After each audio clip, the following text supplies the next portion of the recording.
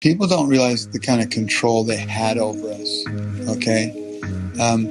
You don't get to go in the grocery store unless you have a vaccination, proof. I don't give a crap what your religious beliefs are in their world, not the Trump world, not the one you're operating in now. She was never supposed to lose. Okay. In her world, you were done. You weren't going to get paid. You weren't going to have a job. You weren't going to go into a grocery store and eat. That takes a lot of people out. Okay. And, you have World War III or whatever. And then we're saying bad stuff against them, and they're going to make themselves look like they just saved us. They went from everybody being a terrorist to an extremist, and you're talking extreme. You're telling the truth, but it's a lie in their eyes. And then, of course, they have everybody on their side. So you were going to have to be dealt with, and you were going to be dealt with. And so there was no winning in her world. Absolutely no winning in her world. And so people need to realize that they avoided hell, and you're gonna learn how bad that hell was gonna be. The further you go down this road, the more you're gonna find about how bad it was gonna be for you and your family forever. We'll get them back in 2020. No, if they actually would have won and they were actually in control and in charge, you would make it to 2024. Okay, everything they see on the TV, they believe. Until Donald Trump shows them his movie, which is the real movie, and they're going to be pissed off. They didn't get to go to the funerals. They didn't get to go into the operating room and have their kids be born. I know we need hugs to live. Couldn't go in and take care of your dying grandma in the hospital. These people, you made me wear a mask for a year and a half. Crazy. These fascist corporate, they're going to be pissed. Not only at that, but the fact that they didn't have a clue that they were fighting all of us. They were trying to tell them the truth. They look stupid. They are going to be pissed. And that's when shit happens. Because Lee Iacocca, the head of Chrysler, said nothing happens until people get pissed off or excited. Now we're excited and they're pissed off. But we're crazy and they're perfect. Crazy 73, perfect 73. We're perfect. They're crazy. We're going to be pissed off that it's not happening yet. Okay? They're going to piss us off because we deserve to be pissed off. We deserve to, be ran into the ground. We let them steal our country. We let them steal everything from us. And so I know everybody's, upset that it took them so long to wake up. But we're here now. We're doing the job. We're getting it done. And there's not a chance in hell they beat us. It's already over. It just has to play out. It's going to play out on a certain date, and that date's already been picked. The plan was written out from start to finish. Everything has already been calculated to the nth degree. They know the date. We don't. He was somebody that said it's a good time to make a deal. Nice time to make a deal. What does a good deal look like? Now, I wouldn't say necessarily he feels that way about Ukraine. He's very militant about. I mean, Lindsey liked war, to be honest with you. Okay, I said, you're a nice guy. How come you like war so much? He was a guy that liked war. I jokingly say, and there's nothing funny about it, but he's never seen a war that he didn't like. He was very much into that, and for good reason. He felt that way. Some other people feel that way, but he was very much very strong on the military. I'm thrilled to be back in the great state of Georgia with thousands of proud, hardworking American patriots. And every day I've been fighting for the people of Georgia like no president has ever fought before. But perhaps most consequential of all is the provision that the great, big, beautiful bill that we're celebrating today. It's beautiful because it takes care of our youth. It's called the Trump Accounts. And under this groundbreaking new policy, every American child gets a tax-free investment savings account that can grow over the course of their childhood and be used for them when they reach 18 or 21. And under the system, every newborn child gets $1,000 deposited in their Trump account at birth. The government is finally giving money back to our children. The money is pouring in because it's really an investment in our future. And all you have to do is go to TrumpAccounts.gov and sign your child up for a free investment account today. I just feel like with the meme strategy, some of it is brilliant and some of it is, I think, crosses a line. Does it matter, though? In the meme world, does that matter? I personally don't think that Americans are going to vote based off of a meme that they found offensive. I don't think they're going to vote against him because they found a meme to be offensive. Every year, about 10% of federal budget dollars disappear into a black hole. From 2018 to 2022, the government lost up to $521 billion a year. These are public funds that have been used for, that could have been used for funding another 5 Artemis moon missions, building almost 35 Brooklyn bridges, or paying the salaries of nearly 7 million police officers to keep our streets safe around America. Fraud is a rust that eats away at integrity and efficiency. We all see how much we pay in taxes. Each of us in here pays tax dollars. Can I get a witness from anybody? I want to make sure I'm in the right place. No American deserves to see those hard-earned dollars squandered. Yeah, I want to pause right here. I see how hard you work every single day. Each of you. Albeit I don't see it personally. I see the results of HUD and what we're doing for the American people. And we want to be good stewards of the American taxpayer dollars, but also of the taxpayer dollars of the people in this room and those that are watching online. So we're stewarding of our dollars for one another. Is everybody with me? And that's the mission that we've been called to, and we take it very seriously. Under President Trump's leadership, we've been working hard to reverse that status quo and secure a brighter future for our country. Already, we're changing the game when it comes to who we entrust with taxpayer dollars. Organizations riddled with corruption, mismanagement, and crime will no longer be allowed to abuse billions upon billions of dollars. With your help, when I say your, that means our HUD family and our OIG and all of our partners, we're sending a clear message that anyone who commits fraud does not have the right to a single cent of HUD funding.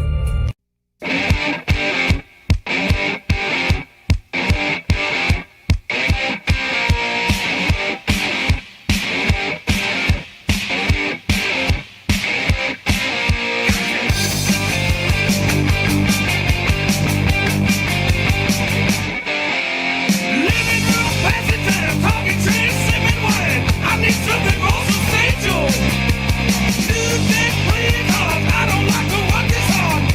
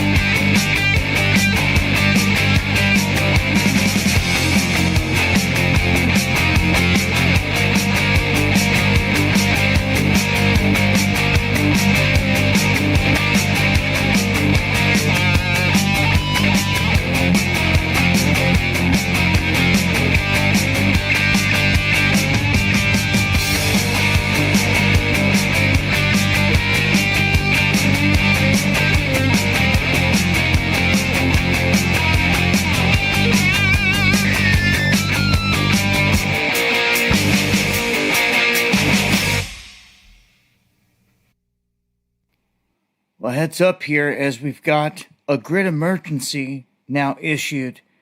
They're saying that they fear blackouts could begin in different states, affecting some 20 million Americans, and they're blaming this on extreme heat.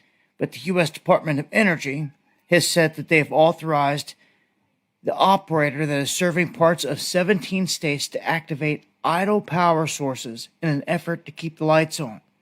Now, some of you may get alerts from your provider saying that you should cut back between certain hours. I can only imagine this is going to get worse over time. And some people just can't tolerate it already. They can't live normal life within certain windows. They feel like they're being robbed of the freedom. Not share classified information. I did not share it. With your ghostwriter? With my ghostwriter, I did not. Guarantee you did not. We also identified other recorded conversations during which Mr. Biden read classified information aloud to his ghostwriter. This was a big meeting, the CIA and everyone on, it was that a July meeting? I don't know, it looks like it is. It says, I changed pens. So it's got to be after the 17th of June. And then it's a long meeting where DOD brief at DOD POTUS, Air Force 2, 2:30 p.m. There was a big meeting down in the Situation Room. It would have been. Some of this may be classified, so be careful with it. Okay. I'm not sure. It's not more classified, but I just found all the classified stuff downstairs. I wrote the president a handwritten 40-page memorandum. Classified, so be careful with it. Okay. I'm not sure. It's not more classified, but I'm told by, I guess he checked with you, in order for me to get my get all those presidential notes I had for lunch, the luncheon meetings, I have to go to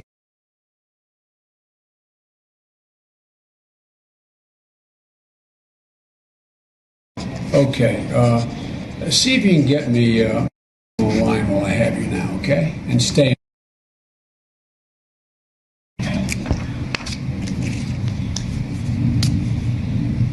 This is probably something that goes to the presidential papers.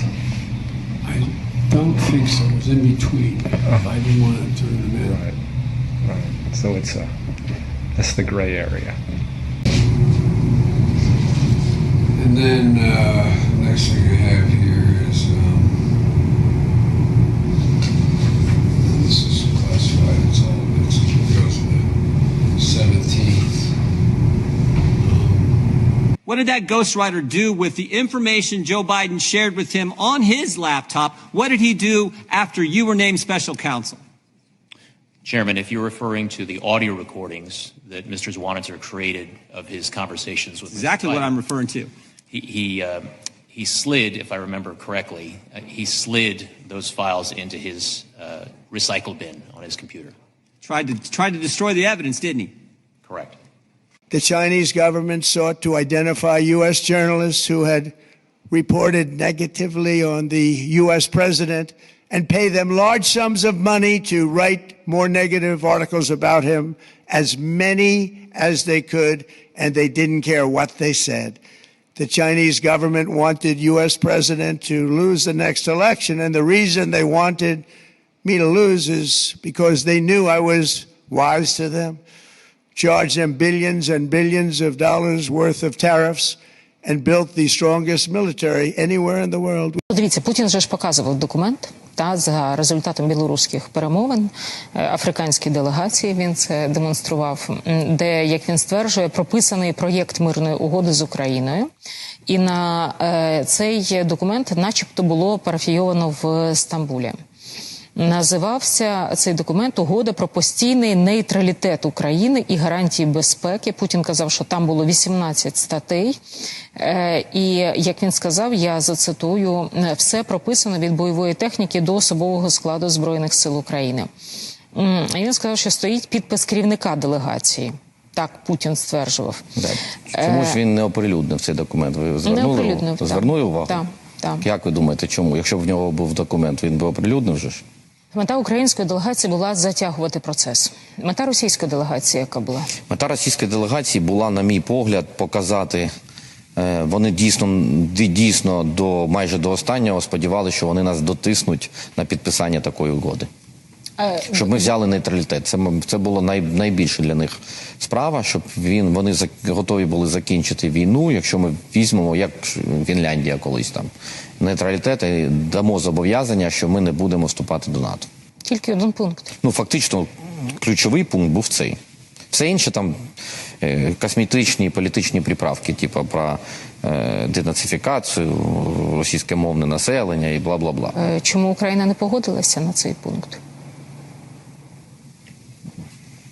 По-перше, для того, щоб на цей пункт погодитись, треба змінювати Конституцію.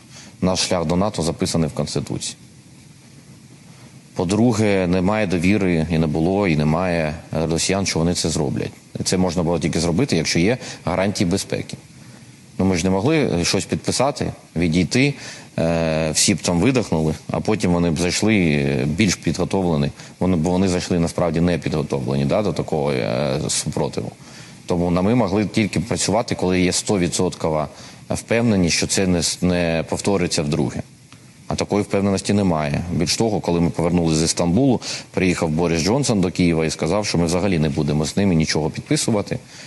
І давайте будемо просто воювати. Came back with the negotiating party. Yes, completely. Yes, it was successful. We opened the champagne bottle, for this because you actually opened a bottle of champagne in this. Yes, because it was completely successful negotiations. When they started, I've had a ton of encounters. I'll just say this. I've talked to some of the most respected exorcists in the country. I've been working with them and things have happened, like really scary. And if that's happening and that's real, which is more real than anything I've ever experienced, then the other is definitely real too. If there are supernatural forces that are evil acting on people, which there are, and I've experienced them personally, then that's proof of God. Is that what you're saying? Yeah, it's not faith to me anymore. It's fact. There's just no other way to look at it. Hey, can Christians be possessed? Nope. Okay, can you explain that? Okay, follow me out this way. This way? Yeah, I need to paint you a picture. Okay. All right. So look at this. It's coffee in a glass. That's right. This is you. It's only half full. Correct. When you don't have God, your body is like a glass that is filled halfway with your spirit. Okay. So do you see all of this extra room? Yes. Okay. So this is a demon. Now notice how in the glass there is so much extra room for the unclean spirit to come and enter your body. There's so many different spirits that can come in and enter it with all of that excess room. Yeah. This is an unsaved person, okay? Now watch what happens whenever a person is saved and they have the Holy Spirit coming to dwell within them, and the Holy Spirit comes, fills them up. And then over time, progressively, the longer and longer that they have the Holy Spirit dwelling in them, you're going to notice that even your unclean spirit is slowly starting to become more clean. It is starting to become sanctified. And eventually, you will be conformed to the image of the Son. It just takes a good amount of time for that sanctification to actually finally go through. But what I want you to notice is that when we have the Holy Spirit dwelling within us, I want you to see how much extra room is in this glass right now. None. Exactly. Whenever we are saved and we have the Holy Spirit dwell within us, whenever we are sealed with the Holy Spirit, that is like filling this glass up and then permanently putting a lid on top of it so that nothing else can ever go in and nothing is ever going to leave it. That makes sense. That's what the Bible teaches. That is part of what the sealing of the Holy Spirit is talking about. That makes so much sense. If God dwells within you, nothing else can. Okay, that's awesome. Don't you just love when science accidentally gives us evidence for God? Check this out. Look. Yes, up to half of the Earth's water is older than the sun. So science is saying that there was water before the sun. They did this by studying hydrogen isotopes. Okay. Now check this out. This is what Genesis 1 verse 2 says. The second verse in the Bible. Now the earth was formless and empty. Darkness was over the surface of the deep. And the Spirit of God was hovering over the waters. Okay, so water was there. And then the very next verse says, and God said, let there be light. And there was light. Okay, so water was before light. What did science say? Water was before the sun. Thank you, science. Nobody believed that this actually happened, but it did. Give me 30 seconds and your mind will be blown. Just the other day in Highmore, South Dakota, a tornado crushed through the town with 130-mile-per-hour winds. As you can see, it also touched this church right here. But there's something about this church that'll make your eyes go and make your jaw go. You can see right here that the church was getting damaged through the ceiling, cracks in the ceiling as the wind was coming in. And this is what it was shining on. Come on now, y'all. I look at that and I see Jesus saying, don't worry, I'm here. No need to freak out. I look at that and see Jesus saying, empty tomb. Don't forget, I'm going to take you up one day. I look at that and see, hey, look, I'm God. Here's proof. What was before everything? What was before angels? What was before us? What was before? Was there always good and evil? Or was there just good? There was just good, because there was just God. The difficulty with saying what was before us is the fact that we're transposing time on God. So there's actually 3 states that beings exist in. There's what's called eternity, which has neither a beginning or an end. And there's no sequence of events. It's just the eternal now. That's what God is in. And so God actually sees what you're doing now, what you did in the past, what you're going to do in the future. He sees whether you make it to heaven. He sees all of that at the same instance, because there's no beginning or end with him. And so in a certain sense, there's no before or after with God. So God, who was in eternity, if we want to put it from our perspective, before he created us, even though even that's not entirely accurate, but God always existed. So in God, whose goodness itself, there was only good. Then he creates the angels into what's called the Avum, which has a beginning, but it has no end. And so the angels will always exist. When we die and go to heaven, we enter into the Avum because it will never end. So we'll either be in heaven or we'll be in hell for all eternity. So there's that. In this life, when he created us, he created us in time, which is kind of a law or a structure which regulates the passage of matter through motion, is basically the way the philosophers talk about it. But it has a beginning and it will have an end at the final judgment. Okay. So before God created the angels and us, he always was. And so there was only good. When he created the angels, he created them in a state of innocence, in a state of perfection, and also what's called the state of grace, that there was in their natures or substance a qualitative reflection of him, a participation in his divine nature is how St. Paul describes it. But he created them in that state of perfection. And then some of them, through their free choice, chose to reject that, and that's when evil first entered. Quick video time. Okay, what's all the news besides the Lindsey Graham stuff today? Well, it's all about this Fauci hearing coming up tomorrow. Okay, so you got Rand Paul talking about Fauci in his diary. His diary talked about a lot of different things, what he was saying privately in his relationship with the media and the origins, all this type of stuff that he just kept a personal diary, wrote it all down. Okay, so that's Rand Paul talking today. The hearing is tomorrow. Okay, so just the other day, Q4614, I was trying to see what was in this YouTube link and it was dead. And I reached out to QAG and I was like, man, we got to find this video. I got pieces of it. Can you find the rest? And he was able to. And so what he does when the link is dead, he'll put an archive link with what he could find. But this is what the video was. And wouldn't you know, it's all like this. Let's listen to a little bit. It was 10 minutes, but here's a few minutes of it. That clip enraged them because above all, you must never mock the sainted Anthony Fauci.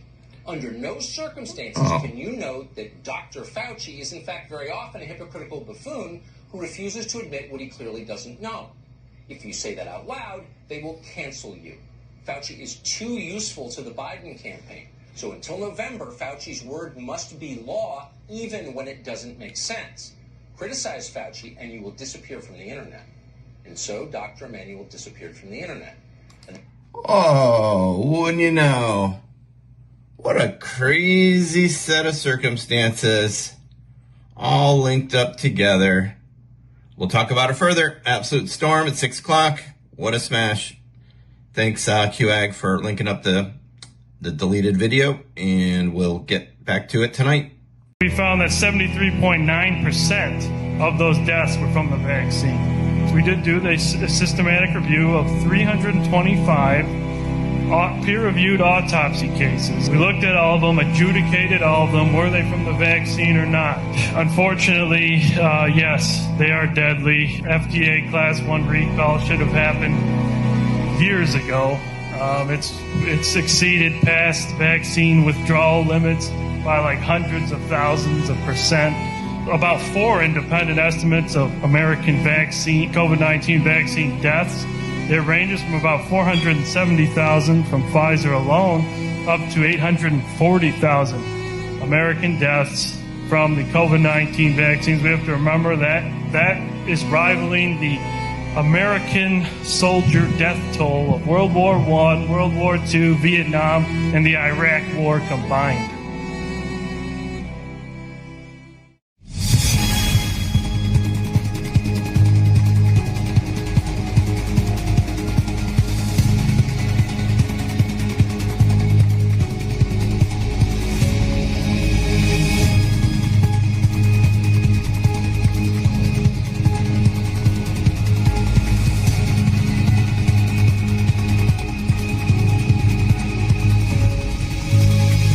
Let's turn now to that breaking news from Japan overnight. A powerful earthquake shaking buildings and nerves and triggering a tsunami warning. NBC's Raf Sanchez joins us with the very latest. Raf, good morning to you. Chanel, good morning. This 7.1 magnitude quake striking the Kumamoto region in southern Japan around 4:30 p.m. local time, according to Japanese officials. The quake initially triggered a tsunami warning. People were told to get away from the coast. That warning has now been lifted, but we are starting to get a sense of the damage. There were scenes of real chaos for residents, especially in a local Costco. You can see boxes falling off high shelves onto customers in the aisles. One witness said some people were trapped by the falling debris. We're also tracking what appears to be an explosion at a mall in the region, with customers rushing out to the parking lot. Unclear if it's directly caused by earthquake damage, but it is in the affected area, and multiple people were trapped inside, officials say. Roads, bridges have buckled across the region. People being told not to drive after dark. Rail services also suspended, including some of those high-speed bullet trains. And the walls of a 16th century castle that's popular with tourists partially crumbling because of the tremors. Authorities say around 50,000 homes have lost power. The race is on now to restore electricity. And a local hospital tells NBC News it's treating several dozen people for injuries. This, unfortunately, is a region with a lot of experience in this. 10 years ago, a massive quake there killed 275 people and injured thousands more. Chanel. All right, Raf, thank you. Hey, thanks for watching. And don't forget, you can catch the Today Show every morning on NBC or take Today when you're on the go. Just follow the Today podcast on Apple Podcasts, Spotify, or wherever you listen.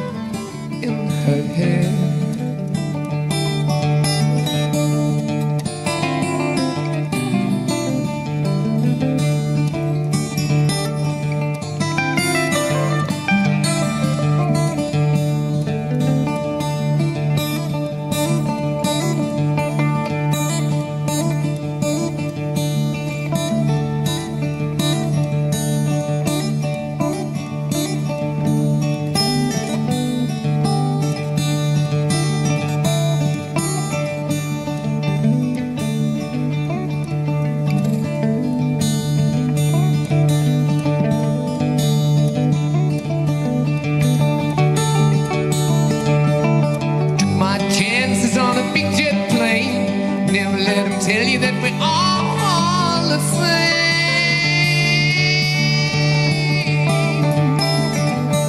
The sea was red and the sky was gray. I wondered how tomorrow could ever follow today. Mountains and the canyons start to tremble and shake. The children of the sun begin to awake.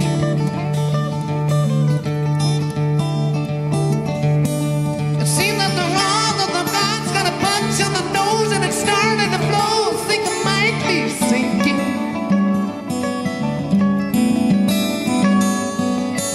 Throw me in line if I reach it in time. I see you up there with the passman strand.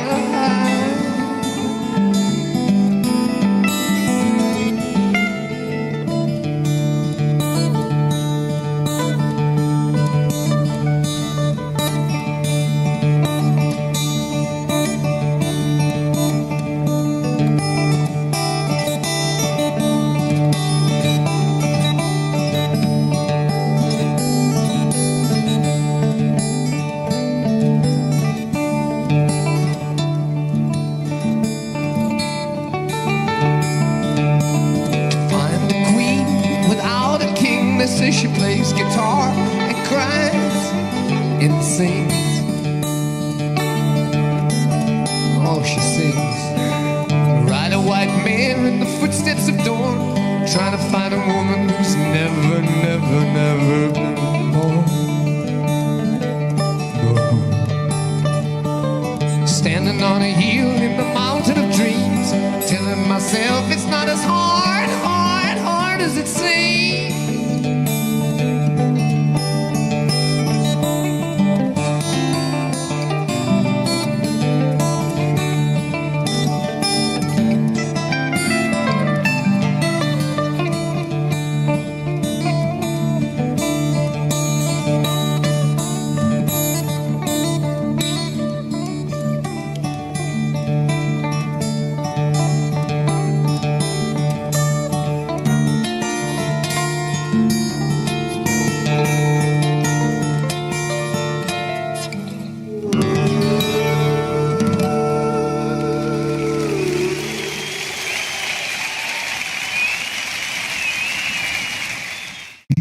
As you remember, Lindsay and I did not exactly get off to the best of starts.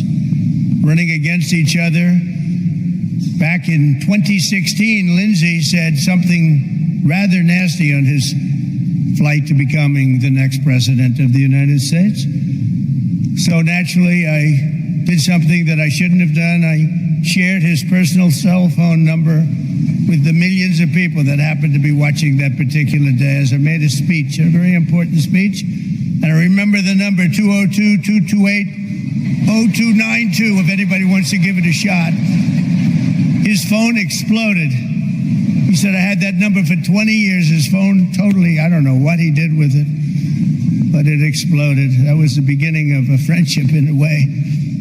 But it was Lindsay who had the last laugh because while I blew up his phone, for one day, we became great friends, and Lindsay did not stop calling me for the next 10 years. It was not easy.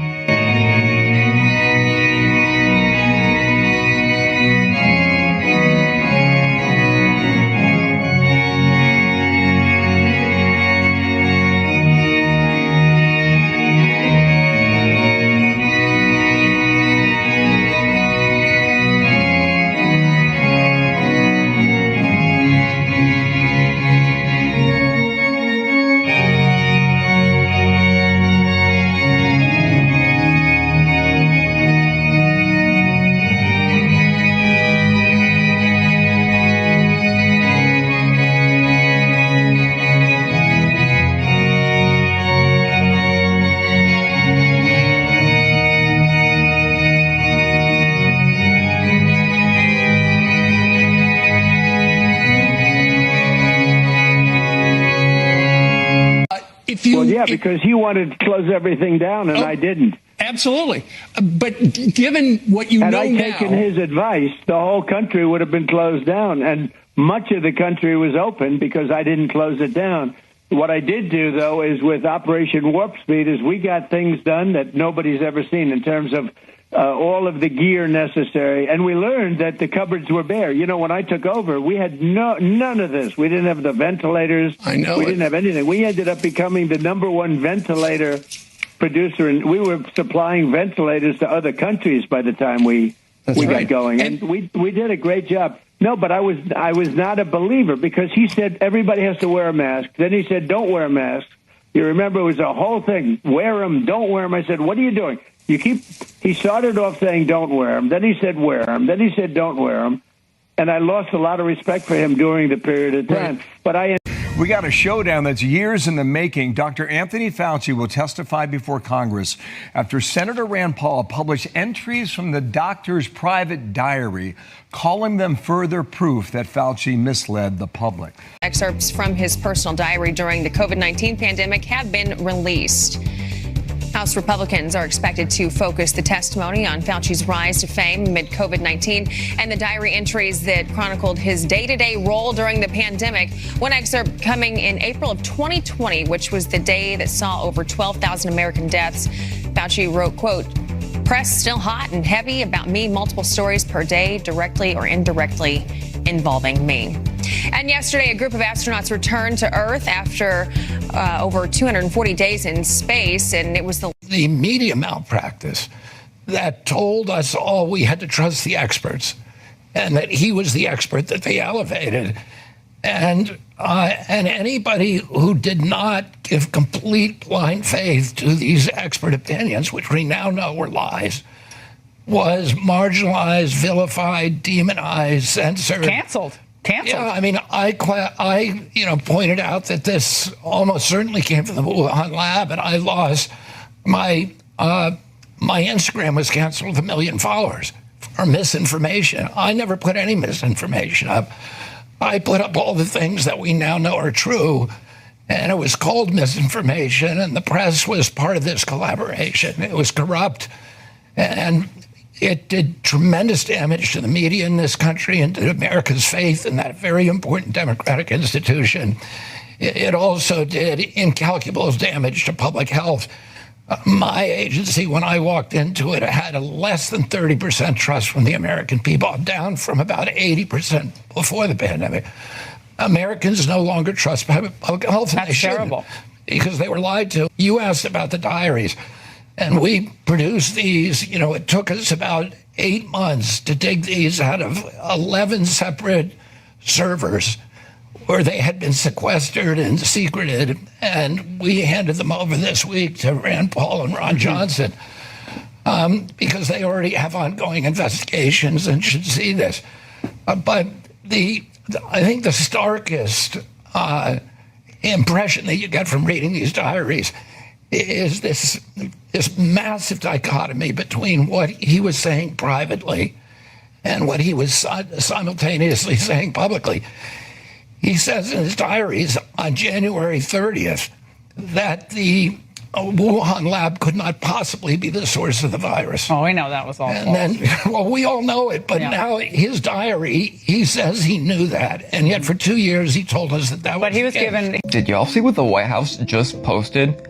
The president is literally showing us what the future looks like. Speaking of future, he also posted on time travel. Get to that in 1 minute. So the video they posted, it shows this alien deception popping out in Washington, D.C. What if I told you I believe this all has a lot to do with Iran? It's Iran. Shut up. So with the Iran thing, they just came out earlier and said that they're going to keep the strait indefinitely. It's never going back to the way it was before. At the same time, Trump has been posting AI images of a strike on that island and also capturing the strait or their oil capabilities for us. But do you know at the same time our news is talking about a possible land invasion into Iran, and at the same time our government talking about nuclear possibilities for the future with encountering Iran? But wait, there's more. What if all that happened and there was some giant conflict in the Middle East and it made aliens come. And then like Ronald Reagan said, that if there's an extraterrestrial threat, that we would all come together under the Novus Ordo Seclorum. You know, that new world order. And then we have Trump posting these AI images as if he's some kind of time traveler. And of course, his uncle raided Tesla, who supposedly had a time machine. And also the book The Last President, and also The Adventures of Barron Trump about time travel, Ingerson Lockwood, the Ingerson Lockwood website. And then in that same AI video he posted, it showed that all these human politicians behind the masks, they were not human at all. So where am I going with this? Hear me out. I think they are legit going to try convince to us that Trump is a time traveler and that he came to our time to save us. And they're going to use these books to justify that saying. There's going to be an invasion of demons and fallen angels that they claim are aliens, and somehow Trump, the last president, is going to make some kind of agreement with them, seeming to save humanity, and then all hell is going to break loose. And that's just the tip of the iceberg. Talk about it tomorrow on YT. Dude, I don't understand why people are getting so upset about these flock cameras. I mean, they're designed to do so much good. They're designed to keep us safe. They're designed to track down criminals, you know, all these good things. Why are people getting so upset? On July 23rd, 2025, the vice president of Flock and an employee both accessed gymnastics areas and a pool area for children multiple times and then said it was for sales pitches to potential customers. This is from thousands of miles away. They're able to just drop in on your kids, anyone that you know, could be you, and just watch you and do whatever they wanted to do. And you could be using you to be sold to somebody else so that they could put more Flock cameras around. Stay focused. The one that is in you is stronger than the one that is in the world. And I'm like, what if the one that is in you has to survive in a matrix that hates you? What does that do to somebody? What does that do to the soul of a person? When the light that is, and by light I mean intelligence, the intelligence that is in you, your potential, is subverted by a culture that has less than no respect for intelligence. What does that do to you? And it makes you unravel.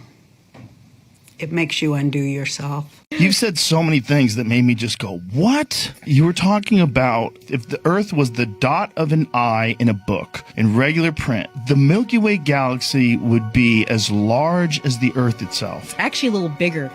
Yeah, so you say that if the sun were the size of a dot of an I, and you got to remember, you can fit 1 million Earths inside the sun. So it's not just the Earth, it's the sun. So if the sun was the dot of an eye. Yes, let's make this clear. So if the sun were the size of a dot of an eye, so you could fit 1 million Earths inside that dot of an eye, then the Milky Way galaxy would be bigger than the Earth. Wait, so you're telling me in the future, people just stare at a little box all day? And in the future, you don't even own the music, you just pay every month to borrow it? Like, if you stop paying, the music just disappears? Wait, so before people eat, they take a picture of the food and show strangers? And the strangers like and comment on it? So in the future, everyone has their own phone and they use it to type messages instead of call? And if someone calls you without typing it first, it's considered rude? So you're telling me in the future, people just post their diary for everyone to see? Some people get paid for it. For their diary? And in the future, a little box just tells you where to go, turn by turn, and people still get lost? If you want food from a restaurant, you just tap the box and a stranger brings it to your door, and you pay extra for that, and then you rate the stranger? Our moms always say don't talk to strangers. But in the future, everyone just talks to strangers all day on the little box and shows them their house and their kids? So in the future, nobody ever just sits with the quiet? Like ever? That sounds really exhausting. In the future, everyone's connected to everything, and people are still lonely.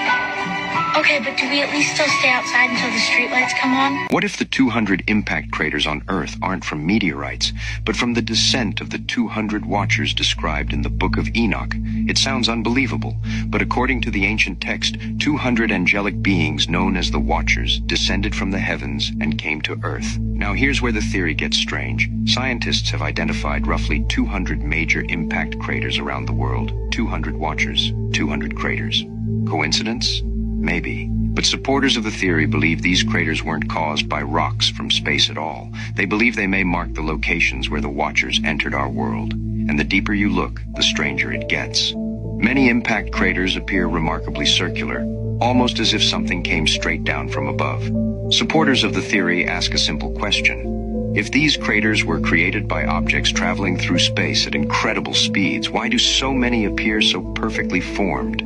How many angels are there? We don't know the exact number, obviously, but we know they're in the order of billions. Each person was created for their own guardian angel. That being the case, the number of human beings that's generally speculated to have lived is 20 billion, and there's 9 choirs of angels. So that means just in that lowest rank, just one subset is 20 billion. But there's more angels that also were given other jobs, and so it's literally in the billions. That entire hierarchy of angels was created instantaneously all at once. Were our souls all created at once? They're created at the time of your conception. So human beings, there's an ongoing creation in relationship to their souls. But angels, the totality of them were created all at once.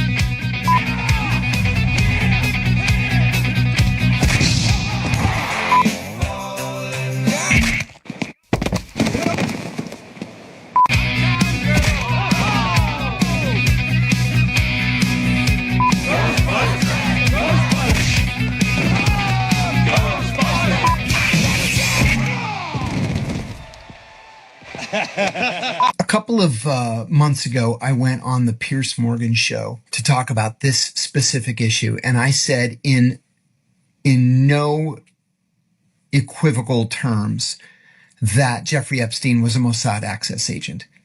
All the evidence points to it. It makes perfect sense.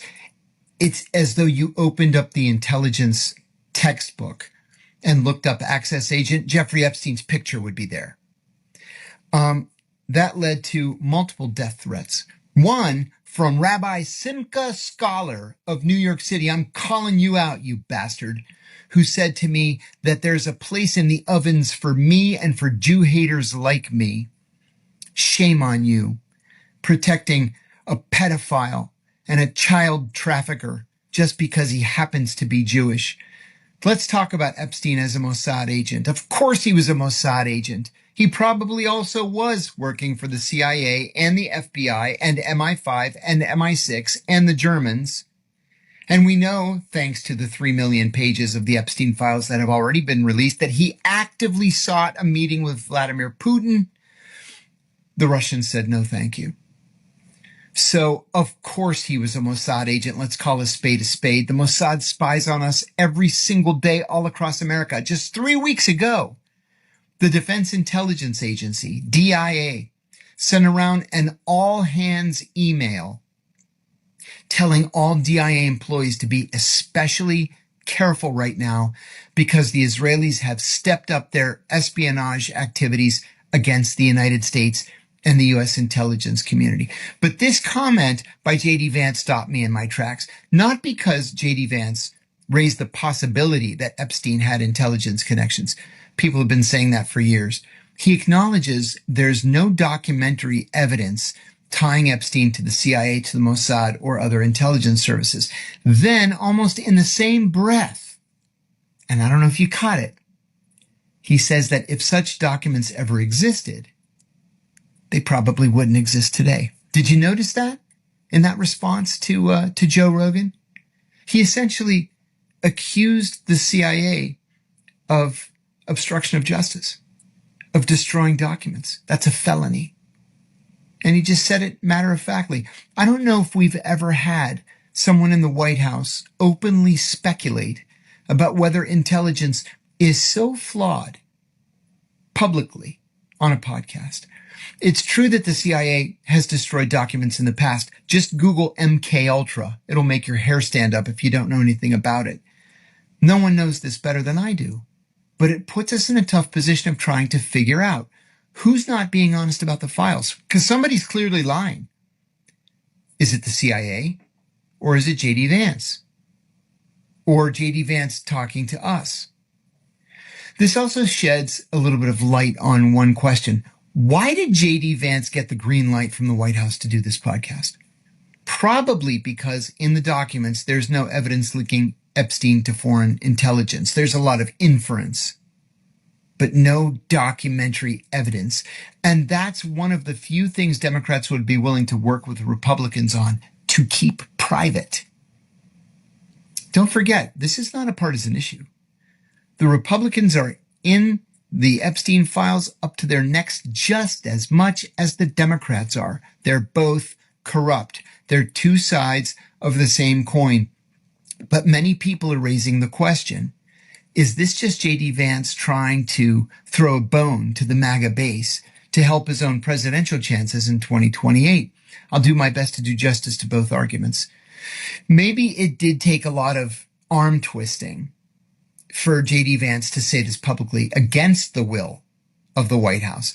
But one very big hole in his claim that he's an Epstein truth teller, if J.D. Vance genuinely believes that there are unanswered questions about whether Jeffrey Epstein had ties to a foreign intelligence service, specifically Mossad, he's in one of the very few positions in government where he can actually ask those questions and demand answers. He had access to the Director of National Intelligence. He has the CIA director on speed dial. He can ask the FBI director anytime he wants. He can request briefings at the highest levels of classification. He can push investigators to determine whether credible evidence exists. But instead, he just decided to speculate on the Joe Rogan podcast. From an intelligence standpoint, I always pay attention to the difference between evidence and messaging. Right now, J.D. Vance is offering messaging. He's not presenting any new evidence. The evidence is probably there. They're just not allowing us to see it. And that's an important distinction. A couple of questions that I'm often asked about this issue. Do presidents and vice presidents actually read intelligence documents like the Epstein files? That answer is no. One of the things that I learned early on at the CIA is the president just doesn't have the time to read everything that you or I would want him to read. That's why the president's daily brief is never, ever, ever more than 16 pages long. Ever. And I remember writing an article once, one of the first articles that I wrote for the president's daily brief, and having my boss sit me down, look me in the eye and say, the president doesn't give a shit about your opinions.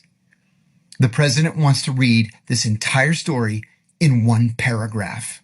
Make it fit into one paragraph. There aren't enough hours in the day for a president or vice president to go through something like the Epstein files. Another question is, do I think this is enough for J.D. Vance to win the 2028 Republican presidential nomination? Or will it take a lot more to please the MAGA base? I think the MAGA base is very upset about a lot more than the Epstein files. I think the MAGA base is upset about this war of choice that we're fighting in Iran right now, with no exit strategy at all and gas at $4.50 a gallon.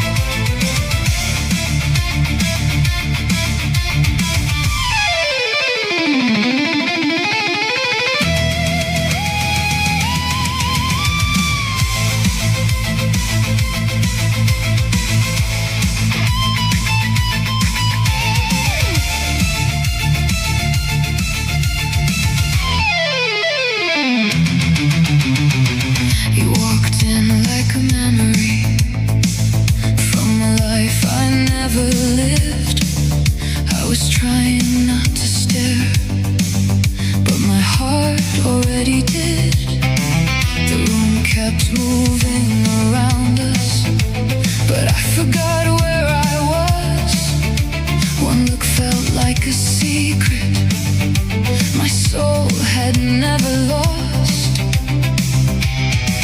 I didn't know your name, but somehow I knew the truth. I knew you before I met you. I loved you before I knew. You felt like tomorrow coming into the room. I knew you before I met you, like my heart had seen you through.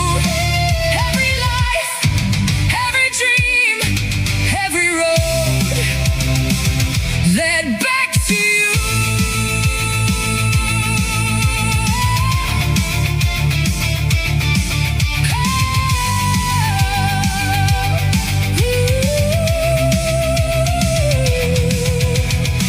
You smiled like you remembered something I had never said, like our story wasn't starting, it was coming back again.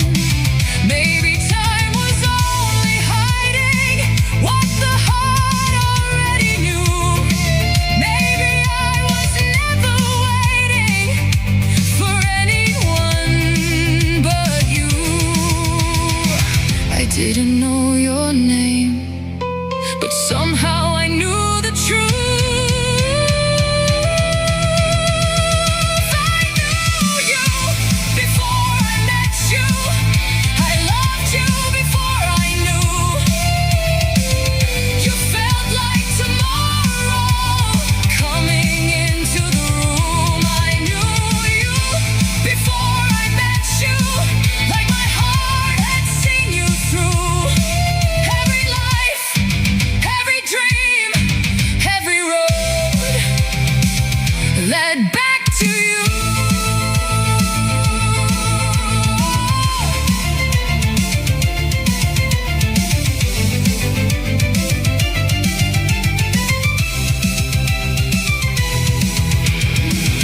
Call it fate, call it strange, call it something with no name. All I know is when you came, I was never the same. Some people feel new, you felt true.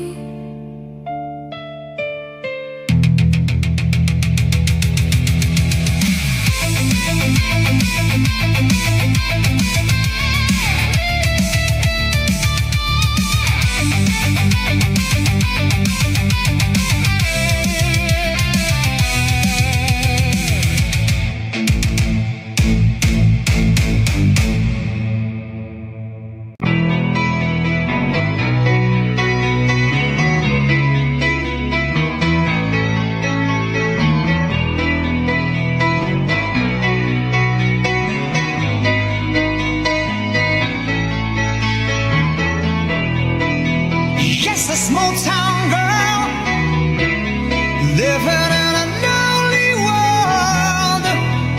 She took the midnight train going anywhere. Just a city boy, born and raised the South Detroit. He took the midnight train going anywhere.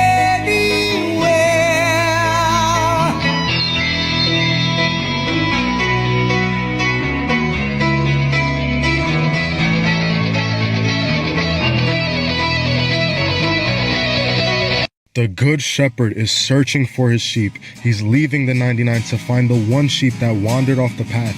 And though it may have gotten dirty, bloodied, and bruised, he looks at it and says, this one is fearfully and wonderfully made, handcrafted even to the point that all of the hairs on its head are numbered. That this sheep has a purpose in its life.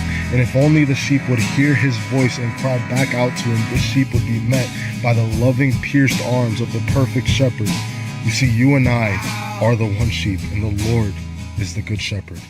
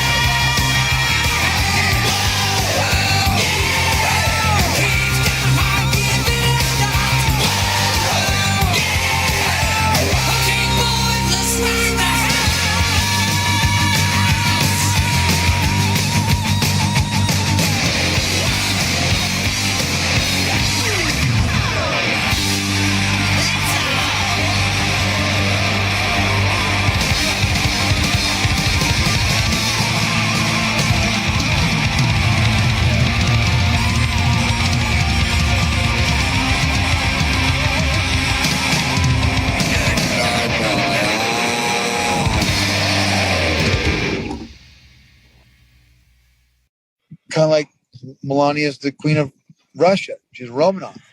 We put that together, said that long before I knew anybody said it. Next thing I know, Trump, Il Donaldo Trumpo, put it out there. Yep, that's who she is. So, and I knew about it years ago. I was saying, like, damn, Josh, a friend of mine in demolition, Chloride demolition. I said, Josh, I'm telling you right now. I said, Melania's a Romanov. I know she is.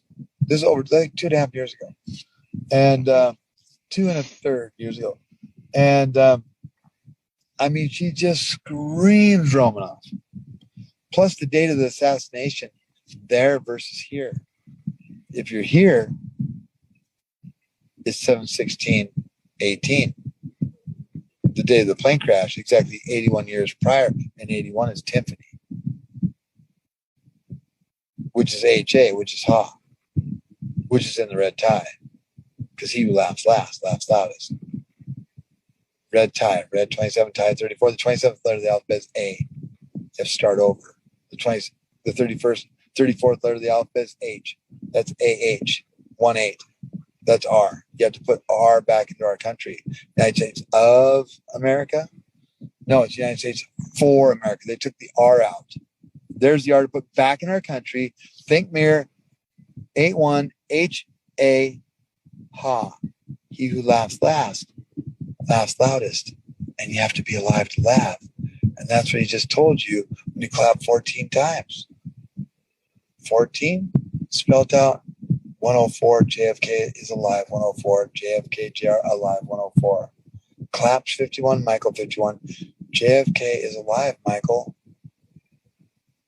That's what he said.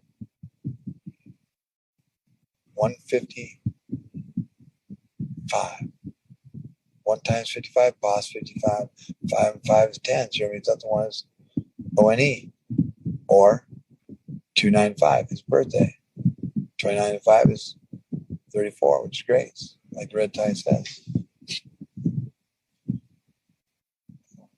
So if you can wrap your mind around that, I mean, you're home free. I mean, you can wrap your mind around that. There's no more MK Ultra mind control unless you go out tomorrow and say, oh my God, you see what Biden did? Biden didn't do shit. Let's face it, Joe shot. Did you see what Trump had James Woods do with the mask on, the voice modulator? Now you're unplugged. You're free. And as don't long forget, as you complain, are we there yet? And look, don't forget the Joe. You're MK Ultra still. Don't forget the Joe that signed with his left hand that time too, right? Yeah, the left, the right, the blank ones, the number 17th one, and all that stuff with the the fakery, the fake White House, and the cars outside the window, and you can't no cars outside the window of the White House. Trump walked by one time. Did you see that? Yeah, I sure did. My God. Please, people, please. Please, pretty please. Come tell me something. Wake up and tell me something, please. Yeah. Yeah, it's all out there for you. I mean, you don't even have to kill yourself researching, to be honest with you. Just start looking at things a little harder. 7-foot shadows on 6-foot people at high noon in Washington, D.C. is pretty much enough. Yeah. That's enough to know we're watching a movie. Trump's in charge because he's the one that put the fence up so they couldn't have an inauguration.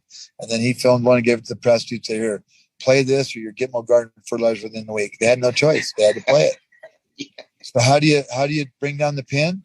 Well, for 9 months, you show, the whole world how they're just jackasses. That's how. 10 months, 11 months, whatever. 15 years, 20 years, 200 years. That's how you do it. You show them how they fucked us for 200 years. Yeah. How they've been running the 3-card Monte game for 1,700 years. Because it's rigged. It's a 3-card Monte game. And Trump has taken the table and flipped it upside down, just like Jesus when he walked into the church and flipped over the table of the money table. Listen, grant's one thing. That's thin. In those days, there were stone tables. Man, I gotta be. You gotta be. You know how tough you gotta be to flip over a stone table? Yeah. They called Mary Magdalene a whore because 7 guys were trying to rape. No, there was 7 guys trying to rape her, and Jesus went and threw all 7 of them off. You know how tough you gotta be? That's no pussy. So quit being a pussy. All right. What would Jesus do? He wouldn't wear a damn mask. He ain't no pussy. The Bible tells you so. But I can exclusively reveal to you this evening that for the heaviest of the heavyweights, we will have sloppy Chris Christie, one of the sloppiest human beings you'll ever meet, fighting, I would say, I could mention the governor of Chicago, but I'm going to mention instead Jerry Nadler. And they're fighting for a big piece of cheesecake, big fat piece of cheesecake. Who the hell wrote that line? But it is true. And then you have a Congresswoman, Alexandria Ocasio-Cortez, AOC plus 3. That's her 3 friends, right? AOC plus 3. And I watched her give that answer when she was over in Europe. It was not a good answer. If I ever gave that answer, I would be out of politics. Remember, you cannot have a 19-second wait time to answer really a very quite simple question. But we'll then have a rematch against an extreme simple question on a foreign policy from Munich Security Conference. It was a big security conference, and this was our first time up in terms of that. And we had a sort of little preview, and then Anderson Cooper is going to fight Lawrence O'Donnell. I'm not a fan of Lawrence O'Donnell. I like Anderson, actually, because he's covered me well for many years. Then he went bad as soon as I went for politics. But for years, he loved interviewing. I did so many interviews with him, and he was great. But, you know, he's got a little different persuasion than me in many ways, actually. And Lawrence O'Donnell, never liked him, never thought he had any talent. But he's still making a living, so I can't knock it. But we had a contest for who had the lowest ratings and the lowest IQ on television. And that was actually Don Lemon, I think.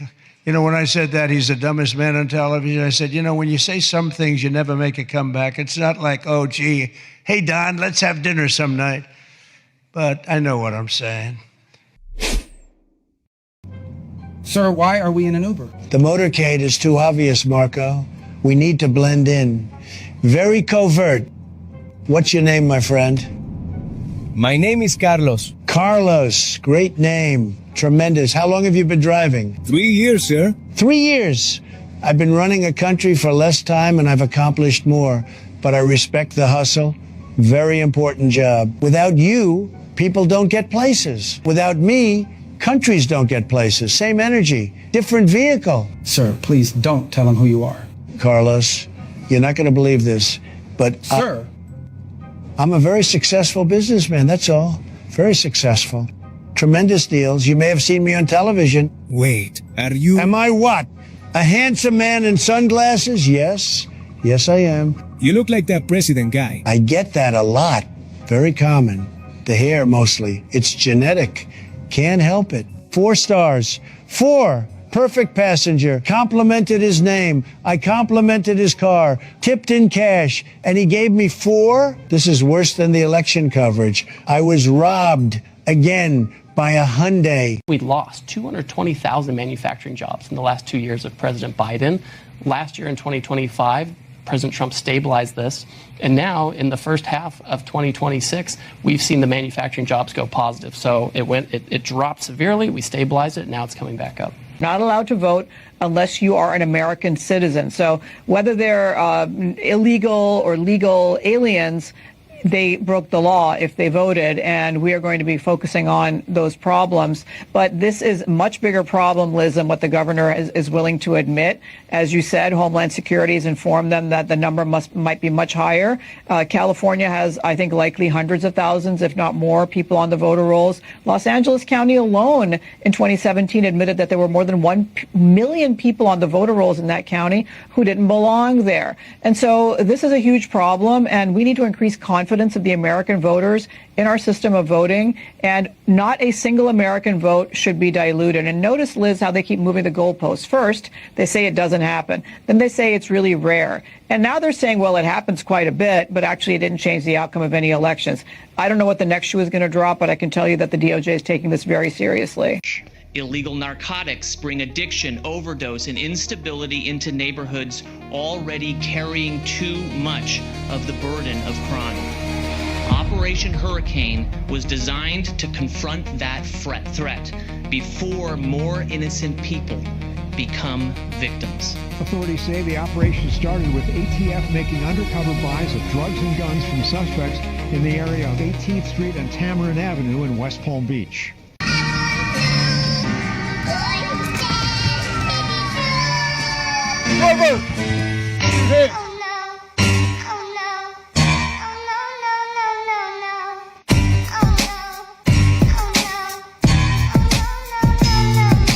Remember the Green New Scam? Everything had to be green, green. 15 years ago, they were saying we only had 12 years left, but we're still here.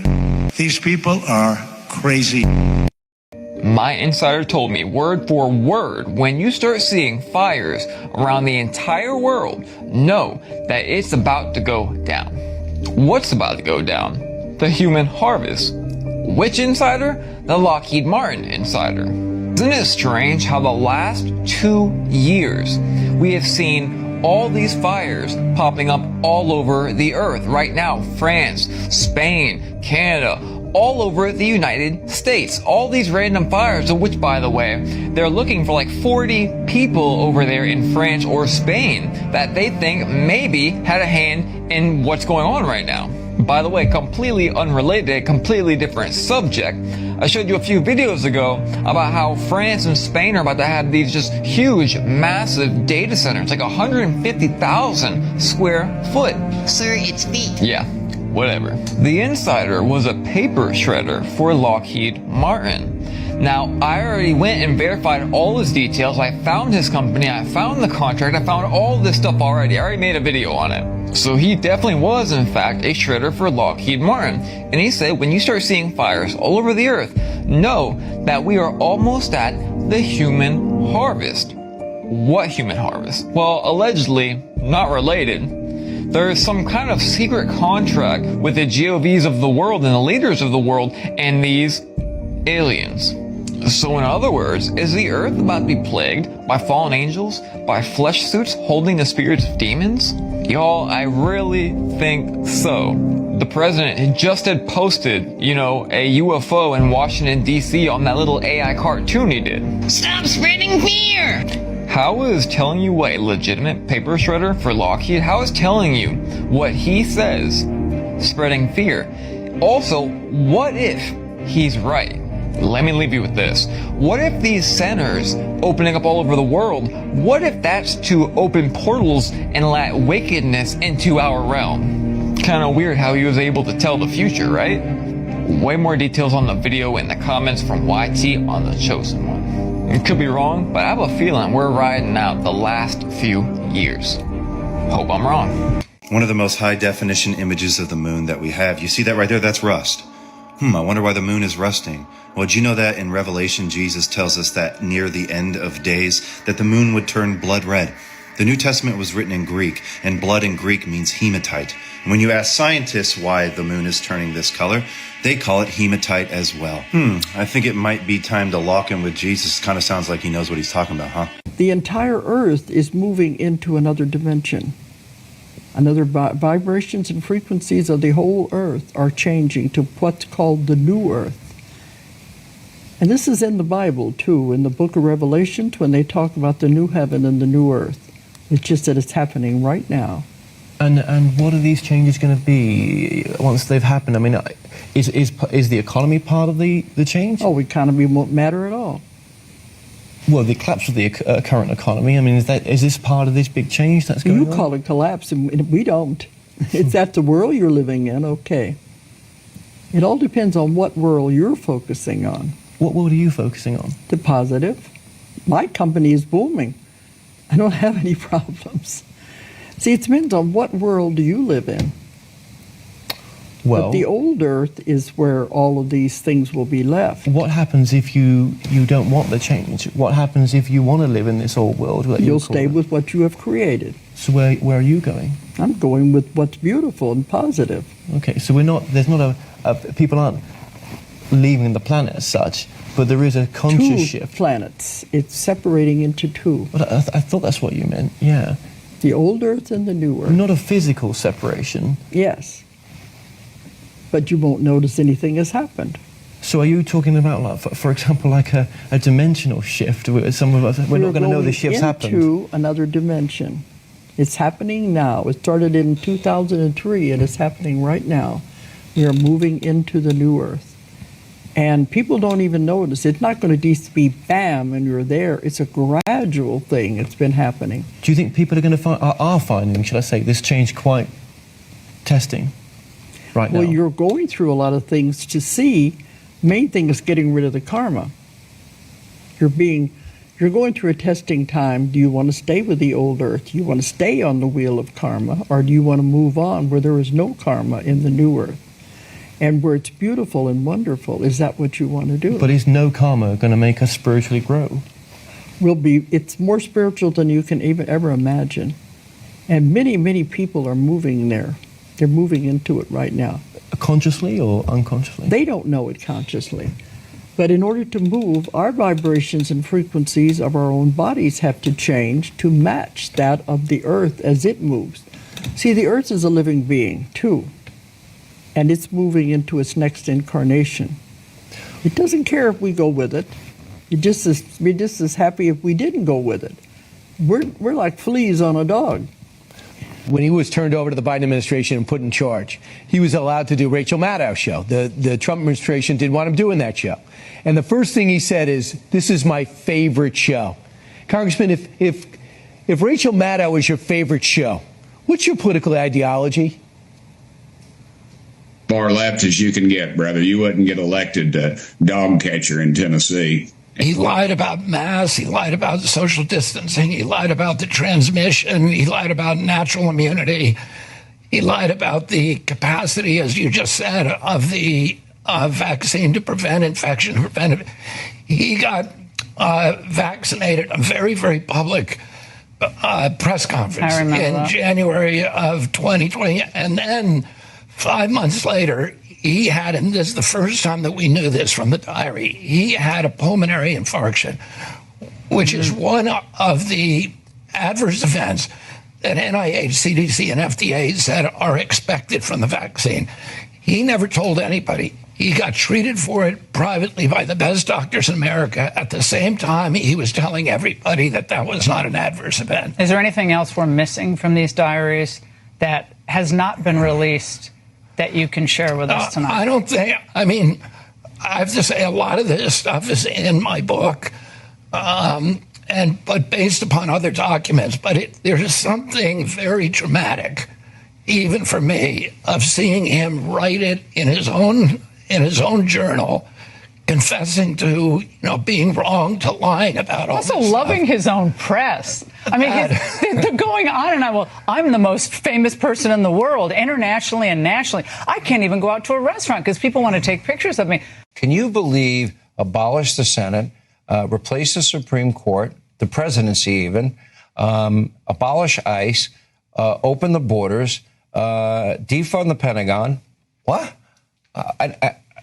Seriously? These people are nuts. Well, they're nuts, Sean, but you know who was onto this early on, like he is to so many things, was President Trump. When Mayor Mamdani came to the Oval in November after he had won. He was smiling. He was smiling, but President Trump said, "You're the leader of the Democratic Party." And the Democratic Party, this is now the center of the party now. This is the center of gravity for this party. And look, remember, Bernie Sanders used to be a group of one. Now, I think you said there are 35 candidates running. Look.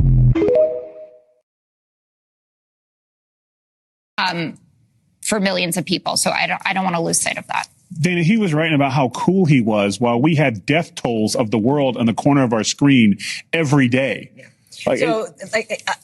You would think that somebody with that much responsibility would be too busy to keep a journal. Yeah. You would also might think that journals are sacred, and they're not. And so you have this. But in addition to the parent issue is the fact that the long-term trust in government health institutions has been destroyed, and he's going to have to answer for that too. Because, like I said, that was our first look at what communism looks like. People telling each other, can't work, you're a bad person. It's terrible. He is a terrible person, and I hope sometime they find a way around that pardon. What do you take away from the Fauci diaries, and what do you expect for Wednesday? You know, one of the biggest items that we found in there was that in January of 2020, he already was acknowledging that the virus didn't originate in the marketplace.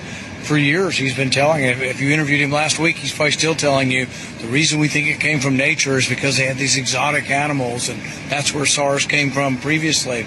But he knew. He already knew. And we've known this for a while, that other people knew, but we didn't know he actually knew and was acknowledging that it didn't. The earliest people who got COVID were not associated with the marketplace. The Chinese CDC was saying this in January 2020. He knew it. He told Dear Diary, but to the public, he commissioned this paper called Proximal Origins, and in it, they go on saying it's implausible that it came from the lab, and we're really convinced it came from these wild animals in the marketplace. But that level of dishonesty is really astounding. I'm coming on today with a very specific message. It has been months since our mom was taken from us. Our family is in agony. We are in a nightmare that will not end. Nothing about our situation has changed. We have done our part, and we will never stop looking for her. We will always ache for her and feel that hole in our hearts. The world can be a cruel and unforgiving place, and I know that you have tried to do things the right way. So I'm asking you, begging you to do the right thing now. Make the right choice. Help us find her. Tell us where to look for her. I truly believe it is never too late to do the right thing. Help us bring this situation to an end. For all of us, no matter where we've been and what we've done, I believe there is always a way home. Please make the right choice. Why is Christianity the only religion in the world that is acceptable to disparage? If you talk bad about Islam, you're a bigot. If you talk about Judaism, it is the ultimate no-no. Why are Christians accepting this? We're conditioned to actually believe that when Christ said turn the other cheek, that we just let people get away with whatever they want. And that's not actually the case. We have an obligation to fight for and to protect the glory of Christ himself. It's being ripped out of government. It's being ripped out of schools. Many people are offended if you even bring it up in school. However, we're forced to comply with LGBTQ, Islam. They're all accepted except Christianity. We have to be willing to wield the axe. When we give in to these people, we're giving into their hypocrisy. Because these people say, well, you're offensive to me. What you believe is offensive to me. Well, so is what you believe is offensive to me, and I think it's offensive to God. Do you think this is just going to continue to get worse? I do. Why are we so important to God? I mean, everything he created is for us, to protect us. Right. Ultimately, because for us to live off of. I mean, everything. It seems that human beings, I mean, we're everything to him. Yeah. Why us? Why are we so important? Why does he love us so much? I think there's two reasons. One is because we're made in his image. And that image, the theological tradition is very clear, is because we have intelligence and free will. So he made us that way to be like him in that regard, because his choice to create us was purely free. He didn't have to, but he made it. So when he created us, in fact, St. Augustine makes the observation that one of the greatest signs of God's omnipotence is the ability to create something and sustain it in being, and even sustain its acts in being, that has the ability to choose between different goods and isn't determined to one thing. That's a sign of omnipotence. And so in us is his image and the manifestation of his glory. So if you read the theologians, especially like Thomas Aquinas, he makes the observation that because God is goodness itself, the proper object of God's love and will is himself, because he's goodness itself. The difference is we aren't goodness itself, and so for us to make ourselves our own objects of our own love basically is disorder, because we're only good because we are somehow participate in his good. Okay. But when he creates us, It's called the principle of redundance. The good redounds to us. And so we are good in many ways by virtue of the fact that we manifest intelligence and will. We can make choices. We can become virtuous. And so as a result of that, he sees the good in us. And then that's why he loves us, because we're like him. And so his love for us, and even when he shows his love for us, is directly proportionate to how much we're like him.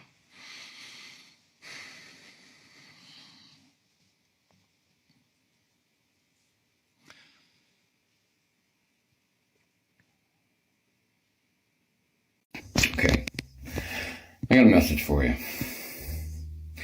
I heard this the other day, and it really, really hit me.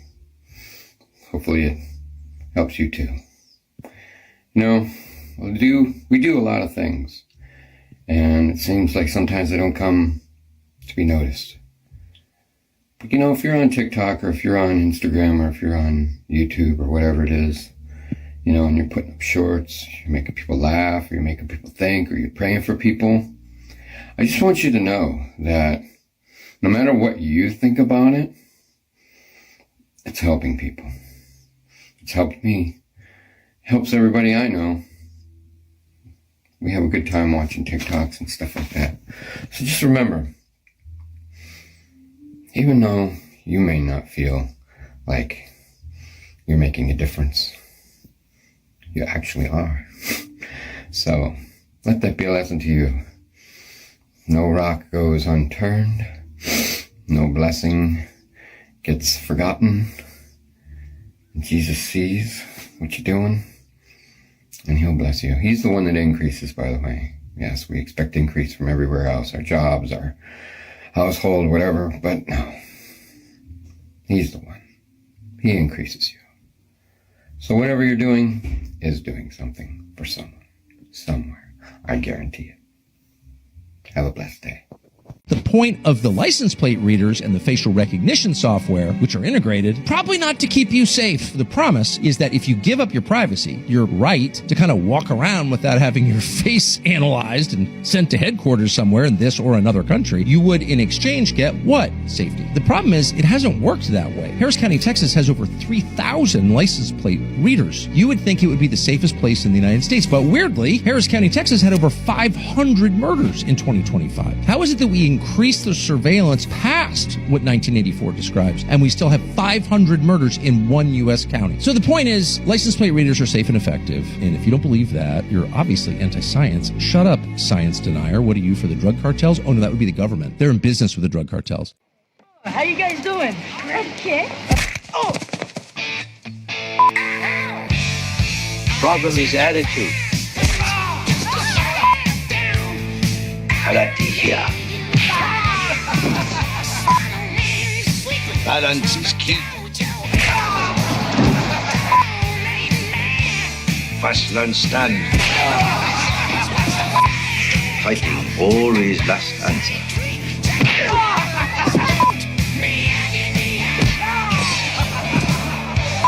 Rule number one. Best way to avoid punch. No be there. You begin a luck.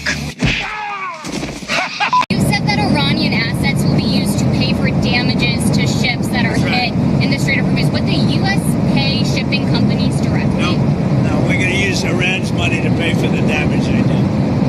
In other words, the Iran money that we control will be used to pay for damages. Sound good? Not bad, right? He should be reported. Okay. In Florida's District 22, there's only one man for the job, and that man is Michael Carbonara. He was running virtually unopposed until this Botox filter queen Belinda came along. A lifelong Democrat will always be a lifelong Democrat. That we need to look at ways that we can subsidize individuals that are innovative. What are you, fucking commie? Huh? If she thinks she's going to bring her commie Democrat ways into a Republican Congress, she's got another thing coming. You got another thing coming. You got another thing coming. Pay attention and listen, because there is a bunch of hidden messages in the El Salvador's president's speech. Look. Other symptoms that are even more difficult to diagnose. For instance, the financial situation of the United States. When I talk to my conservative friends right here, they always tell me that the problem is high taxes. But they're wrong. Of course, high taxes are extremely high here in the United States. I give you that. You're right in that. But that's not the real problem. The real problem is not the high taxes themselves, but the fact that they are not even really funding the government. Not even those high taxes, higher than a lot of places in the world, not even those taxes are really funding the government. So who's financing the government? Government is financed by treasury bonds, paper. And who buys the treasury bonds? Mostly the Fed. And how does the Fed buy them? By printing money.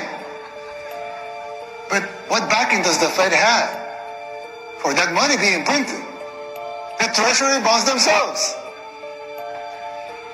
So basically, you finance the government by printing money out of thin air. Someone could ask, well, so if the government can print the limited amounts of money out of thin air, why did they collect taxes?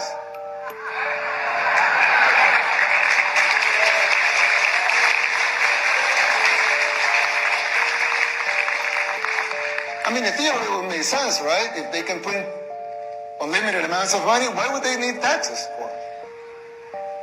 The answer is simple, but it's very shocking. The real problem is that you pay high taxes only to uphold the illusion. This is one of the most bone-chilling descriptions of hell I've ever heard on the internet. Take a second to watch this. Ever wonder what people are doing who are in hell? Jesus doesn't describe every activity that takes place there, but he does describe two responses of humans who have been consigned there, where he says, in that place, there will be weeping and gnashing of teeth. Some people, when they wake up in hell, will be devastated. And they won't find enough water in their eyes to satisfy their need to weep. They'll be sobbing. Oh no, not here. Oh God, please have mercy upon me. It'll be the greatest disappointment they could possibly experience to wake up in hell. But then the other group will be there, won't be weeping a bit. They'll be gnashing their teeth, which is a biblical metaphor for human fury. How dare you, God, to hear the anger of the damned will know no bounds. I sure don't want to end up in hell. The one thing I know for sure, that if I do, if I've deceived myself all these years, and if I'm one who says, well, Lord, didn't I do this and didn't I do that? And he looks at me and said, please leave, I don't know you. And he sends me to hell. One thing I can promise you, that I'll be a weeper, not a gnasher. Because if I know anything about theology, I know that if he sent me to hell tonight, I could make no just complaint against him. I've been guilty of treason. Every time I have sinned, I have asserted my will over the will of my Creator. I have declared that I am sovereign, not the Lord God. That's biblically accurate. Yeah, guys, it's time to lock in. Share with a friend. If you're afraid of Jesus telling you, depart from me, for I never knew you, keep watching this real quick. In Matthew 7, verse 21, it says, not everyone who calls out to me, Lord, Lord, will enter the kingdom of heaven. Only those who actually do the will of my Father in heaven will enter. What is the will of God? The will of God is that you would believe in Jesus and have eternal life and spend eternity with Him.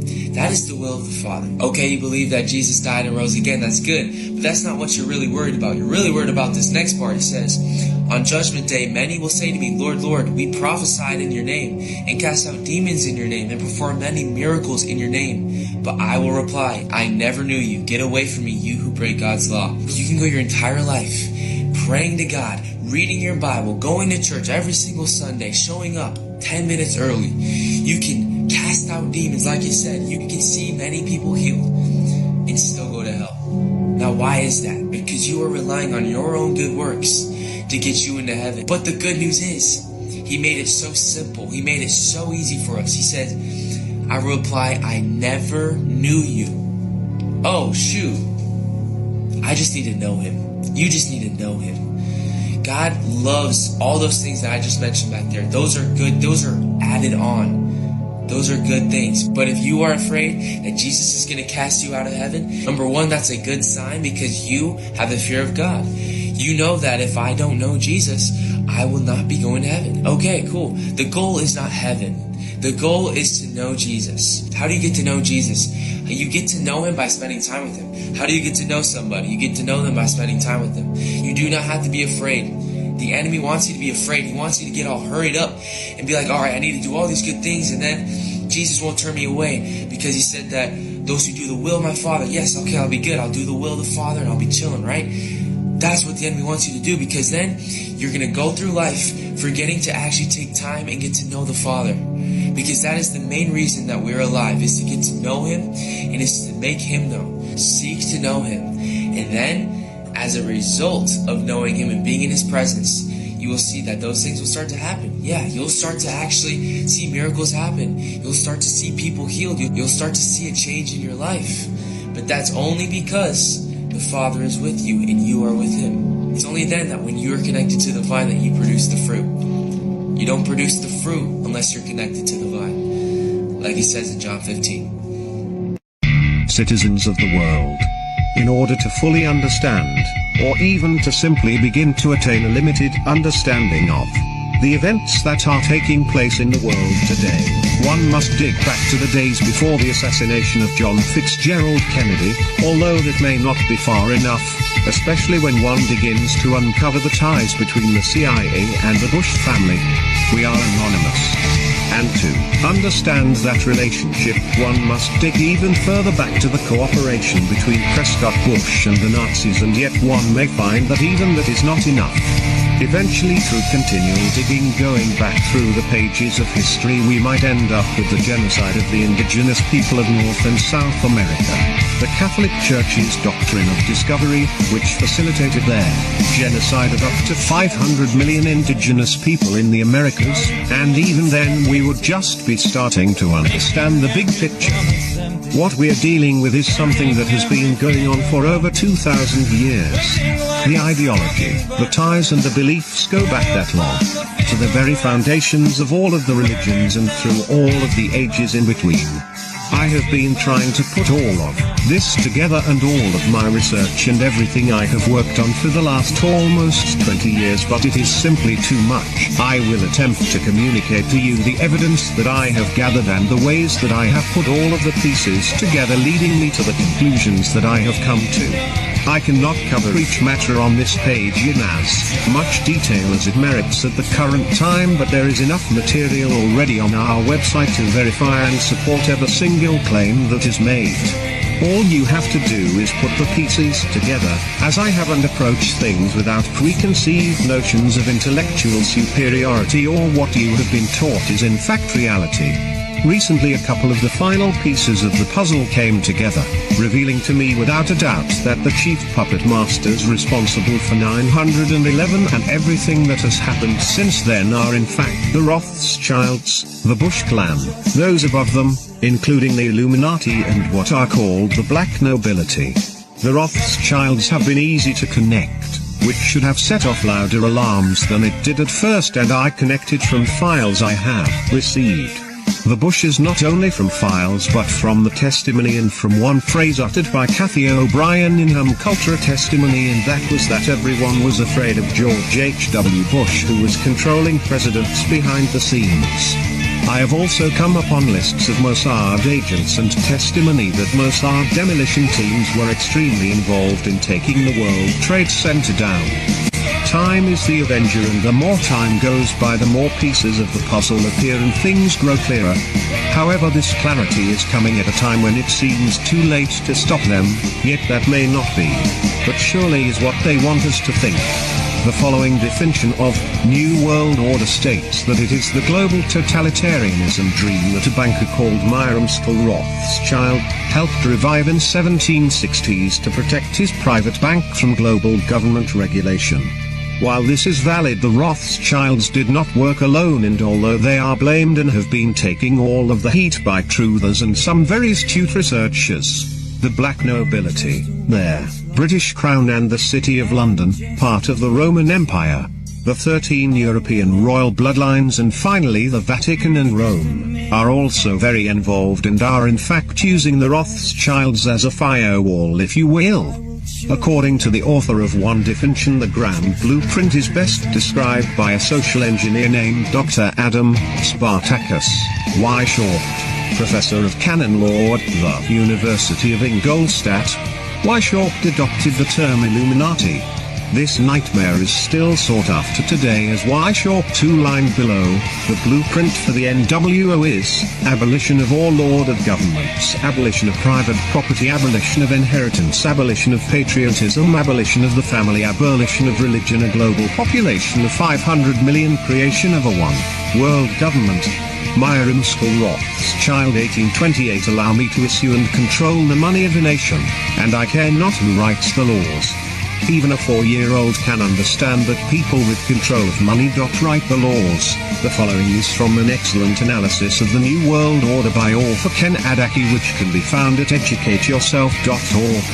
The term New World Order, NWO, has been used by numerous politicians through the ages, and is a generic term used to refer to a worldwide conspiracy being orchestrated by an extremely powerful and influential group of genetically related individuals, at least at the highest echelons, which include many of the world's wealthiest people, top political leaders, and corporate elite, as well as members of the so-called black nobility of Europe, including the British Crown, whose goal is to create a one-world fascist government, stripped of nationalistic and regional boundaries, that is obedient to their agenda.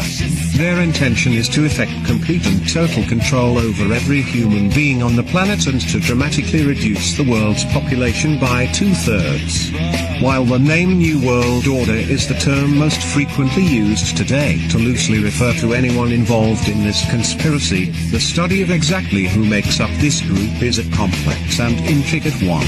In 1992, Dr. John Coleman published Conspirators' Hierarchy, the story of the Committee of 300. With laudable scholarship and meticulous research, Dr. Coleman identifies the players and carefully details the New World Order agenda of worldwide domination and control. On page 161 of the Conspirators' Hierarchy, Dr. Coleman accurately summarizes the intent and purpose of the Committee of 300 as follows: a one-world government and one-unit monetary system, under permanent non-elected hereditary oligarchists who self-select from among their numbers in the form of a feudal system as it was in the Middle Ages. In this one-world entity, population will be limited by restrictions on the number of children per family, diseases, wars, famines, until 1 billion people who are useful to the ruling class, in areas which will be strictly and clearly defined, remain as the total world population. There will be no middle class, only rulers and the servants. All laws will be uniform under a legal system of world courts practicing the same unified code of laws, backed up by a one-world government, police force and a one-world unified military to enforce laws in all former countries where no national boundaries shall exist.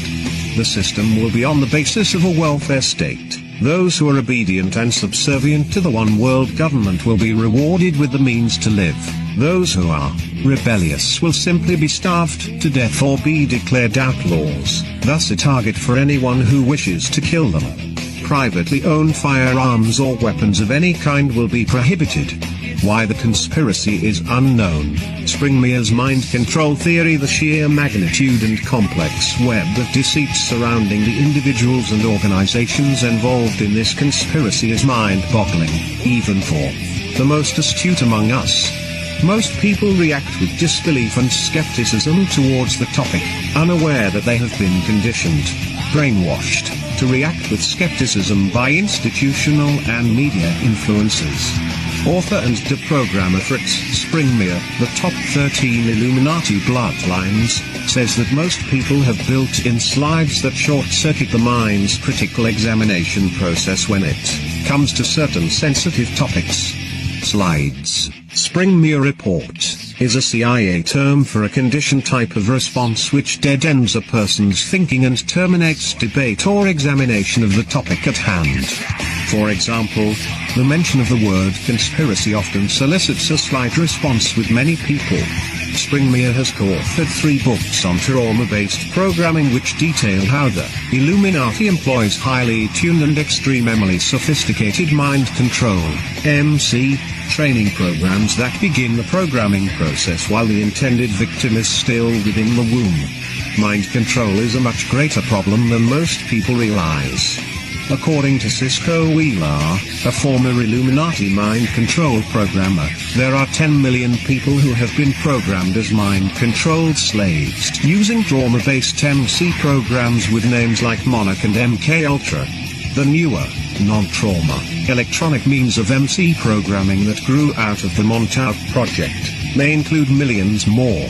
Al Bilek, who played a principal role in the development of the Montauk Project, said that there are like 10 million victims of Montauk-style mind control programming worldwide, the majority located in the USA. He also said that there are covered Montauk programming centers in every major city in the US. What most people believe to be public opinion is in reality carefully crafted and scripted propaganda designed to elicit a desired behavioral response from the public. Public opinion polls are really taken with the intent of gauging the public's acceptance of the New World Order's planned programs. A strong showing in the polls tells them that the programming is taking, while a poor showing tells the NWO manipulators that they have to recast or tweak the programming until the desired response is achieved. While the thrust and content of the propaganda is decided at Tapestad, implementation of the propaganda is executed in the United States by well over 200 think tanks such as the RAND Corporation and the Brookings Institute, which are overseen and directed by the top NWO mind control organization in the United States, the Stanford Research Institute, SRI, in Menlo Park, California. The NWO global conspirators manifest their agenda through the skillful manipulation of human emotions, especially fear. In the past centuries, they have repeatedly utilized a contrivance that NWO researcher and author David Icke has characterized in his latest book, The Biggest Secret, as problem, reaction, and solution. The technique is as follows. NWO strategists create the problem by funding, assembling, and training an opposition group to stimulate turmoil in an established political power, sovereign country, region, continent, etc. that they wish to impinge upon and thus create opposing factions in a conflict that the NWO themselves maneuvered into existence. In recent decades, so-called opposition groups are usually identified in the media as freedom fighters or liberators. At the same time, the leader of the established political power where the conflict is being orchestrated is demonized and, on cue, referred to as another Hitler. Take your pick, Saddam Hussein, Milosevic, Gaddafi, etc. Their freedom fighters are not infrequently assembled from a local criminal element, that is KLA, drug traffickers. In the spirit of true Machiavellian deceit, the same NWO strategists are equally involved in covertly arming and advising the leader of the established power as well. The NWO always profits from any armed conflict by loaning money, arming, and supplying all parties involved in a war. Their conflict is drawn to the world stage by the controlled media outlets with a barrage of photos and videotape reports of horrific and bloody atrocities suffered by innocent civilians. The cry goes up, something has to be done. And that is the desired reaction. The NWO puppeteers then provide the solution by sending in UN peacekeepers, Bosnia, or a UN coalition force, Gulf War, or NATO bombers, and then ground troops, Kosovo, or the military to search for weapons of mass destruction, which of course are never found. Once installed, the peacekeepers never leave. The idea is to have NWO-controlled ground troops in all major countries or strategic areas where significant resistance to the New World Order takeover is likely to be encountered. Who is the NWO? The corporate portion of the NWO is dominated by international bankers, oil barons and pharmaceutical cartels, as well as other major multinational corporations. The royal family of England, namely Queen Elizabeth II and the House of Windsor, who are, in fact, descendants of the German arm of European royalty, the Saxe-Coburg-Gotha family, changed the name to Windsor in 1914, are high-level players in the oligarchy, which controls the upper strata of the NWO. The decision-making nerve centers of this effort are in London, especially the City of London, Basel, Switzerland, and Brussels, NATO headquarters. The United Nations, along with all the agencies working under the UN umbrella, such as the World Health Organization, WHO, are full-time players in this scheme. Similarly, NATO is a military tool of their NWO. The leaders of all major industrial countries like the United States, England, Germany, Italy, Australia, New Zealand, etc. Members of the G7/G8 are active and fully cooperative participants in this conspiracy.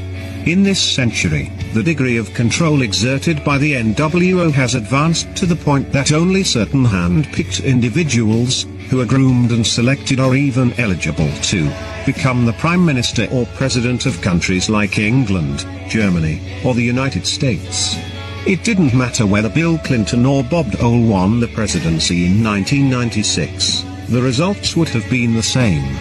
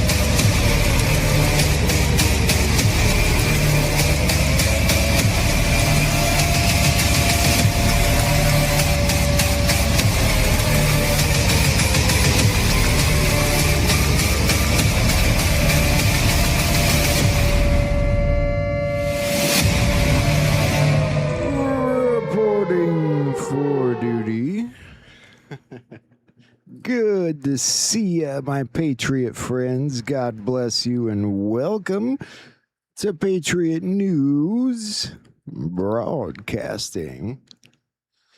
Love you guys and gals. Good to see you all. Happy, what are we on, Tuesday? It feels kind of like a Tuesday. So many different theories and opinions about so many different things there in that intro. And it really,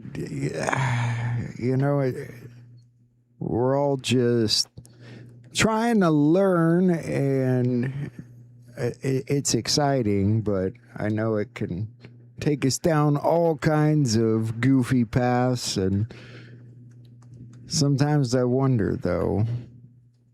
Sometimes I wonder about some of those theories. But either way, future will hold the answers. It's an exciting time.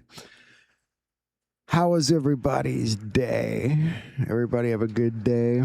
There's a lot of stuff in and out front today, news and Patriot news wise. So we will take a look at all those things and talk about them like always. Feel like I'm forgetting something. I probably am.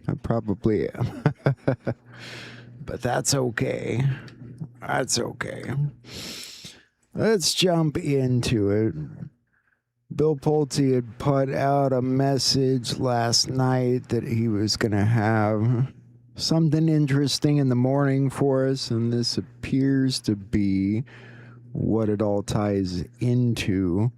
In addition to the historic declassifications and transparency by the president, we are this morning executing a fifth and near final round of terminations, an approximately 30% staff reduction from weeks ago. The intel community must protect the American people, not the political whims of the bloated and corrupt elite class. I'm not sure they protected the American people or any people. They may have protected their own people, but at the cost of our lives. How I really would love to know the real number of who's left where. You know what I mean? I have a feeling it's not at all what we think it is. He probably wiped them out clean, but I don't know. Yeah. So be it, right? You're absolutely right. We'll find out more when the time is right. So there's some kind of nasty video posted online about how to murder Melania Trump, and it was alleged to have been put out by the Iranians. I have not seen the video. It was taken down very, very quickly. MJ Truth put this up.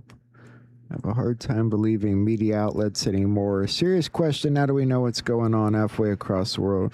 Yeah, I mean, that's a good point. This very well could be coming from anybody, anywhere. Blaming Iran's a bit premature, I would say. But we'll see. We'll see if they get to the bottom of it. It was posted on X, for crying out loud. I'm sure they can track it somehow. They probably know exactly where it came from. All kinds of talk about Lindsey Graham's funeral. I'd like to know if the video at the beginning was real, where they played YMCA on the organ terribly. This was put out by Derek Johnson, the JAG soldier, is the officer in charge. I don't know what to make of all this, frankly. There's lots of theories about this. People theorize that the way Trump spoke about him, that maybe he wasn't dead at all, or other people think he died a long time ago and this is all a farce. And of course, people couldn't even quite agree on the flag. Depends on what pictures you're looking at. A lot of people seem to think it was not wrinkled, but other people put out pictures that said, oh, look, it's very wrinkled. So I don't know. I think it just kind of depends. It was 17 days since his death, according to MJ Truth here. I thought that was kind of interesting. 17s just pop up everywhere, don't they? There was also a big reveal, and reporters, Natalie Winters revealed this. Here are the mainstream journalists on China's payroll. I exclusively uncovered the identities of prominent U.S. journalists flown to China by a CCP-linked influence operation seeking favorable coverage and positive messages about Beijing. It covers quite a few people. Ezra Klein, New York Times. It covers people at Vox, CNN, Associated Press, of course, The Hill, MSNBC, NPR. About everybody you can imagine. Milwaukee Journal, Sentinel, Salt Lake Tribune, The Week, Newsweek, Chicago Tribune, Los Angeles Times. I have a feeling this is just the beginning of all this stuff. China, that's a good start. We'll find out who's connected everywhere. This is big time people, though, as far as your, it's not like influencer type names, but they have promised us that we would find out who the influencers are connected to foreign assets too. So still waiting. Mamdani, was he even really elected? They're starting to question whether he was even really elected. They say he was elected by a very small margin, and the deeper they look, the more it looks fraudulent. Go figure. So, will they go deeper into that? I don't know. Will they bust out an investigation? Maybe. Probably be in their best interests, but we'll see. We'll see what happens. There's a big part of me that thinks he's, yes, a joke, yes, but working with Trump in some capacity to, I don't know, for whatever reason, to make a point. Starlink routers have cleared the U.S. National Security Review and received conditional approval from the Department of War and the FCC. I suppose, aside from that being a big win for Starlink and SpaceX, it will probably be a big win for our future of connectivity, I assume. So that's a good deal there. The worst of the worst, ICE racked up some pretty big arrests, I suppose, clearing out lots of criminals. And if you go to www.dhs.gov, you can actually look at the criminals, their pictures, what they were arrested for, where they were arrested. So I'll admit, in that regard, they are very transparent about things in a way that no other White House has been before. But we'll see.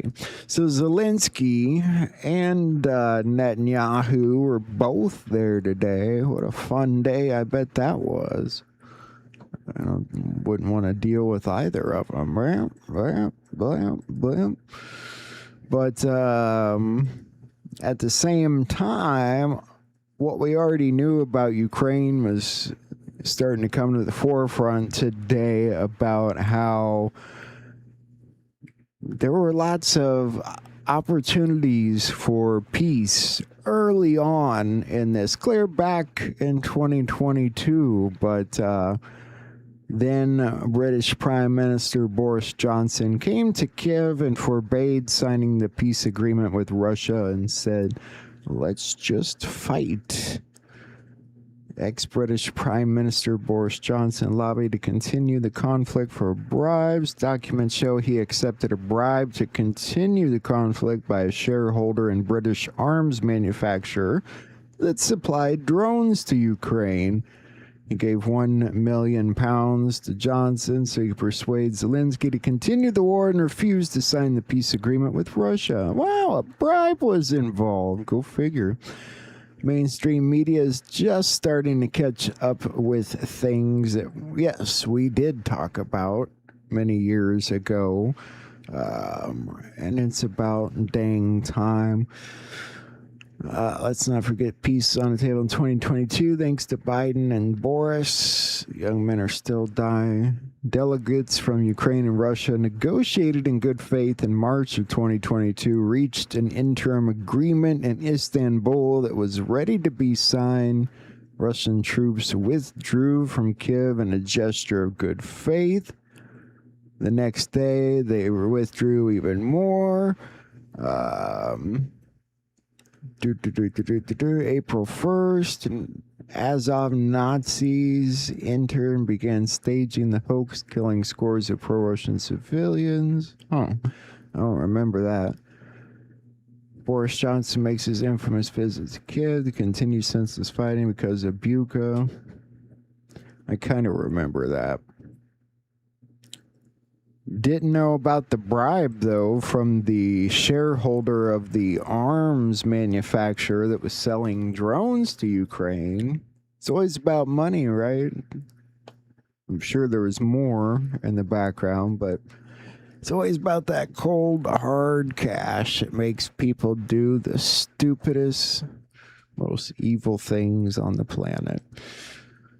So this story came out yesterday about this 16-year-old lifeguard that saved this boy, and people had tried to get it in front of Trump to see, and apparently they finally did because President Trump put this out. We're going to bring him and his family into the White House, and perhaps the boy that he saved.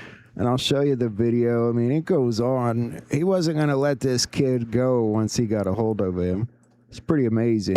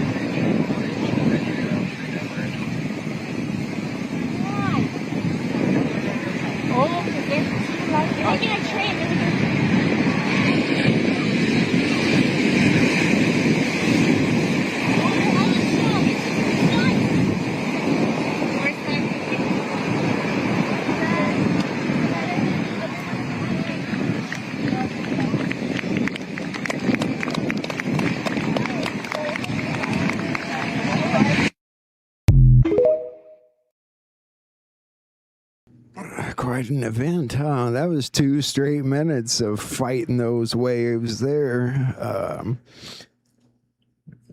But he got a hold of the kid, right? Wasn't going to let it. I just thought it's really neat to see President Trump,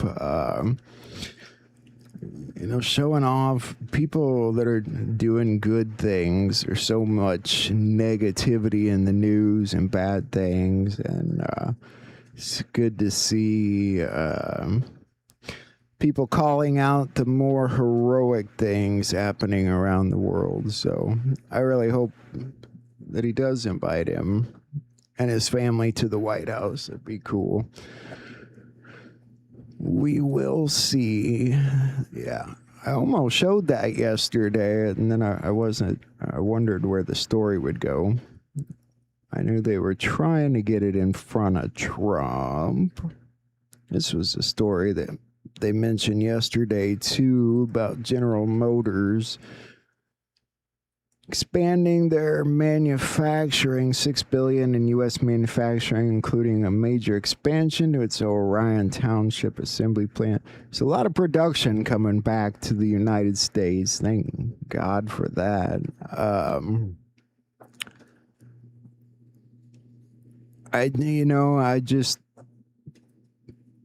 I wonder where things go with the market crash and how long it takes to get these plants up and running, and we'll see.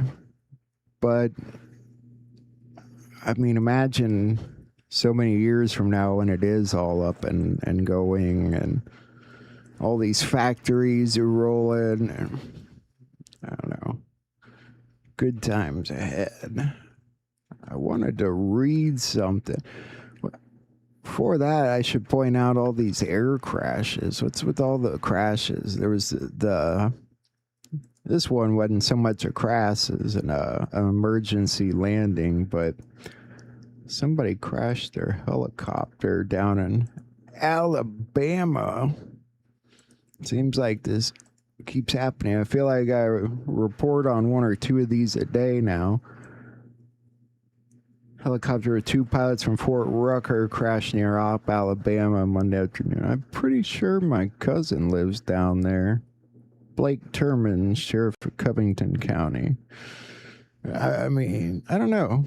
Seems like there's a lot of little planes going down lately. I wanted to read something that Ben Danklin wrote about. See if I can get it in order. Here it says, I'll read this first. This is from Rob Cunningham. Demonic forces reigned hell over America from 1871 to 2016. That's an interesting time frame he puts there, right? I mean, 1871 we know is basically corporation, kind of like getting sold back to the British. 2016, that's an interesting end date there. We're 10 years past that, aren't we? Weird. Liberty forces have been rescuing debt slaves from global assholes from 2017 and 2026. People ask why it's taking so long for someone else to fix all their boo-boos so they can return to comfy life and ignorance. Fake news, fake money, fake justice, fake medicine, fake food. Yeah, I gotta admit, it was hard. I really enjoyed everything Juan was saying last night. I was a little confused about what him and Nino were debating about the Israel stuff. I don't know if it's just simply confusion in the wording or if it's a much deeper confusion. I do think he's probably right when he says they're not the biggest threat to the people, but I don't know. Their spy agency is insane. But I don't know. You don't know who to, there's a lot of back and forth on that. Ben Danklin was writing some stuff. I'm just going to kind of start in the middle of it. Tesla once said, if you want to understand the universe in terms of energy, frequency, and vibration, he was revealing the architecture of heaven itself. It's not up in the clouds, it's the resonance of truth vibrating through creation. It's in everything. Every thought is a frequency, every word a wave, every heart a transmitter. And when billions of hearts begin to vibrate in harmony with love instead of fear, the earth itself will rise in frequency. That's you playing your part. Together, we're rebuilding Eden through vibration. No, I'm not debating whether he's a good guy. I know he's a good guy. It's complicated when it comes to Israel. The old guard will fight to the end. They'll scream chaos, collapse, and conspiracy, but their empire is made of paper and truth is fire. Every exposure is a frequency upgrade. Every collapse of deception is a restoration of order. Every awakening soul becomes another light in the storm. Storm isn't punishment, it's purification. And when the dust settles, only the truth remains standing. You were born for this moment, to watch the artificial crumble and the authentic rise, to remember what it means to be a divine being in human form. God's plan was never suffering, it was sovereignty. Heaven isn't waiting above, it's awakening within you now. And as you remember, the earth transforms with you. Every breath you take, every act of love, every moment of awareness adds another piece to the new earth blueprint. This reminds me of what that lady was saying in the intro. You're not just witnessing history, you are helping to write it. I very much agree with that. The Golden Age, the Quantum Age, the Heaven Age, 3 names for one divine plan, the restoration of God's original blueprint through energy, truth, and love. The future is not approaching, it's unveiling. Piece by piece, the veil between heaven and earth is dissolving. The same energy that powers galaxies is awakening inside of us. We're the bridge between worlds, the living link between spirit and creation. Heaven on earth is not a dream, it's the return of divine memory. And this time, the Golden Age won't be written in myths or scriptures. It'll be lived by us. Together, we will finish what heaven started. This is a different part. Imagine a world where energy is infinite, food is abundant, disease obsolete. Every child is taught the truth of creation instead of the illusion of limitation. A world where clean air and free power flow to every home, where poverty is a myth and innovation guided by morality instead of greed, where governments serve humanity instead of enslaving it. It's not utopia, it's the natural order of a world in harmony with God. It's the frequency of heaven returning earth through us. And somewhere deep within, every soul already feels it coming. Isn't that awesome? He writes very well. He writes some good stuff. There's been a lot of motivating stuff put out like that lately. What else did I see? This one. One man awake awakens another. The second awakens his next door brother. And 3 awake can rouse the town and turn the whole place upside down. Many awake can raise such a fuss that it finally awakens the rest of us. One man awake with the dawn in his eyes. One man awake multiplies. Pretty cool, right? I don't know. Can't read the name on that. Helen Kramer, I think it says. That's neat. Motivating. What else did I see? I seen something that was really out there that I wanted to read. It's a bit on a different level of things.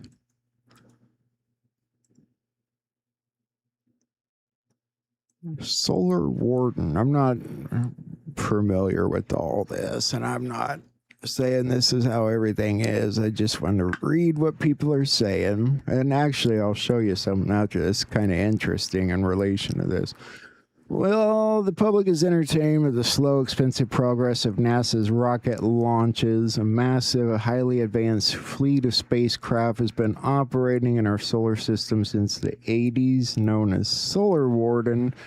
This secret space program was built using the trillions of missing dollars from the Pentagon's budget. Consists of massive cigar-shaped carrier ships, some over 800 meters long, and a fleet of smaller triangular scout craft.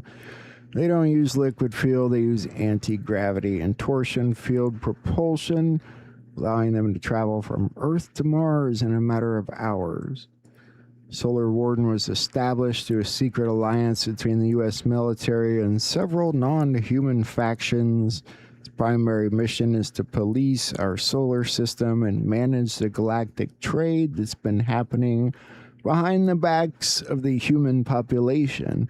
The elite have been trading human resources and ancient artifacts for advanced technology that they keep for themselves underground. This is the breakaway civilization, a group of humans who have access to technology, medicine, and a knowledge hundreds of years ahead of the surface world. I heard some of this from Juan, actually, in regards to Antarctica. They have essentially left the rest of humanity behind in the technological dark age. Pull up the rest of this. The Alliance has recently gained control of the Solar Warden command structures. That's why we see a sudden push for the Space Force in the public eye is a gradual normalization of the technology before the full disclosure. Secret bases on the moon, Mars, yada yada. Cleaned of the old Cabal leadership and Dark Fleet rogue faction that was working with negative entities to maintain the Matrix has been neutralized. Battle for the higher ground of space is over, and the assets are being returned to the service of humanity. The Great Disclosure will include the reveal of the Solar Warden fleet and technology of teleportation and replicator systems that have been used in space for decades. The era of being confined to a single planet is ending. We are moving from being a Type 0 civilization to a galactic one. I only read this because Elon Musk talks about exactly this quite a bit. The UFOs you see in the sky, blah, blah, blah. So I don't know. It may all be hocus pocus. I don't know. I don't want to get in that conversation, but I wanted to read it nonetheless. You can tell me what you think of it. I mean, when you get posts like this from our president, a new era begins among the stars. I'm the cosmic commander. Can't help but at least read what's being written by people. All right. Ontario. Let's talk about Ontario for a quick second. Their super duper drug bust that they had. It was interesting to see the names they picked up and charged. I can't pronounce a single one of them. 1.7 tons of drugs, $139 million, 17 firearms, 17 anti-tank rifle seized. Look at all those 17s there, guys. And look at all these names picked up all over Ontario for these drugs and weapons. Lots of people with the last name Singh. Speaks for itself, though, doesn't it? who's responsible for the multitude of the crime in these cities.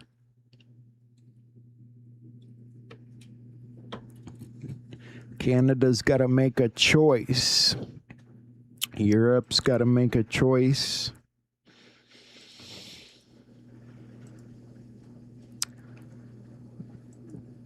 Got to clean people out.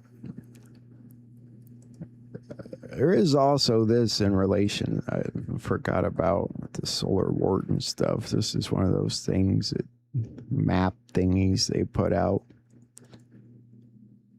So what do you think about this Fauci stuff? Is anybody...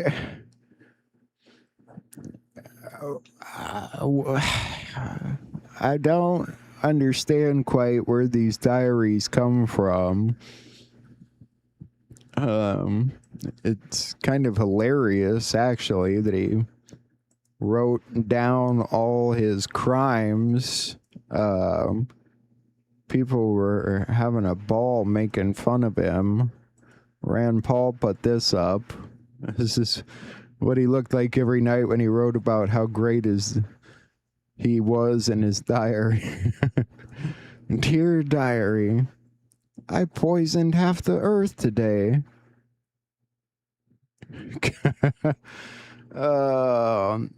Anyway, there's quite a bit of revealing stuff, not just about his ego, but about everything he knew ahead of time, and not even just about the cardiac, the heart dangers. He actually had a heart episode himself, according to Robert F. Kennedy Jr., if I can find where I put it. And I mean, isn't that quite shocking?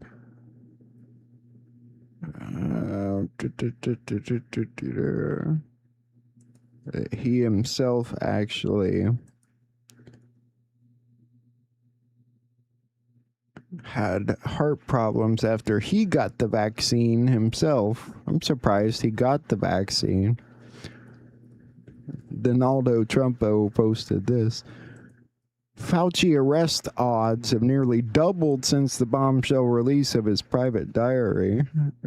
People are betting on his arrest. I can't. That's funnier. It's also kind of funny. He got a taste of his own medicine, really, dosing himself.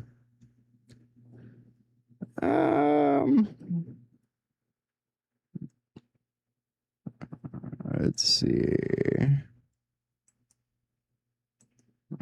The earthquake in Japan was kind of in the intro. It was a pretty big one, 7.9.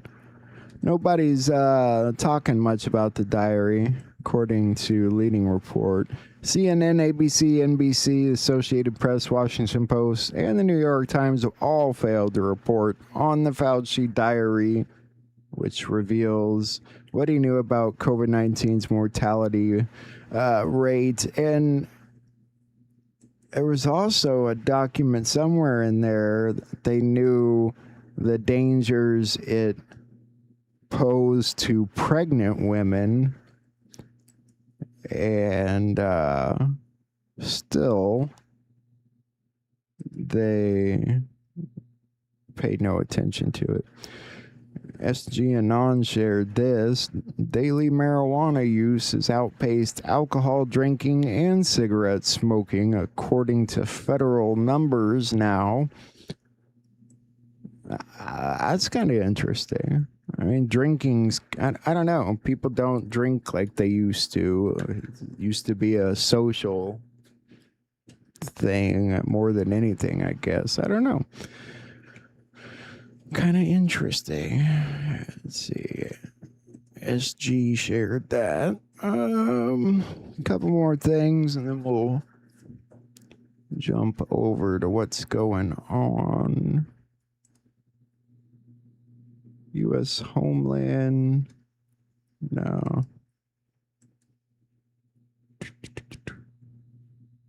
Marco Rubio says Iran is begging the United States to make a deal. I still question exactly what's going on over there, but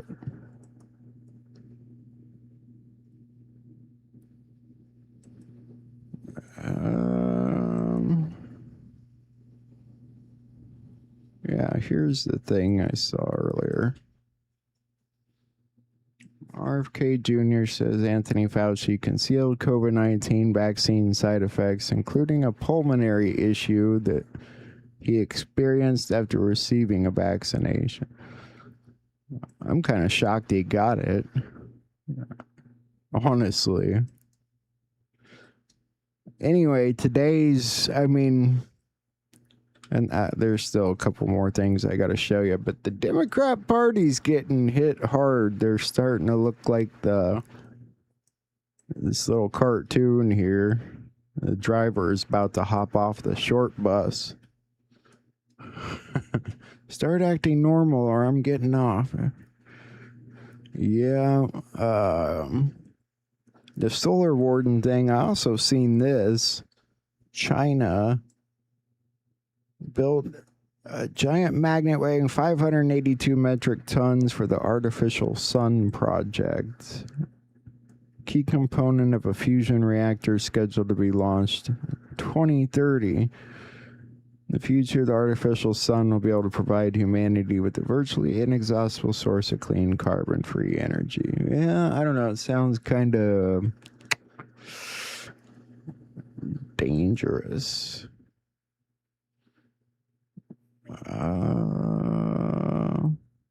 SG Anon also shared a video today in regards to Butler, Pennsylvania, and a second shooter. I have not even watched this yet, so let's look at it. See something that said, take a look what happened. See something that said, what happened, what happened. Take a look what happened.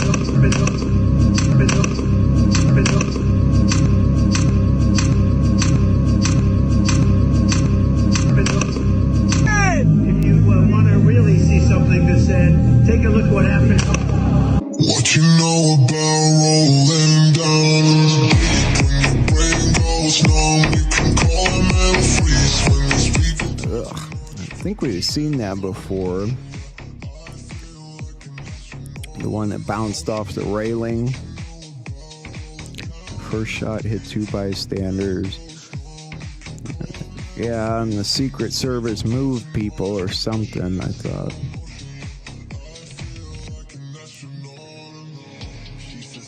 Well, I wonder if the video was just released or something. Maybe it's a new video or a new angle or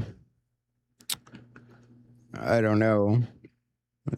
There were people that said the FBI confiscated footage,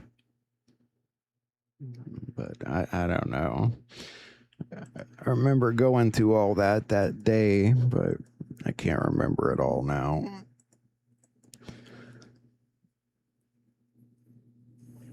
So, what else did I want to mention?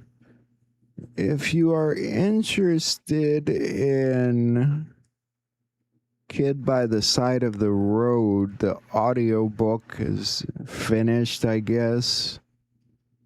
And it's been posted. I want to say it's on Jetson White's side. It'll probably go up on Wano Presentations. But the whole book's been done with professional people reading it. So that's done.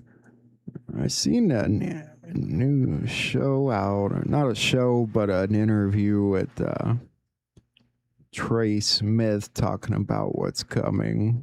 It just seemed like it might be interesting. One, of course, was on PPN yesterday. The Ghost is on probably right now still. You want to buy the book, It's a good book.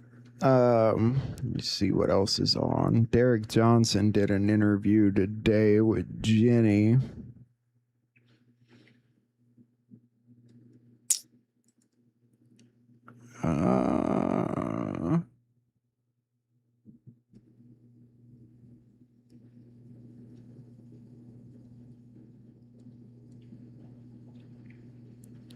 See if anything else interesting's been posted. Sheila Holmes was on with John Michael Chambers. I thought that oh, that just got posted. Huh. So that's probably good. I haven't seen Sheila since I last had her on here, and I need to send her an email. I need to check my emails in general.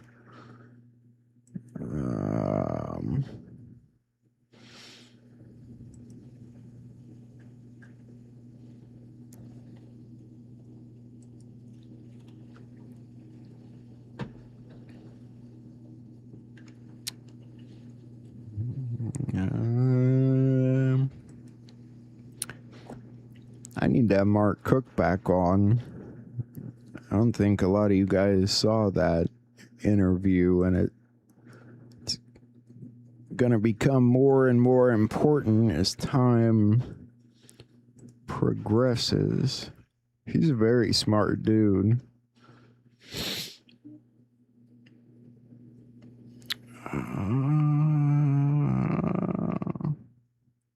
Why am I missing a channel? Something's missing.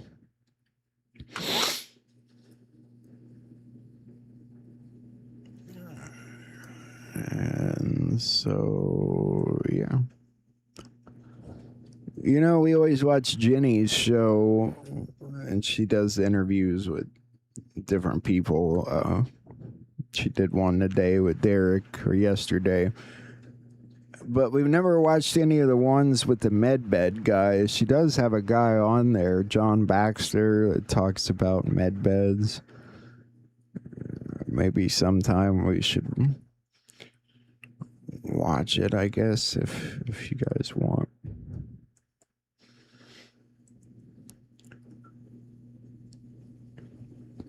But that being said, what would you guys like to take a look at tonight? You wanna take a look at the Ghost interview, the Sheila Holm interview, Derek one.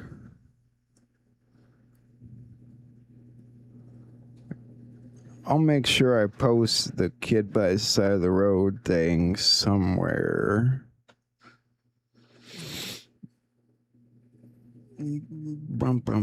Benny Johnson. He had James Woods on yesterday, didn't he? Sheila. Got one vote for Sheila.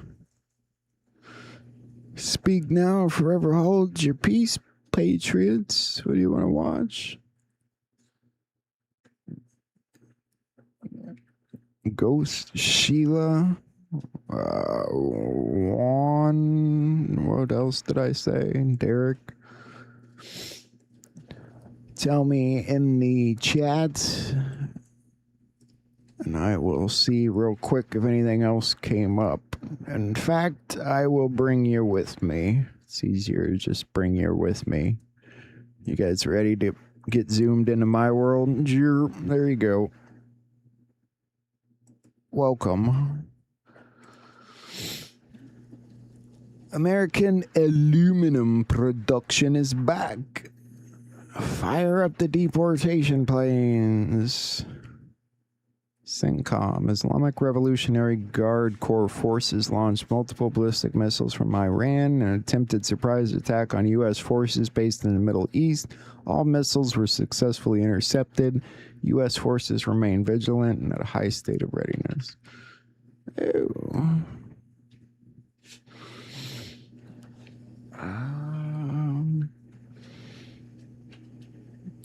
Looks like they passed Jay Clayton as the 9th Director of National Intelligence.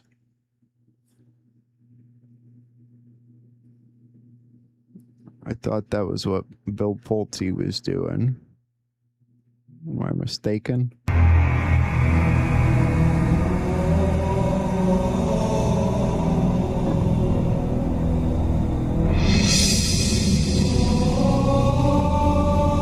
People are asking me, please, please, please, Mr. President, we're winning too much. We can't take it anymore. We're not used to winning.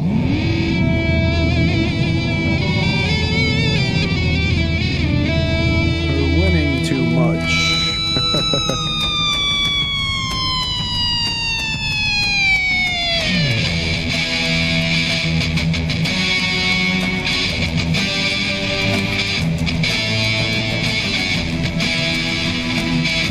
Nice.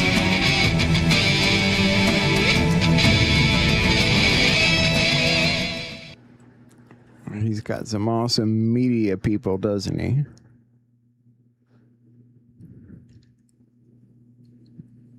Zelensky, a little short dude.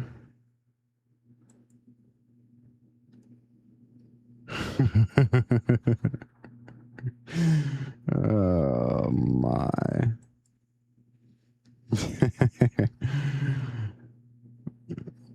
Benjamin. What a group.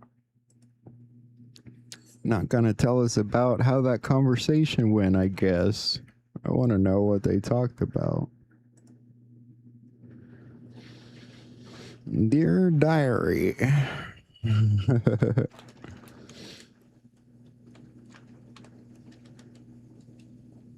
Most of you here already know what Fauci and his cohorts did. They killed people to hurt Trump so they could regain the power they crave.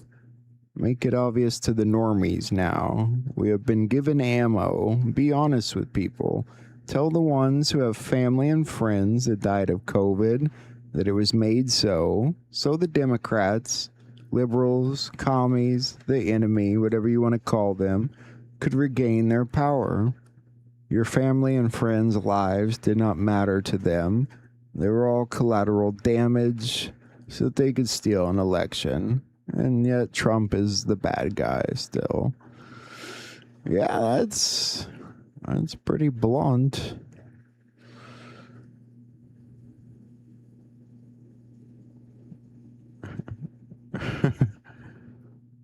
Fauci called Governor DeSantis a complete disgrace for blocking the mandates.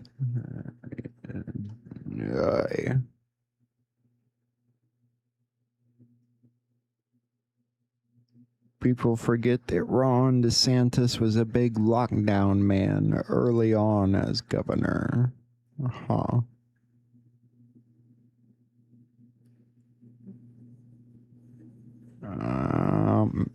Getting called out, Ron DeSantis?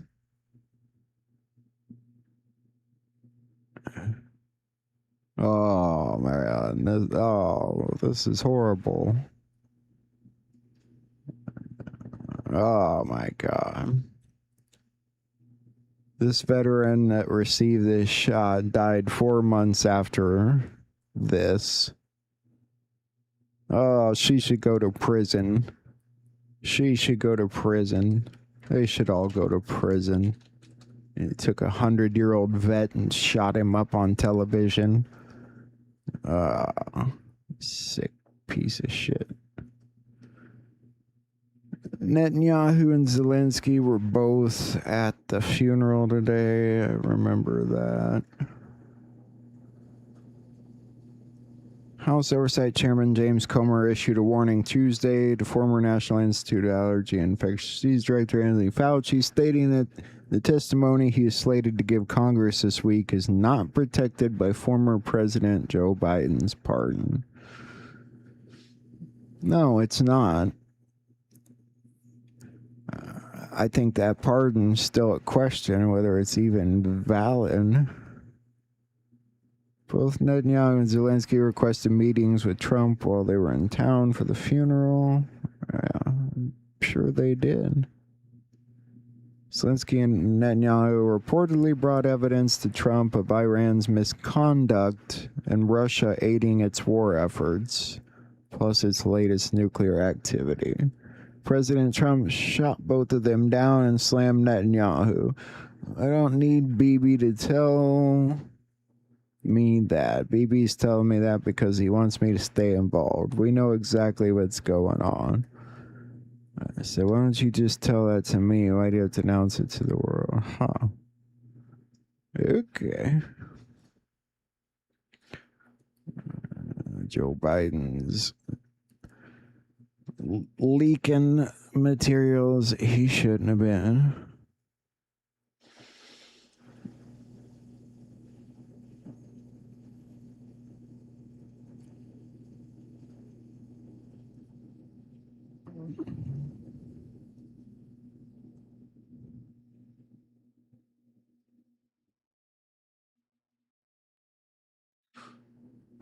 A library of information. Huh. Interesting. I have to check that out someday. Let's see if there's anything else here. Lindsey Graham and John McCain.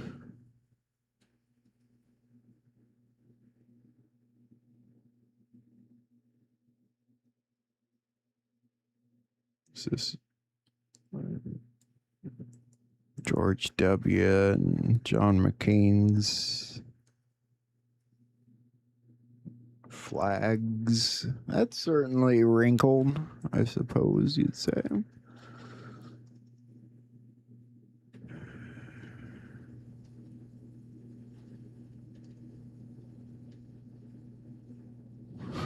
People were saying Scott Bessent handed Trump pills. They were Tic Tacs.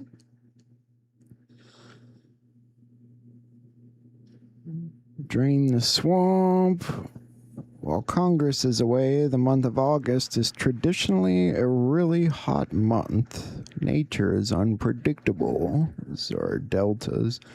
Nothing can stop what is coming. Nothing. That's a good delta.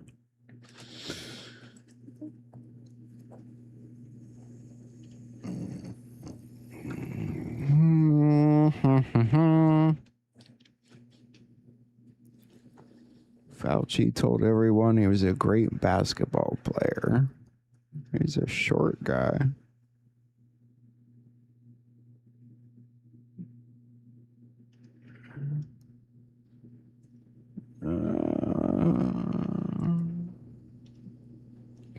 More Tic Tacs. It has now been confirmed that Anthony Fauci, the chief U.S. representative of the World Health Organization, was lying to the public during the COVID pandemic. Yep. Johnson & Johnson reached a $5.5 billion settlement for their lawsuits about allegations that their talc products cause ovarian cancer.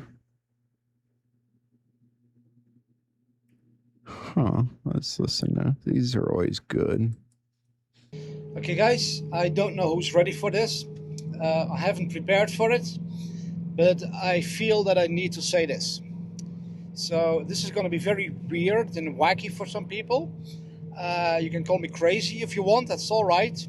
You know, we live in such an extremely deceived and superficial world that anything that goes a little deeper to the core of things is often perceived as weird and crazy because we are so extremely superficial. We don't know anything about the deeper things. But I want to explain something about what is truly happening in Israel. Why is Israel behind the murder of JFK? Why are they behind basically all the evil in the world? I mean, the Mossad is behind, you know, virtually everything satanic and evil in the whole world. What is happening there? What is truly behind the scenes? People say, yeah, they are the Khazarian mafia. But what the heck is that? Where do they come from? Why were the Khazarians so evil? You know, I want to take you back a little further, a little deeper, because I feel the need that people would understand what we are dealing with here. So what we're dealing with is not just humans, not just people. Okay, I'm gonna get a little spiritual here, and for some people that's just way over the top. Okay, don't talk to me anything spiritual. I'm just this, you know, ignorant idiot. I don't like anything spiritual. Okay, that's your choice. But if you want to know what's really going on, then keep listening, even though this may be challenging for you. So what is happening? What is Israel? What are the people? I'm not saying who are the people, but what are the people who are truly behind Israel? If we go to the book of Genesis and the book of Enoch, you know, a lot of people know about Enoch, so pay attention. This is very fascinating. Genesis mentions very briefly, in just one simple sentence, the sons of God looked down and they saw that the women on earth were beautiful. So they came down and laid with them, and they brought forth giants. That's it. Then if you keep reading, it says that God instructed Joshua to go into Canaan and kill these giants, every single one of them. He disobeyed. He didn't obey. He allowed the women of the ancient Hebrews to marry some of these people who worshipped these giants, who worshipped these perverted, corrupted angels. What does that mean and what happened? Fast forward into the future. Christ comes to the scene and he calls out the leaders of Israel at that time, and he calls them devils. I mean, he was speaking to humans, to the leaders of Israel, and he said, you guys are the seed of the serpent. You could say the seed of the reptile. You guys are vipers. You guys are snakes. This is extremely significant. You have to understand why he said that. Zie je, wat is er? Oh, ik dacht dat er weer een sheriff achter ons zat. Ik word helemaal afgeleid omdat hij opeens van de weg afgaat. We have to understand what was happening here. These leaders of Israel were addressed by Jesus as the direct descendants of Satan. Not just evil people. He didn't say you guys are just bad people. No, he said you cannot come to me because you are the descendants of the dragon. You guys are the children of the devil. You guys are sons of hell, of the underworld. They were literal beings that were of the seed of Satan himself. This is far more significant than anybody ever realizes. This means that they were not just humans. If we go to the book of Enoch, then he goes into a lot greater detail here. He speaks about these angels who agreed amongst one another to come down on earth and to lay with the women and bring forth a new hybrid race of entities.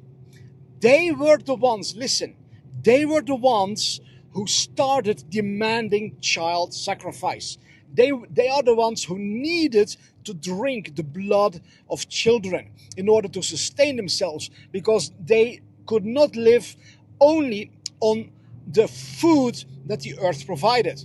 The scriptures say, Enoch says, that they first demanded that the humans gave them food, and if that wasn't enough, then they turned to the humans themselves.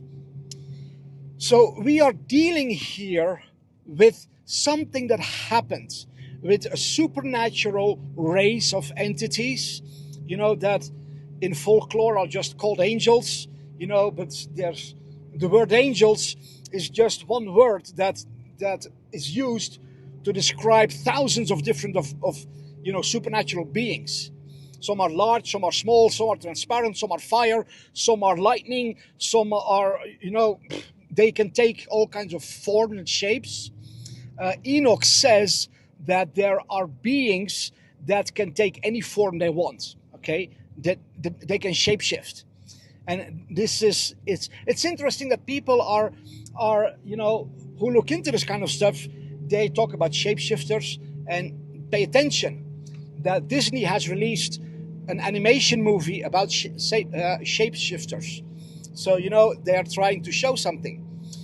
But I believe that the reason that Israel is chosen to be the center of the one world satanic government, that it is the headquarters that pushes pedophilia on the world, LGBTQ, transgenderism, pornography, all the evil, mind control, pandemics, poisoning of the food, vaccines, big tech, big pharma, everything.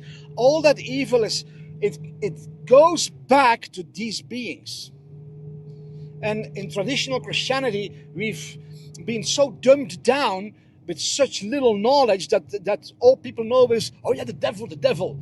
Forget about the devil.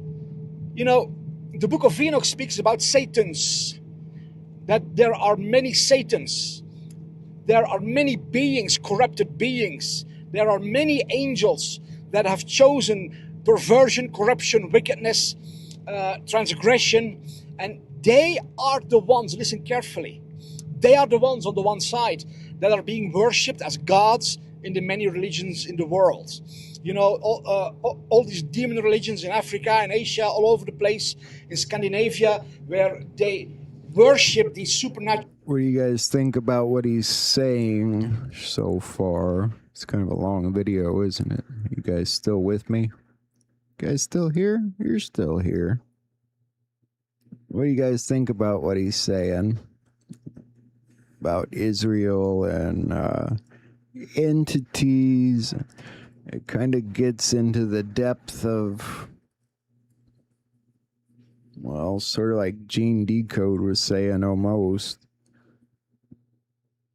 You think there's truth to it? We'll listen to a little bit more here. Entities. I believe that goes back to these. Don't forget to tell me in the chat what you want to watch after this. Angels who came on the earth, they demanded to be worshipped as gods because they had supernatural powers. But I'm getting off track. We have to stick to Israel. The reason Israel is the heart of all evil in the world, while being presented to the church as the heart of God, it's crazy. It's crazy beyond imagination. Is because these demons, these fallen angels, these spiritual entities, they still want to rule over humanity. They want to kill humanity. They want to enslave humanity. They want to be God. And so we are not dealing here with, fake Jews or corrupted politicians or even Khazarians. It all goes back way further. If you look at the Rothschilds, have you ever heard the expression blue blood? If you are of nobility, then you have blue blood. That's what they say. Well, the Rothschilds are from a different species. They are not Homo sapiens. They are Homo capensis. Homo capensis, look it up. Homo capensis is a variant of the human race. They have a different skull structure. They have different DNA. They have different blood.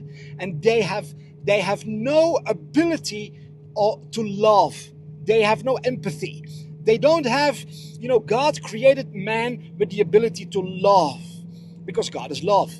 These beings are not created by God. They are created by a perversion, a corruption of the human race by fallen angels.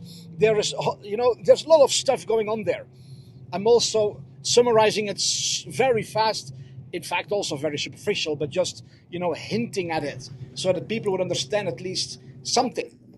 And again, I ask, what do you think of that? That's kind of the opposite of what Juan was telling us about the people that claim of the Cain bloodline. But he kind of said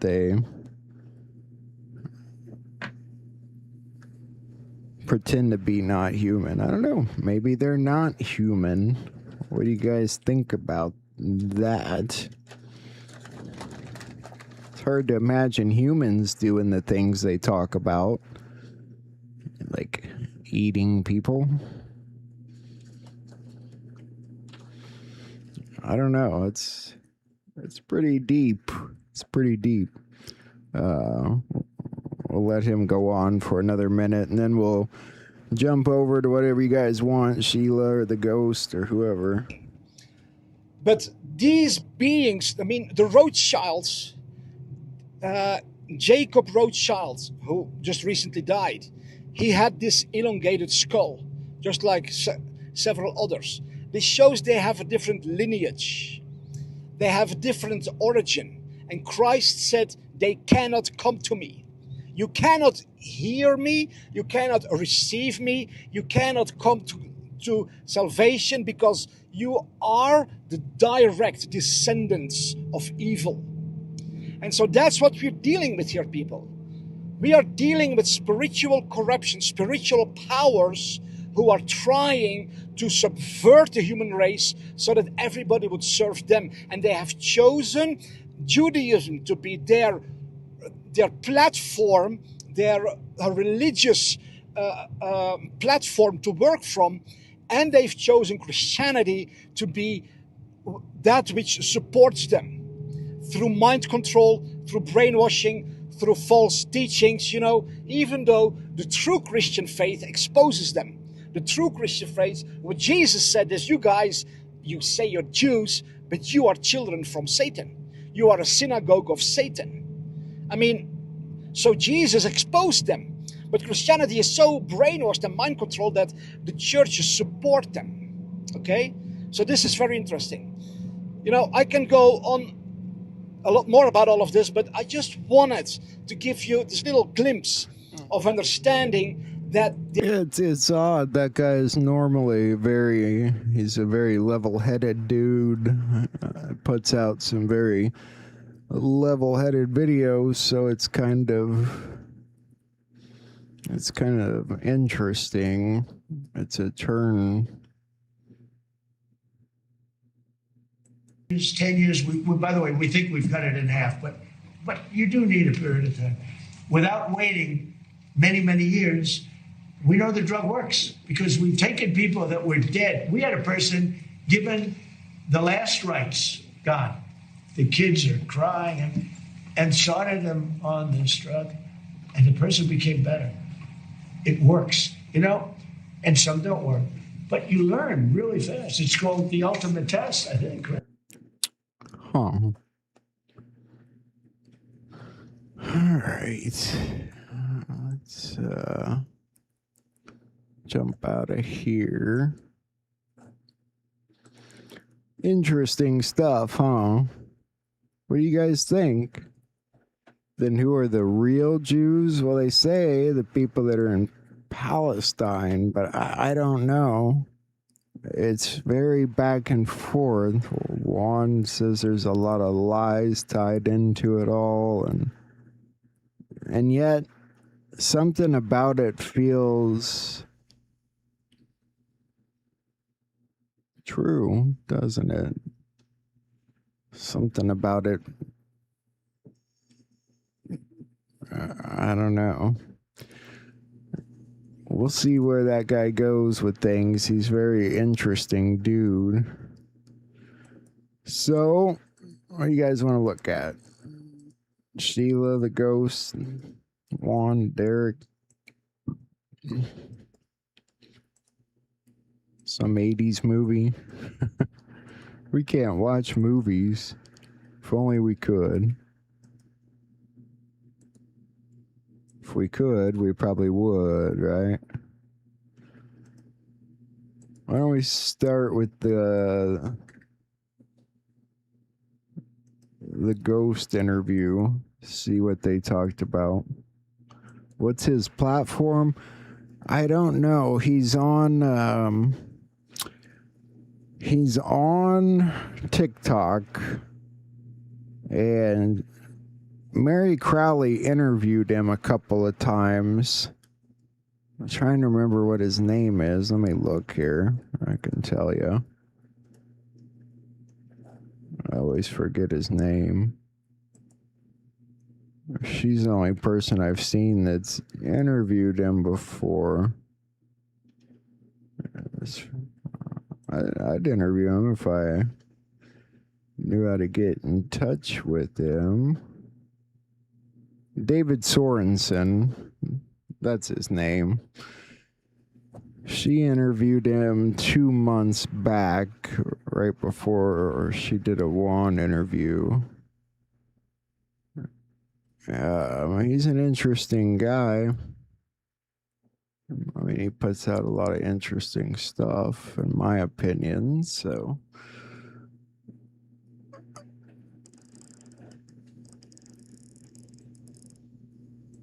Let's see. Josh was on. Looks like the ghost is still on. Must be a long interview. You guys want to listen to some of it? No, it wasn't Robert Kraft. Robert Kraft is on a lot with Captain Kyle. So.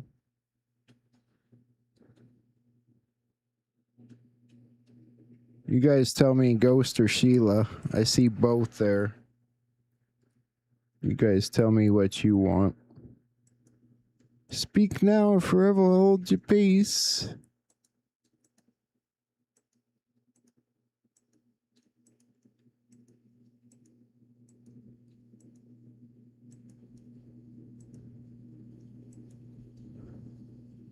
It would be a great interview. I've got Mary's number. I could probably reach out to her, see if she could set me up with them. Networking, that's what I need to do. I need to get a hold of Sheila and see if she can still set me up with Sean Taylor and Larry Ballard. Which would also be great interviews. And I need to talk to Juan.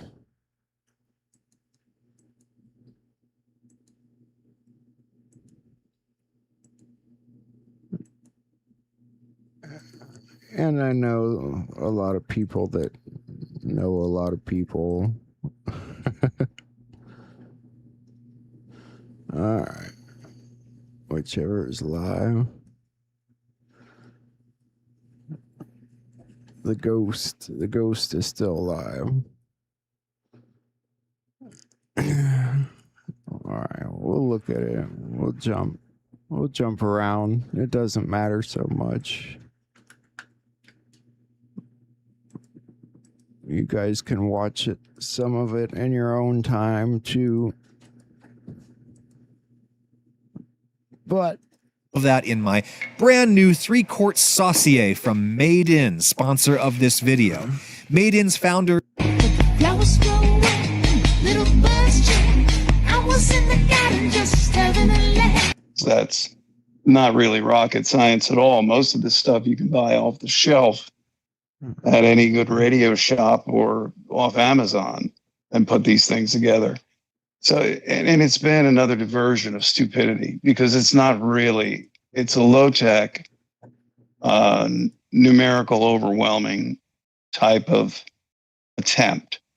And in the end, there's too many things that can counter all of this. And this has been a stupid little sideshow, in my humble opinion, that's been played because some felt it important at their level. Others at their level was, what are you spelling out here? The obvious, Captain Obvious. Okay, handle it. But the bottom line is no foreign, and Israel's no better or worse than any other country out there on the list of countries of allies. Shouldn't be. And don't give me this crap about they're taking a bunch of hits for us. And they're not. They're just preserving their fiefdom, their kingdom, and they've got a long reach. Israel is the only country, I think, on the planet that has exponentially more powerful reach and influence than it actually would if limited to geographic terms, not a negative, not a positive, just an observation. But I would again caution people not to run away when things like this are said without knowing the full totality of the context in which it was taken from and why it was presented to people that way. There are still those who are Semitic who choose to always benefit from the anti-Semitic card. That's something, in my humble opinion, that needs to be tossed out, because it isn't a matter of being pro or anti-Semitic. If your belief system leads you to believe that that patch of dry ass dirt is where the next Messiah is coming, or whatever is going to happen in your world, and the world's only 6,000 years old and the devil put dinosaurs here, good luck to you. But now you're getting the real basis of that little argument that then turned into anti-Semitism when it never was to begin with. Simple as that. Oh, by the way, long way to say hello to everybody, but sorry, I had to do that. Well, it's all good. I'll hold him because I'm looking at him right here. But I'll go with Doc Mike, sir. Welcome on in, sir. And I'm holding Armando because he was gracious enough to bring us another, what I think is a very funny link that we're all going to get a good gag of. Everybody's going to get a good gaggle over. But Mr. Doc Mike, sir, how's it going? How's the beautiful wife, Renee? Hopefully, obviously, and hopefully everybody's praying for her as well. But how you doing on this fine Tuesday, sir? Thank you. Good Tuesday to you, and good Tuesday to all the audience members out there. And I have Renee here with me. Would you like to say hi? Hello, Renee. Hi there, everyone. We get the whole audience here today. So. Yeah. Hi. Sweet. Yeah. Very nice. Yeah. So Renee and I have been having a not wonderful time with pharmacies today, as getting we went out to get 3 heart medications, and they said there was 3. We had prior authorizations to get the medicines cheaper, and the pharmacy wound up declining the prior auth, saying it wasn't filled out correctly, and she needed the medication today because she was out yesterday.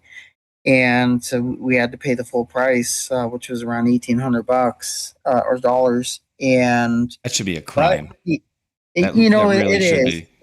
It is, and it makes me want to fight against big pharma and go against the people that, not just my wife Renee, with her heart transplant and the medications, but all the other individuals who are going through the same thing. And I've had the privilege and opportunity to work in the Congressional Intelligence Committee, the Senate Intelligence Committee, years back.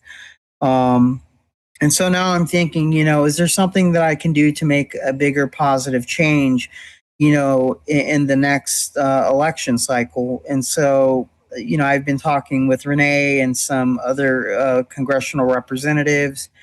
And so I'm actually thinking about, running for Congress the next election cycle. Hell yeah. Because I want to make a difference. I want to make a difference, and I want to make things, where it's good for people, and not just you have these regular representatives or senators, who do all these campaign speeches to get elected, and then when they get elected, they don't do anything that they promised. And, I'm just, I'm over that. And, it's time for, someone or people to stand up who are running for these positions to actually do that.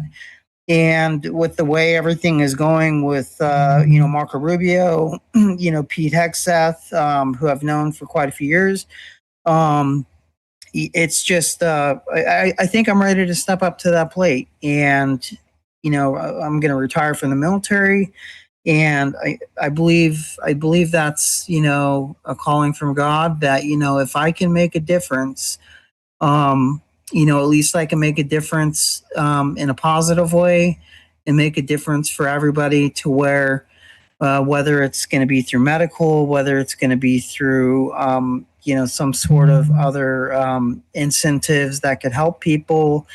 And, it doesn't have to be all intelligence or defense, because you could catch Dan Crenshaw in the wrong hallway at the wrong time and whoop his ass. I mean, I'm just saying. That would get the GoFundMe through the roof for sure. And Mike, no, you could hit his other eye with a laser. Oh yeah, dude.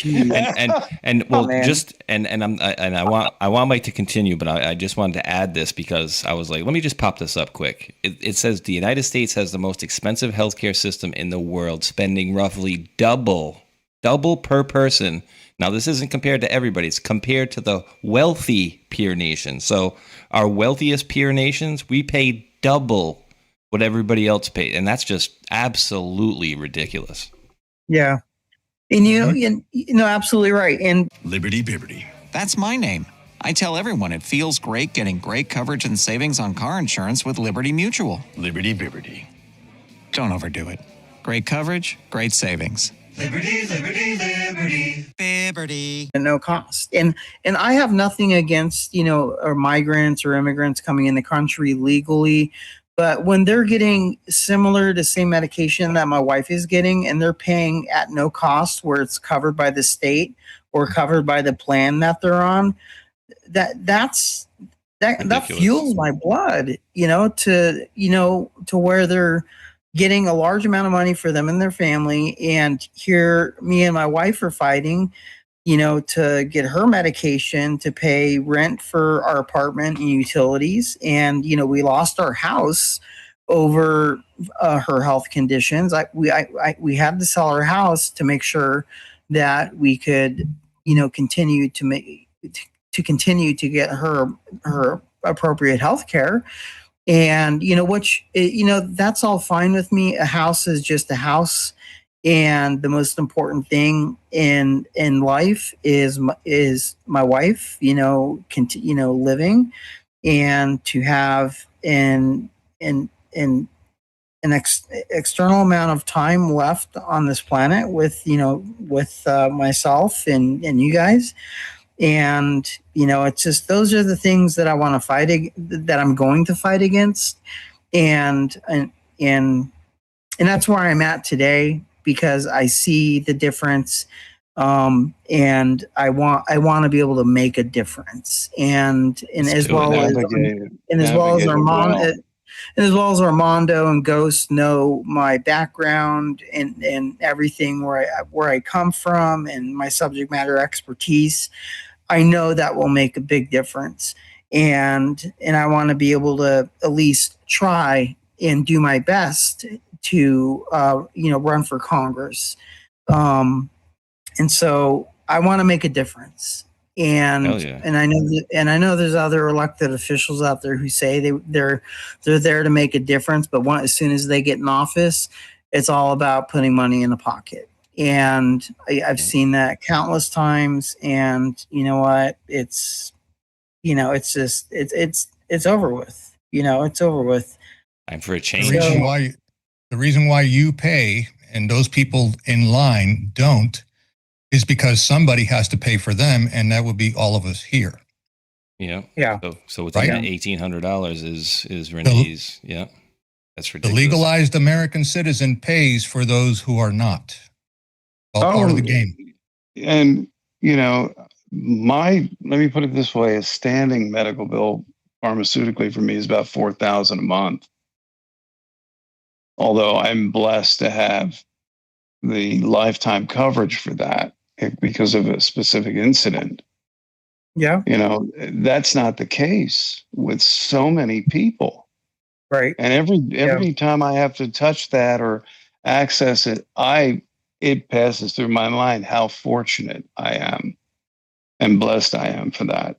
And then I immediately default to thinking about Renee and one other who don't have it easy in any way, shape, or form because they happen to be born natural born Americans. We've been paying the freight for the pharmaceutical companies all over the world, and they're rampant profiting. And this is pure profiteering, and it needs to end. Yeah. Simple as that. 100%. And Mike, yeah, dude, I think you should absolutely run. And I know Absolutely. Armando, and I know Ghost, and I know myself, and I know at least a few handful of people that live in California that are probably in the chat right now, co-hosts, and we can definitely push as much as we can to get you out there for sure, because we need good people that are doing things, and especially with what I believe is going to be a breath of fresh air, people wanting to actually see change, right? Like a majority of the people out there wanting to see change. So I would say definitely run for it. And I don't want to leave Mr. Armando. So this is Mr. Armando Gonzalez here. We're finally bringing him in, even though he's on the screen and been on the screen. But what's up, brother? No, not much. Just here today, vertical and above the grass, as always. Trying to get into a chipper mood. Because of things and stuff like that. We discussed that on the back channel there, but no, I'm good, man. Just happy to be here. Thank you for having me. And yeah, what can I say? We are just going through some very difficult times right now. Everybody is, all of us are. I could make a comment here, but I'm not, because I'll probably get some hate for it, but it is what it is. We're all good. We're here. Well, you had shared this video in the beginning, and so we started talking, and you were saying like, "Oh, it looks like he's trying to give them orders," and I'm like, "Oh no, hopefully it's not going down that road." And then you would notice the faces, right? Look at BB's body language, okay, with Hegseth and with Rubio, and then focus on two things: Hegseth's eyes, number one, and number two, look at Rubio's body language. That is 150% pure Cuban body language. That's basically telling Bibi to go F himself. Trust me when I tell you.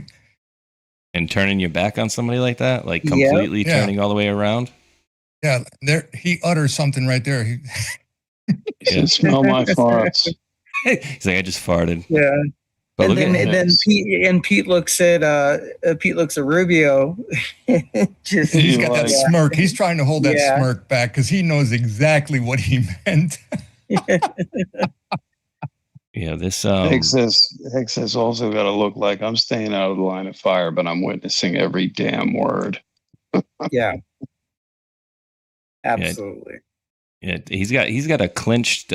You can, obviously he's looking away here, but I think body language experts would look at he keep kind of gnawing at his jaw here. I don't know if you guys can see that. Like, he's got kind of a clenched jaw, like it's stressing right there. And then when he looks that way, you can see it in his eyes. He's not like, like Bessent's over here, like, hey, the bell of the ball having a blast. That's a scowl, I would say, right there. Well, there we go. Well, and you could even see Bibi reaching out with his hand, trying to grab Rubio's. With that gesture, trying to grab his attention again, as Rubio is already turning his back. And look at this still. Trying to grab his attention. Look at Hegseth's jaw grip and his look. Oh yeah, totally. Rubio. It's like we're not playing this game. That's 100%. What that look is. 100%. They don't look like they're having a chipper affair like Bessent. He looks the body language, but happy eyes and ha ha ha. Right. Young thinks he can manipulate everybody, and he can't. Probably tell him to go wash his yarmulke. It smells like goat pit. He's like, yeah. How about kiss my ass? How about that? Does that sound good? Yeah. How about you and your friends can kiss my ass? We're not doing what you want. Okay. Sound great? He's always got that slimy look on his face, like he's, I don't know what the look is, but that slimy trying look to like sell you a bridge in Arizona. Sell you something.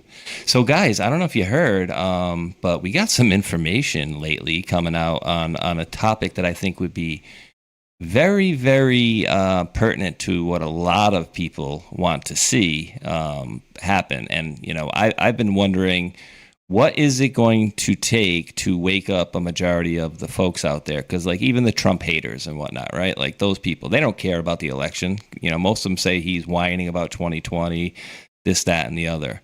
But would the COVID-19 stuff, would that be it? would that do it? So let's start off with a little clip here. Ron Johnson here. All right, let's get you a little louder here. Peter Daszak, he knew about the labs in China, so he was fully aware of this. I think Up to 60% off list at the Holiday Deals Week at Slumberland Furniture. Check out our 5 Lazy Boy recliners for just $4.99 each. A great deal. Get this sofa for just $3.99 and add on the chair for just $99. Get this giant Ashley sectional for just $12.88. A ceiling mattress starting at just $4.99. Pay no interest for up to 60 months on select purchases with approved credit. What a sale. The Holiday Deals Week at Slumberland. it knocks out your kidney. So just about everything he did leading up to the creation of the coronavirus, his funding of the research that I think resulted in it, the devastating impact in the shutdowns, masking. You ever see a little child wear a mask and yet they had to wear those masks, set back their learning? I mean, the devastation of our response, our miserably failed response, largely falls on the shoulders of Anthony Fauci and the lies he told and his hubris. Yeah, Senator. Abso-freaking-lutely. And then it comes down to, well, what did they know and when did they know it, right? When did they know it? Fauci is a typical cog in the machine. He doesn't think of the ramifications of past agreements and therefore actions. He's not thinking of what he contracted to do with COVID. All he's thinking is, well, I'm following orders. I'm in my position. You said you protect me. Well, that's not going to happen. No, they're going to sacrifice you like they would a piece of expended paper. Paper that, go ahead, bro. Yeah, I work COVID-19, under the National Security Council, and in the very beginning of it, and he had a lot of contracts with a lot of these companies in the very beginning. And so to add on to what we're saying, the other thing that he's thinking about is the dollar sign. All that money that he made. I mean, he made billions of dollars on all. And this is the way it is, and I'm going to be okay because they're going to protect me. Well, no, Fauci, they're not, because they're going to have to defend their position soon enough. Correct. And you were working at it from a level that, you've made that quite, when we had another thing we were dealing with, you told me a lot about what you were doing. And I was dealing with it from, okay, who are the main players over there sitting behind documents, business fronts, frauds that are perpetuating this thing? And you'll find, people are going to find out in history that Stefan Halper, our Benedict Arnold of the last 40 years, 50 years, was up in it, the professor. You're going to find that a lot of names are involved in it, all the way from Purebright Institute on left, right, slightly above, and way below. And if Fauci doesn't think they're going to sacrifice him to keep the limelight off them, which has been the typical play, it won't play out typically this time. I'll leave it at that. Right. And even, and some of or not some, but it was the weekly, you could say that it was the weekly end of the week meetings that we would have. And on those video meetings that we would all attend, there would be hedge fund managers, or not, I mean, they're above managers, but, hedge fund people from Wall Street in these meetings, in National Security Council meetings, under the National Intelligence Council, when we're giving all the medical intelligence data, sharing it, giving the synopsis on everything, the briefings. It was a shock to me, why are Wall Street people in these meetings? Oh, you can't have the economy turned down. Yeah, in the beginning, it made no sense to me. And, where we're at, in our time frame now, it absolutely makes perfect sense to why they were in those meetings. Pharmaceutical industry and other. Yeah, and they were profiteering on the stock market, especially when they came out with their so-called vaccines, which, they put in, the the vaccine companies, came out with, like Johnson and Johnson and all the other ones. They started profiteering on that. And so they were look deeper into USAID also as well for that money trail related to this topic, especially under the guise of Moderna, because Moderna leads back to whom? Soros. Yeah, and also BioNTech too. Yep.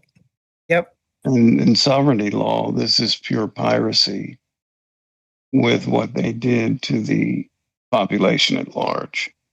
It's piracy. And they engage in it all the time. Absolutely. Mr. Halper was part of COVID too, huh? That's interesting. You'll find him and a number of others, usual suspects. Yeah, up in this. Anything that is of a global or multinational magnitude, you're going to find certain players in there every time if they're still alive and functioning. And he's definitely he's one of them. He's definitely one of them because he was and the guy. The name was there. The name was there many times. He was the guy that pushed the with Christopher Steele over there, and they tried to get assets to go after George Papadopoulos, I believe. He sent a couple of women over there as well. Armando, did you want to say something? I know that when he mentioned the bankers, you were pointing. I don't know if you wanted to add it or you got it. He got the thought through. It's the same usual suspects, guys. Everybody here in the audience knows it. On the table here, they all know it. You follow the money, man. I'm telling you, follow the money. It's the same usual suspects. In my opinion, and this is just my opinion, for whatever reason, I think Fauci's going to walk the same way Obama did, the same way Hillary did, and stuff like that. That's just my opinion. I could be wrong, and I don't want to see him walk, but it wouldn't surprise me if he does. Eesh, yeah, you might have some. If it meant getting higher level players in the quiet, in the shadows, from the black nobility level to their lateral. I know this would be hard for people to understand, but it would be worth the trade-off. Would people know those people's names? Well, eventually, yes. Eventually. You will.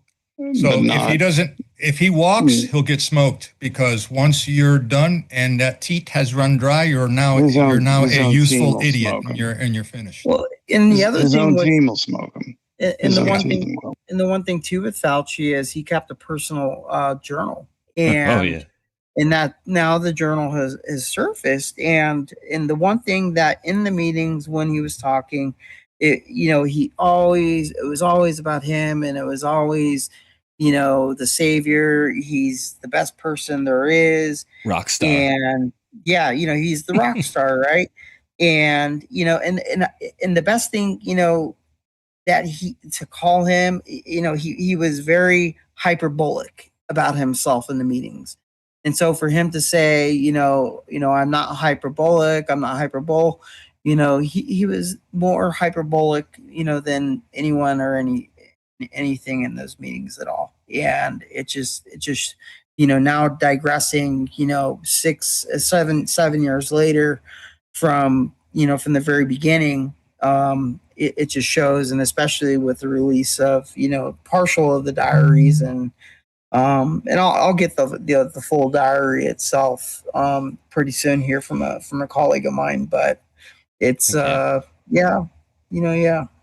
Hey, Space Shot, if you go back to that previous screen you had up there where it showed a certain paragraph, that one right there, he knew about this. That's from his diary. He knew about this since... Carlos, Total Wireless here. We want to do an ad with you. Me? Why? Because you're streaming 3 games at the same time. Quiniela.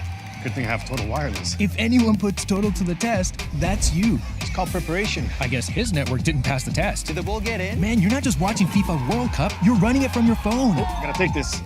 Hey! Who's talking to? My parents. And Total. Real life needs real unlimited. Unlimited premium 5G, unlimited calling to Mexico, and 4 free 5G phones. Total Wireless.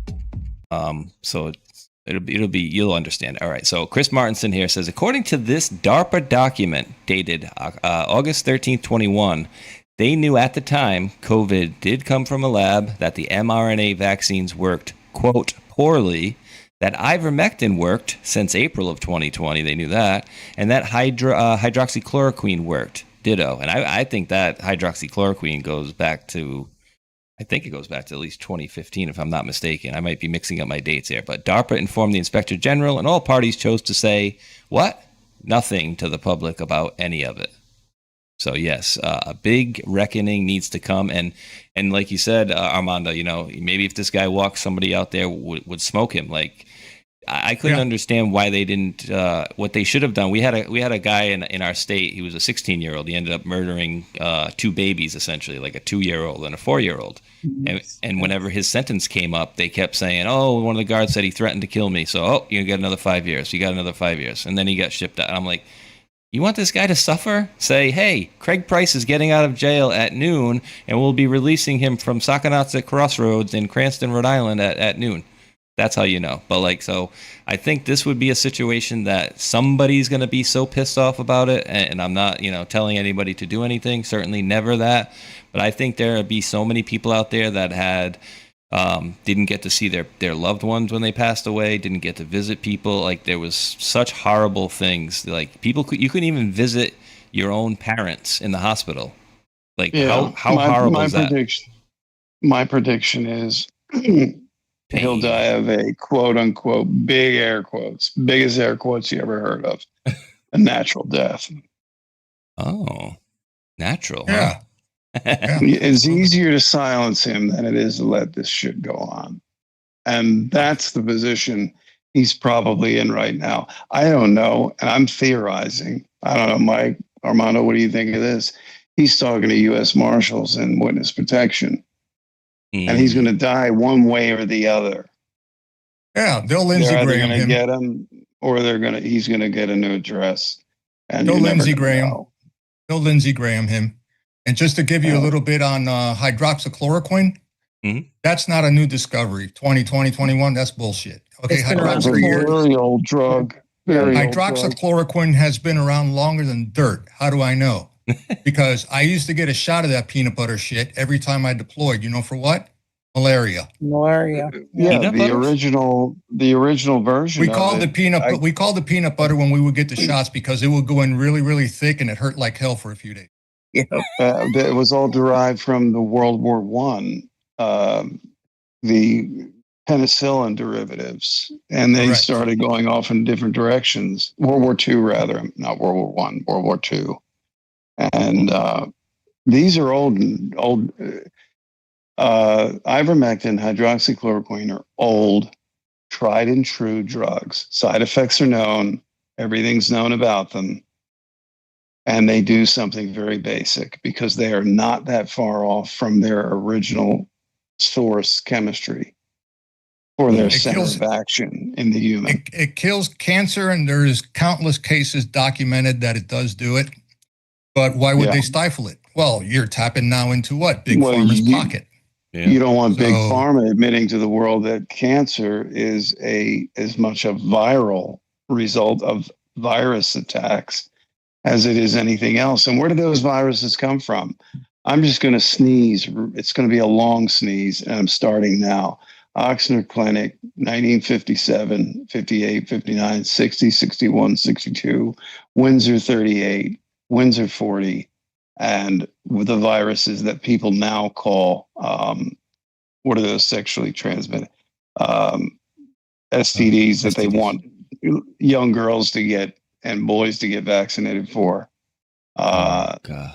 All of these came out of these labs that had no real code of personal protection or protection from it escaping the lab. They were in literally row homes in the suburbs of New Orleans, Metairie, outside Metairie, Old Metairie, and that area.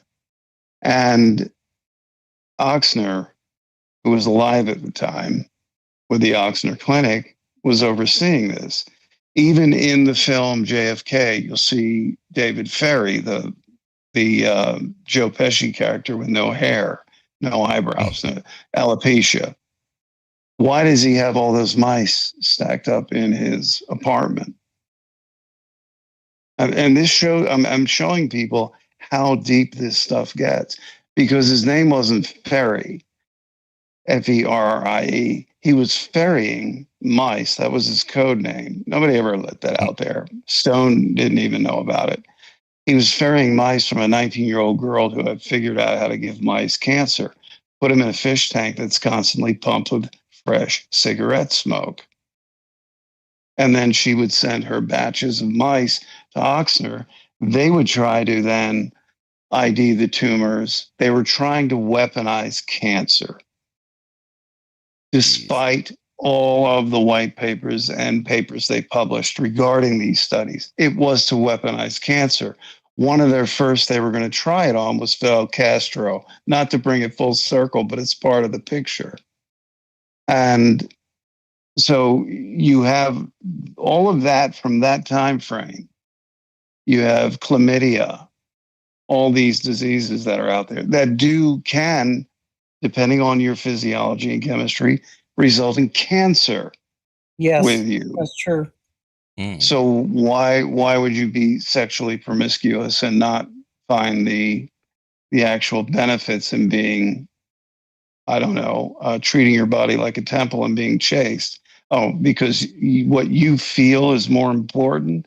Well, you're part of the problem, spreading all of these low-level STDs that turn into cancer within the human body. Most of the time, cancer went from unheard of in children in the 1930s to 1 in 5 for women, 1 in 3 for men because of their lifestyle, stress, industrial exposure, etc. Fast forward that up to today, it's now 1 in 2 to 1 in 3 for both men and women, and it's 1 in 4 for children. Not very good. There is a traceable, real history to these pathogens and their creation, because what they were doing with these, and I'll leave it at this, what they were doing with these tumors that this young lady was able, and why she was doing it at the age of 19, why she was being supported and paid to do it at the age of 19 out of Florida, was because her grandmother died of cancer and she wanted to find a cure for cancer. And she felt, a brilliant young lady, felt that if she had specimens with cancer, she could then experiment on them, which would be mice.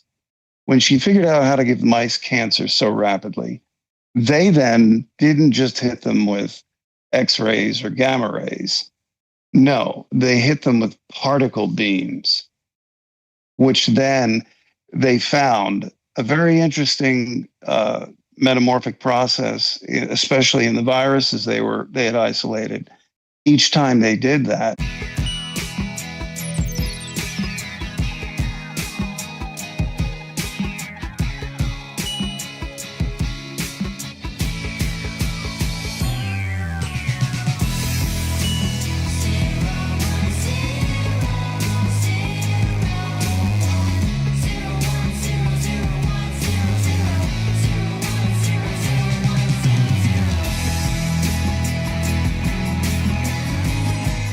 cancer rates to what they are today. That is the reality of cancer.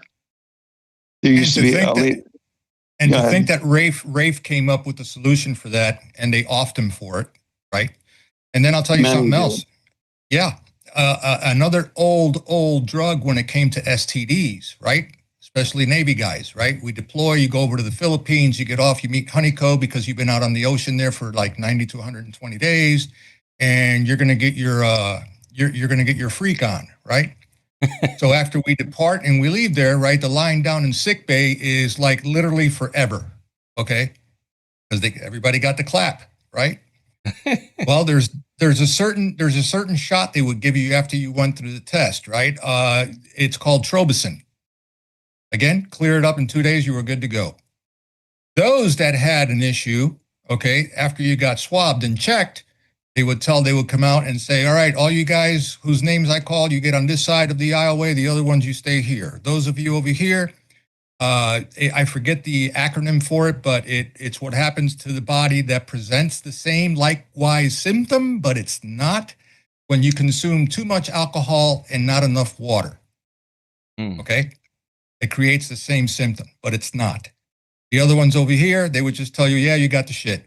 So you know what it was, right? So you go in, shot of Atrobicin, took care of you. Why are they not using that today? It works probably. Too effective, Yeah, right? you're right. It works. Period. Wow, that's crazy. Well, Ghost, you had mentioned, I don't know what you're talking about. You did. I can roll the tape back. No, I'm just kidding.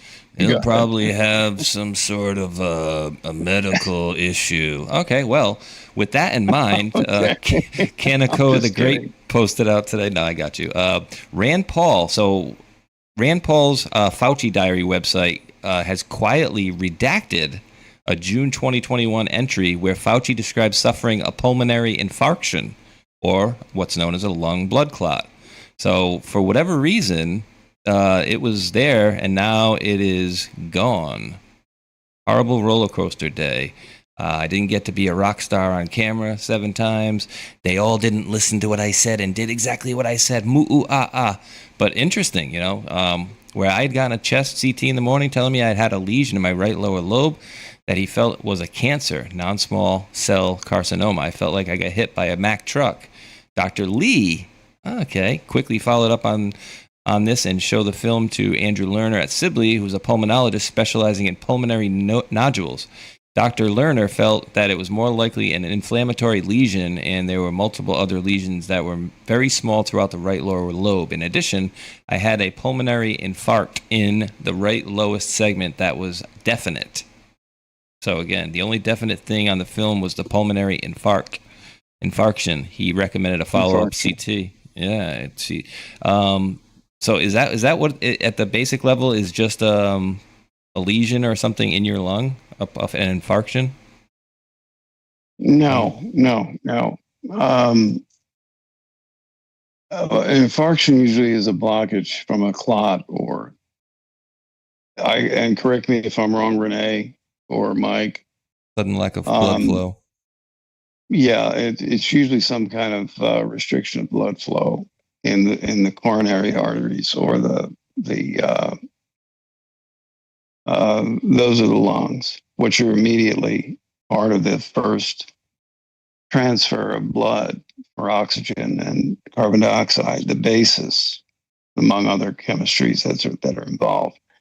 I'm not a doctor, so I can't expound upon the details. I'm just saying, from my understanding, that means some type of blockage. Now, what do you in make the of pulmonary this, systems? That they removed it? Because one thing we know, the internet is forever, right? So once it's on the internet, people can delete it, but we're looking at it right here clearly, right? So even if they were going to redact it, somebody's going to have a copy of it out here. But why bother even? Some people theorize maybe Fauci's lawyers, reached out to the House or whoever, or Rand Paul or whoever released that specific stuff. But again, why? Why make a big deal out of it? I don't know. I just thought it was weird. But I wouldn't rest upon Rand Paul to bring justice to anything. No. All right. Rand Paul is a good talker. He's a good razor line walker. He'll always fall on the right side. But you notice what's attached to his name as opposed to his father. Nothing real ever gets said or ever gets fucking done. With all due respect, Senator, you don't know what you're talking about, okay? With all due respect. Exactly. You can't just say with all due respect and then say whatever you want. You certainly can. Well, yeah, you can. Because if I were to say with all due respect, it would have zero fucking respect at all in it. It would be with all due respect, but I'm not telling you how much I'm giving you, which is less than zero. Speak your mind, sir, and let's get the truth out. Because I think Rand Paul is basically he's got stuck in some role of let's say not peacemaker, but proper information transfer from one table to another. And I'll leave it at that. this is just, of course, my humble opinion. I'm not meaning to besmirch anyone's, public persona or slander anyone. However, the record speaks for itself. He does a lot of good talking. Not a lot gets done. Yeah, unfortunately, that seems to be the pattern with a lot of these folks. He is his father's son, but he's not cut from the same cloth. Gotcha. I'll just leave it at that. I gotcha. Now, this guy Fauci here, right? I'm going to play maybe, 30 seconds of it or so, and I'm sure people have seen this before. But again, everybody, not all of us, of course, but a lot of these other schmucks out there, whether they were faking it or not, they were, treating him like he was the best thing since sliced bread. Fauci, God Fauci, essentially is how they treated him. But there was one man who definitely didn't hold any punches about what he thought about Mr. Fauci here, and his name is Kary Mullis, and he has passed away. And by the way, this guy, I guess, this doctor here had scrubbed this video, or had to copy it essentially, because they've scrubbed it and they were removing it on X back in the day. So they didn't want this stuff out, which is they don't want anybody second guessing Mr. Fauci and what he had to say out there. Let's see. Here we go. What is it? What is it about humanity that wants to go to all the details and stuff and listen? These guys like Fauci get up there and start talking. He doesn't know anything really about anything, and I'd say that to his face. Nothing. The man thinks you can take a blood sample and stick it in an electron microscope, and if it's got a virus in there, you'll know it. He doesn't understand electron microscopy, and he doesn't understand medicine. He should not be in a position like he's in. Most of those guys up there on the top are just total administrative people, and they don't know anything about what's going on the bottom. Those guys have got an agenda, which is not what we would like them to have, being that we pay for them to take care of our health in some way. They've got a personal kind of agenda. They make up their own rules as they go. They change them when they want to, and they smugly, like Tony Fauci, does not mind going on television in front of the people who pay his salary and lie directly into the camera. You can't. He doesn't mind. Did you know Ashley has Nectar mattresses starting at $649? This 5-layer Nectar mattress helps you sleep cooler and more comfortably with contouring memory foam that helps relieve pressure on your back and hips. Shop Nectar mattresses starting at $649 in-store or online at Ashley. Ever. At the Nationals there? Oh, boy. But yeah, Kary Mullis had a lot of disdain for Dr. Fauci there. And, I'm just wondering, if he says he didn't deserve the job, when did he? Who put him up there? You know what I mean? That's what I'm wondering. Whatever happened to that guy Redfield? Dr. Robert Redfield, wasn't he? Yeah. Wasn't he cooperating at one point? He was Fauci's numero uno. Whatever happened to him? Yeah, I have not seen him or Burks in a while. Very good, very good question. That means, look, if they're cooperating, you ain't hearing nothing. They just disappeared. That's how it usually goes. Here's the gentleman you're talking about here. Ding. Dr. Robert Redfield. Declassified information shows in September of 2019, there are 3 highly irregular events that happened at the Wuhan Institute of Virology. Oh, that's an interesting thing. They deleted the sequences. So it's September of 2019. One, they deleted the sequences, highly irregular, and researchers usually don't do that. 2, they changed the command and control of the lab from civilian control to military control, which is highly unusual.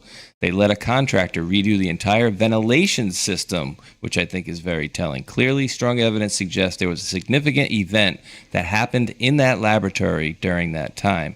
And guys, I don't know about, facilities and biohazards and biosafety and how they do this, that, and the other. Maybe Mike, if you were on the team there, you would know more about this. But I'm just going off of memory here, and they were essentially saying the level of safety security they had there was essentially equal to a dentist's office.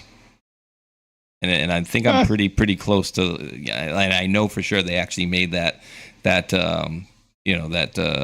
example or whatever. Why would you care if the disease truly didn't originate from your lab?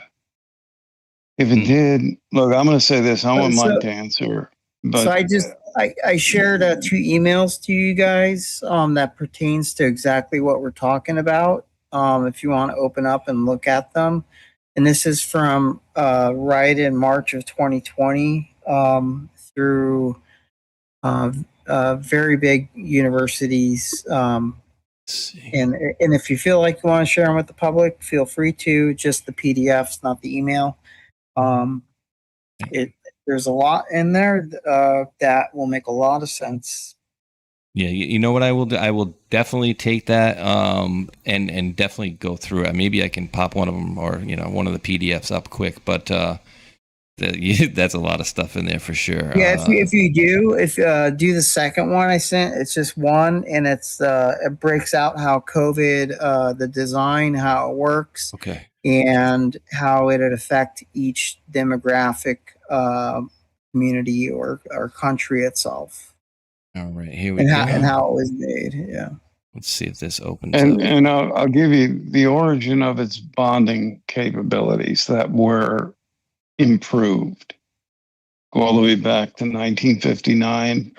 Prior to that, the 1918 Spanish flu. And I've said this on broadcast before.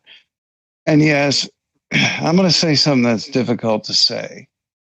But if we're going to be honest about how things have been handled and why a government malfunctions the way it does, and I'm not being negative in saying malfunctions the way it does, is this pathogen made its way through civilian contractors, Fort Detrick, made its way into Canada, made its way to China.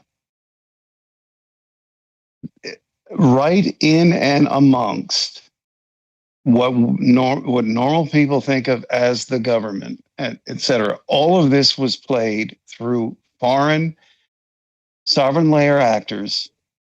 All of this was stroked and played along from 97 when it was reignited into 2008, 7, 8, 9, 10, and 11. And you saw swine flu, for example, H1N1, I think was its designation. None of this is short term. None of it. Now you say, well, how could the government do it? It's not the government. Stop thinking of the government as one thing. It is 1,000 things with everyone that you are and everyone that you know that makes it up. So it's not the government's fault per se. It was the allowance of foreign agendas long term to work through our government, the Canadian government, the Chinese government, and 2 others actually. Caveat. Okay. How Caveat do you moment. get it? Go ahead. Cuban intelligence. I'm sure they were up in there somewhere. There's no doubt in my mind that Positively. somewhere, somehow they had knowledge or were a participant or a facilitator. Especially with Canada. Oh, yeah. I see where you're going with that. Yeah. But what I'm saying is, it's like the anti-Semitic problem. Oh, if you say this, even though you're not anti-Semitic in any stretch or any way, shape, or form, and you say this, and it's a fact of history, you get labeled that because of the predominant narrative that's been pumped into everyone's heads. That too easily is a default position rather than thinking. So if you can't blame the government per se for what happened, even though facilities were definitely used for the development of this, and even though facilities were definitely, because the people are compartmentalized even in those facilities and the facilities within the facilities. So they don't know. They think they're doing their patriotic duty. And this is the hardest thing that's been to convey to people, that through best intentions of all human beings, regardless of your position, inside, outside government, what you do if you are employed by government or contractors that are making their bones on government money. Everyone is so compartmentalized. When it comes time to trace these things, yes, it can be traced, but you have to get people willing to say, yes, I witnessed this that you're saying, even though I don't know what it means. Because what you're saying that they don't know what means, but they witnessed it, is another facet of how this gets funneled through the very conduits that we trust to bring safety, to bring common sense, all the way up to the level of bringing common sense to the world. So understand, the enemy within is within everything. And this is a perfect example of how you have to specifically define who did what, why, what organizations, and then find those in those organizations who had signatory or monetary involvement. That's all that matters, signatory or monetary. And they go hand in hand, mind you. And you can find the genesis of this. It's already known. I know it has to be known. So I tell her Liberty Mutual's car insurance has great coverage and savings. Nice one, Liberty Bibberty. Yikes. Dab, you got a dab. Great coverage, great savings. Liberty, liberty, liberty. Liberty. World. This is yet another doorway. You can poo-poo what I'm saying all you want, but if you're not in the mix of things in certain ways, in certain times and places, you don't understand the difficulty of this. The difficulty encompasses everything from getting other aspects and individuals to put their word and their lives on the line so that the truth, even though ugly as it is understood and not used as a political weapon. And that's what I don't want to see come from this. Political weapons. I want to see the truth come out as a weapon against all that did what it did with COVID alone, let alone several pathogens prior that most people aren't pissed off enough about because they don't know about it. Yeah. And would you agree also, Ghost, based on what you just said right now, that between all of those layers of, yeah, I worked on that project, but I didn't know anything about it because I signed an NDA, but I have an idea, but I can't talk about it, right? There were layers of muscle in between those two, just in case you got a little frisky. Oh, yeah. You know what I mean? Yeah. You would all of a sudden have a car accident or got hit by a garbage truck or something like that. Or a Bye-bye. visit that you wouldn't talk about. Exactly. Ooh. And this is how, it's not just this country, it's the world. It's how it It's works. the world. It's the world. Yep. And the deep state. Exactly. Deep state. Exactly. And I know there are very good people in SES, but I'm still going to throw SES into that same basket because as a concept, its best nature, hey, awesome, should work. Wasn't meant for that. Was never used for that. And only good people got caught up in areas where they don't talk about it, they don't ask questions, or they don't want to. And I don't blame them. However, we have systemic structures that are relatively new, historically speaking, that really need to be dissected, questioned, and maybe dissected and left apart forever. And that's just where I'm coming from with all this, that all this was known years before late 2019. There were those of us early 2019, mid 2019, who were saying it's coming. They're going to do a pathogen. What type? A simple straightaway, binary, trinary, quaternary. Well, in the beginning, they first tried to use MERS, and so I think it was 2012 through 2016. China had the outbreak of SARS, and then there was the outbreak of MERS, and then those didn't work to their effect, and then COVID-19 came into effect. And what Space Shot had up on the screen, if you look at that file that I had shared with them, it breaks down everything in the very beginning, from the abstract introduction and to what is more important, to actually how the maximum likelihood or gain of function in genealogy, which is shown in the evolution of 2019 COVID-19, which there's a map. If you keep going down right there, and then we ended up doing 3D modeling, and there's a lot more to it with 3D modeling. We did amino acid sequencing. That's the amino acid sequencing right there. And then below the amino acid sequencing, we looked into and basically pulled apart the virus's glycoprotein and wanted to find the alignment, in which you can go down to the motifs. That's another, there you go.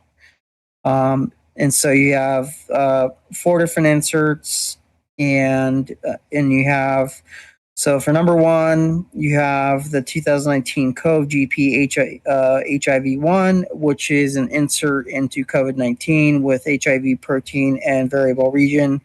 The variable region would be with this next to it, the country and subtype, which would be the GPT 120 V4 version 4. Thailand, CRF01-AE, and then your number of polar residues, total charge, and your PI value.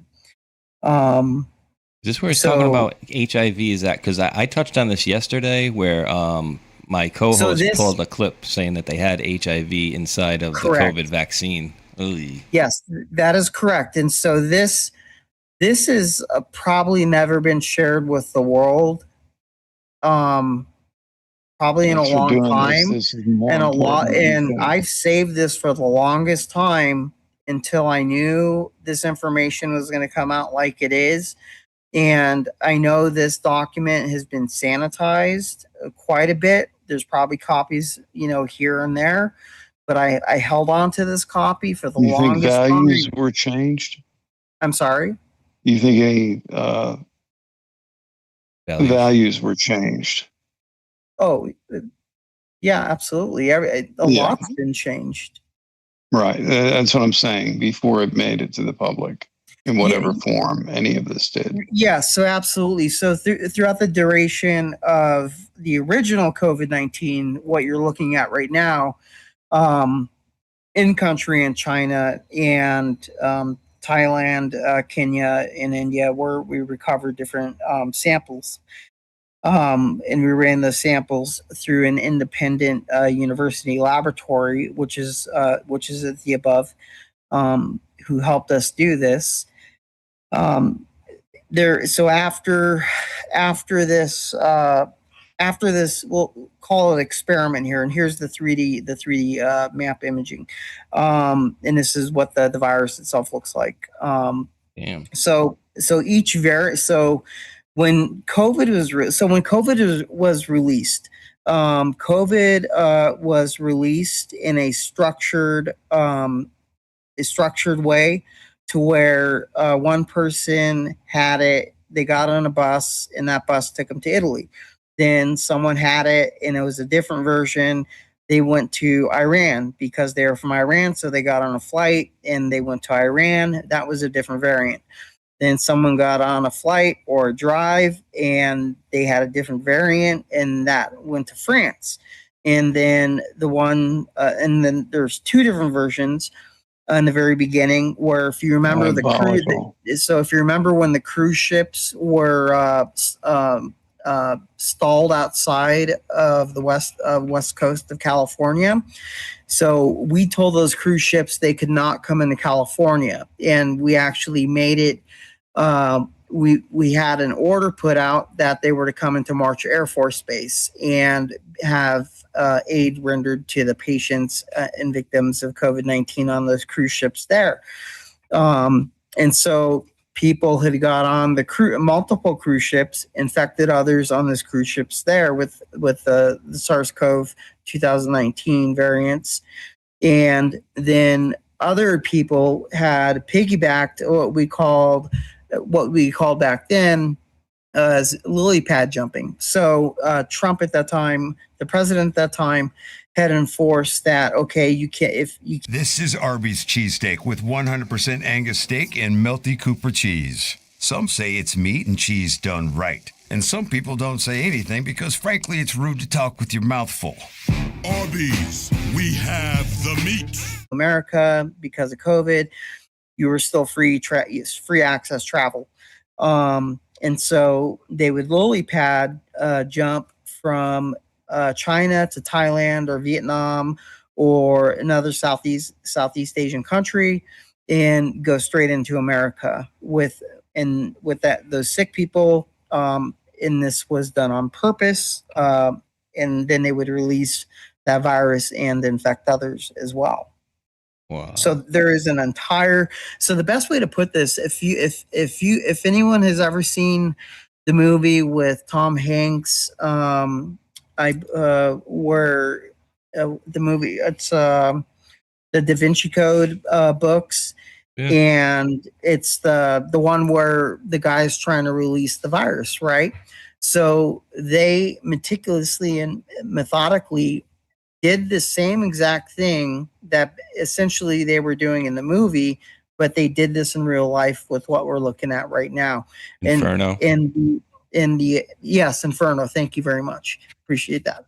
So the evolutionary release of 2019 in COVE, it was the very beginning of the first SARS-CoV-2 and then it wound up just being spread, and then different variants were released, and so that's why you saw different countries like Italy, Iran, France get hit so hard, because each of the COVID-19 variants were indicative to their population and to their country alone. It wasn't the same. It wasn't the same worldwide. So each country had its own variation of its own COVID-19. Wow. Now, dude, I got a question for you because this is wild. One of my, actually, I got two buddies that did a lot of really good research on this stuff, but one of them, and I think there's something to it. Did you guys ever look into 5G and any mixing with any of this stuff that may have been something to kick it off? Yeah. So within the virus itself, there is nanoparticles, and there is something called graphene oxide, and the graphene oxide and the nanoparticles were used in conjunction together. And with 5G, the 5G became the weaponization agent to the operator being COVID. Boom. And I'm dude, I thank you for that, dude, because early on he had noted, and this was back when he was PWD Oathkeeper, I think. So he basically noted that the first cases that we had, I believe they were out of Seattle, Washington area, but there were specifically Huawei 5G towers in that area. Also, those cruise lines that were off the coast, and we had a bunch of them, over the years there, but also Huawei 5G. I think Italy was also Huawei 5G. And some of the more, harder hit countries had that Huawei 5G in it. So I was like, dude, it makes too much sense not to be. When you saw the smuggled videos of, say, a Chinese businessman, middle-aged, standing on a corner looking at his phone, then dropping over dead, that was a test of that system. Oh, yeah. Yeah. Because personally, myself, I would witness people like we're talking right now in front of me, and dropped dead within a second. And that was it. That's how fast it acted. China especially hit hard. Iran especially hit hard. Italy especially hit hard. There's a whole host of countries I could go through, but absolutely what you're talking about it's dead on. Because at certain frequencies, well, I'm going to leave it with this, at certain frequencies and at certain energy levels and certain distances from certain types of, and I know it's certain, because it all is specific, certain types of broadcast tower equipment, such as antennas. Antennas are all based on basic physics and math equations, very simple to understand once you understand the basics. However, where the connection comes in is that certain nanotechnologies are enacted under a certain frequency range and wattage. And not only that, but a phasing of frequencies. You're talking about dealing with machines that are on the atomic level, that are made of atoms and molecules. So there is a resonance to every element out there, and every combination of elements is its own resonance. And there are hundreds of millions of them. It goes beyond that, even if you take into all that we have not yet quantified. The system was being put out there. There were voices saying it over the years. Yeah, the 6G equipment, blah, blah, blah, et cetera. It's at 6.96 Gs that you've got a reaction with certain biogels. 6.7 to 6.99, in that range, you have the activation of actual, let's say, well, let's go back to, because this is essentially what they are, nanobots. Now, those nanobots can enter your body in any number of ways. Direct injection is the easiest and most efficient and most numerical in force. Others would be air, food, water, etc. This technology has been around for a long time. Yeah, and this, when we were looking under in 2000 into 2022 to 23, when I phased out in 23, so we were looking under electron microscopes and some of the different variants. And I have videos of this, and I'll share it with you guys. Is that you could see the virus come in, and it would replicate what a red blood cell would look like, and then it would attack the red blood cell, mimic the red blood cell, and then destroy it within itself. Kind of, and when the red blood cell would be destroyed, it was almost like the red blood cell. Well, what it looks like through the video I'll share with you guys is the red blood cell just explodes after being taken over, and so there's. And what's one of the chemicals released first that I learned through test results being botched? Potassium. What does potassium do? Stops your heart in high levels. Yes, yeah, in high levels, yes. Wow. Let's not also forget the little tidbit here too. Okay, the graphene oxide, okay, in the shot, okay, was one thing, but you also had graphene oxide in the swabs that they used at the hospital when you went in to verify that you had it. Yeah, the nasal swabs. Yeah, where did those long ass Q-tips that would hurt your brain? How do I know? Because I had it done to me. All right, where were they made? China, because I saw it printed on the packaging before they did it. All right. Listen to this travel hack. All right, let me set the scene. You're staying at a hotel. You could have the same exact room and amenities for less money, but you choose to pay more. Ridiculous, right? Let's fix that. With an AARP membership, you can save money and be part of an organization that matters, as AARP advocates for important issues, things like Medicare, Social Security, workplace age discrimination, and caregiving, plus benefits and discounts. Movie screenings? Yep. Cruises? You got it. Amusement parks? You bet. You get access to hundreds of benefits you can use every single day. It's kind of ridiculous how good this membership is. Just $15 your first year with automatic renewal. Join today. You know that numbing shot they give you when you go in for a deep cleaning, or as they call it, a deep prophy? Okay? There's allegations out there that state that they also have that 5G component with the nanobot stuff in it. Right, and so I'd be wary of everything. So within right the now. investigation itself, near the end, until I finished up and moved on, I had found out, and I'll share this publicly now, since everything else is out, is that they actively had put, let's just say, I'm going to keep it simple, that they had put the vaccine in your public water supply. They'd put it in manufactured water bottles. So even if you did not want to get the vaccine, you were going to get it one way or another. And there's so many different ways that they were distributing this. Another way is that they would think of chemtrails, right?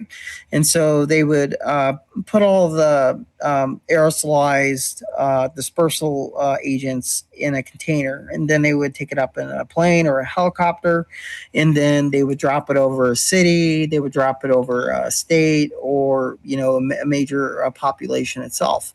To where an example being where a lot of people did not want to get the vaccine and were doing a lot of protest against it was Newport Beach, California, Huntington Beach, California. And so what they would do is they would take drones at the time, or helicopters or planes, and they would disperse the dispersal agent, aerosol agent, all across, and you wouldn't be able to see it. It's not like normal chemtrails that you would see, but it would come raining down on No the smell, no population. taste. Correct. Yes. Any relation to smart dust? Very Same family. Yeah, Same very family. similar. Okay. Same family. Yeah. Wow.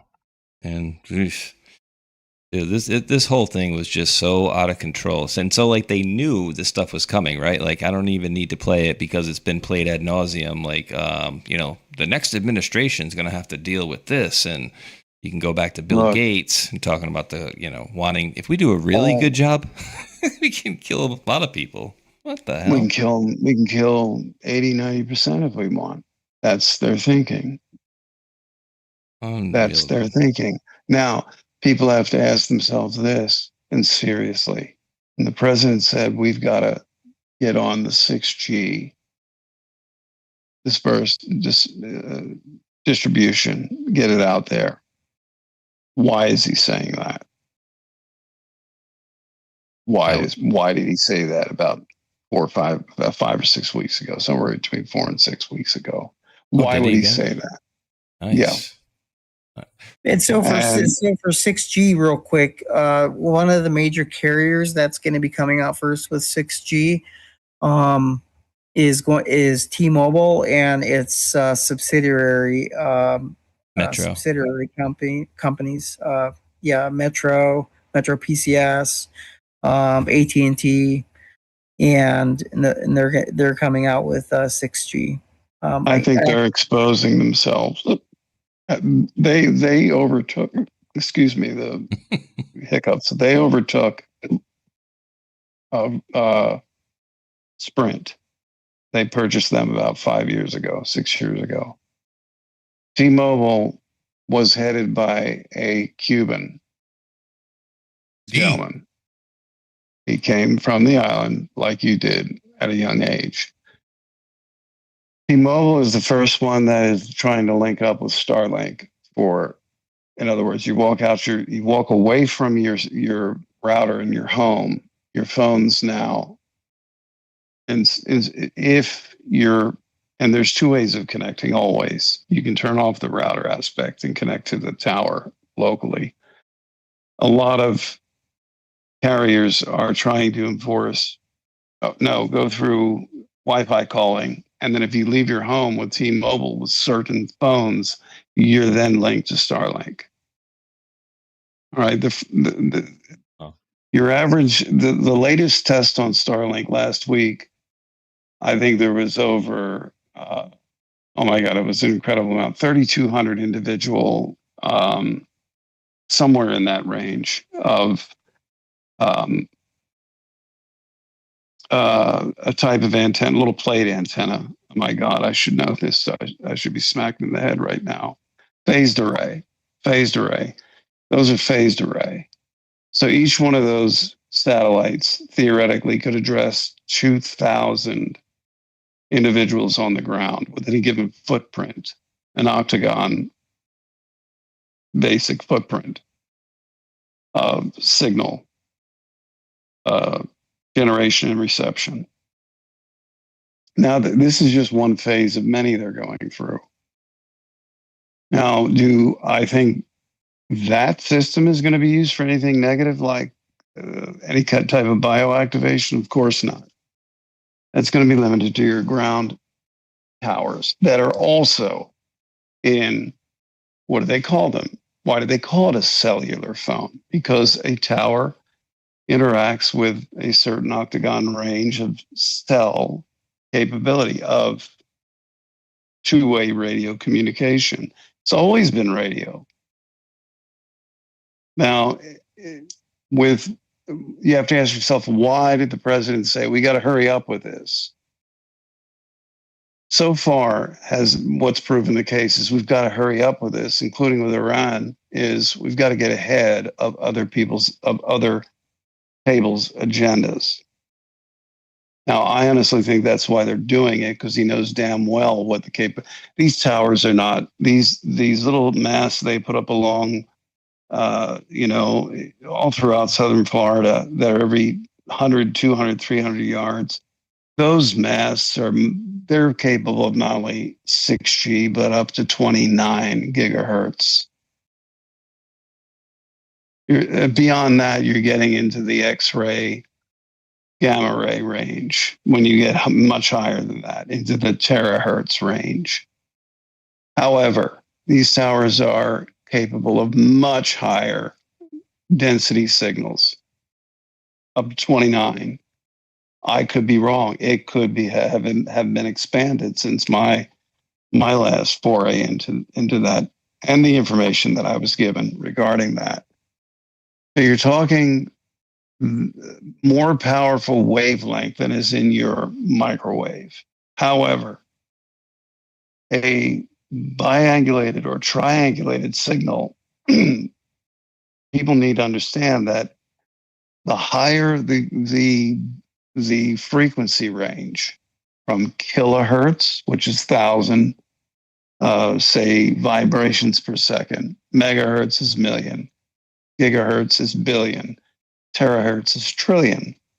Within the gigahertz range, the low gigahertz range, if you were to have a binary intersection, let alone three towers intersect, you're talking about radio waves that travel like a laser beam, the way light travels when it's focused, when it's stimulated emission radiation. It's a whole different concept, but the effect is the same.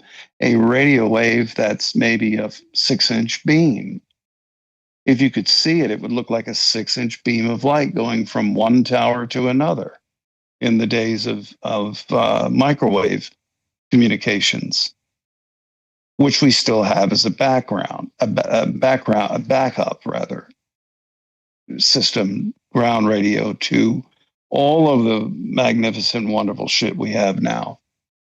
But you can be boiled. That little fist size area within your abdomen, your chest can be boiled, can be brought to a boiling temperature with a crossing of these frequencies and wattage intensities. That's why you could be standing next to someone, Mike, and they drop dead and you didn't. It was as if laser beams were being focused. This is for the audience. I know you understand this. A perfect example of what you're saying is when I was working at Oak Ridge National Laboratory, and I was working with Dr. Amy Eskridge, and she was a victim of exactly what you're talking about. And I have so much evidence of what we had saved from her being victimized from exactly what you're talking about. That obviously I don't want to go into it because there's a federal investigation into it, but absolutely, I've seen this happen to someone right in front of me. Yeah, 2 or 3 beams with a resonance sub and prime frequency, super prime and sub frequency that are slightly, let's say, off in frequency wavelength. When they meet, they create a giant wavelength, which translates to the rapid vibration of water molecules. And what are human beings? 73% of water. So this is what Mike is referring to and what I'm referring to in someone dropping dead right in front of you. These laser beams ascertain their position and then we're trained on them. They're not going to affect you if you're 3 feet. If you're a meter away, they're not going to affect you because they're trained on you. But where they cross in that individual causes a small heating and internal explosion, if you will.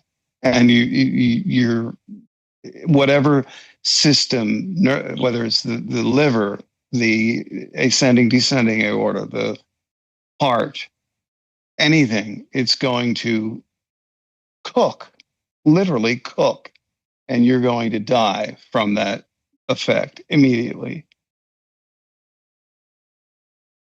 I'll give you a little bit of a tidbit here that's been. But they want everybody. They want everybody worried about Savannah syndrome. That's child's play, and that's been around for 45, 50 years. Hondo? Yeah, a little bit of a tidbit here that's been grossly underreported. So, COVID and Wi-Fi and all that stuff. So when the pandemic hit, the vaccine obviously was implemented in Cuba, right? Now, because of, let's just say, because of underreported cases and the systemic healthcare limitations, the death toll underreportedly was 62,000 on an island of how many millions? Just call it 3. 9. Right? Is it 9 million? Or 3? 9 or 3, doesn't matter. 62,000, right? Unreported.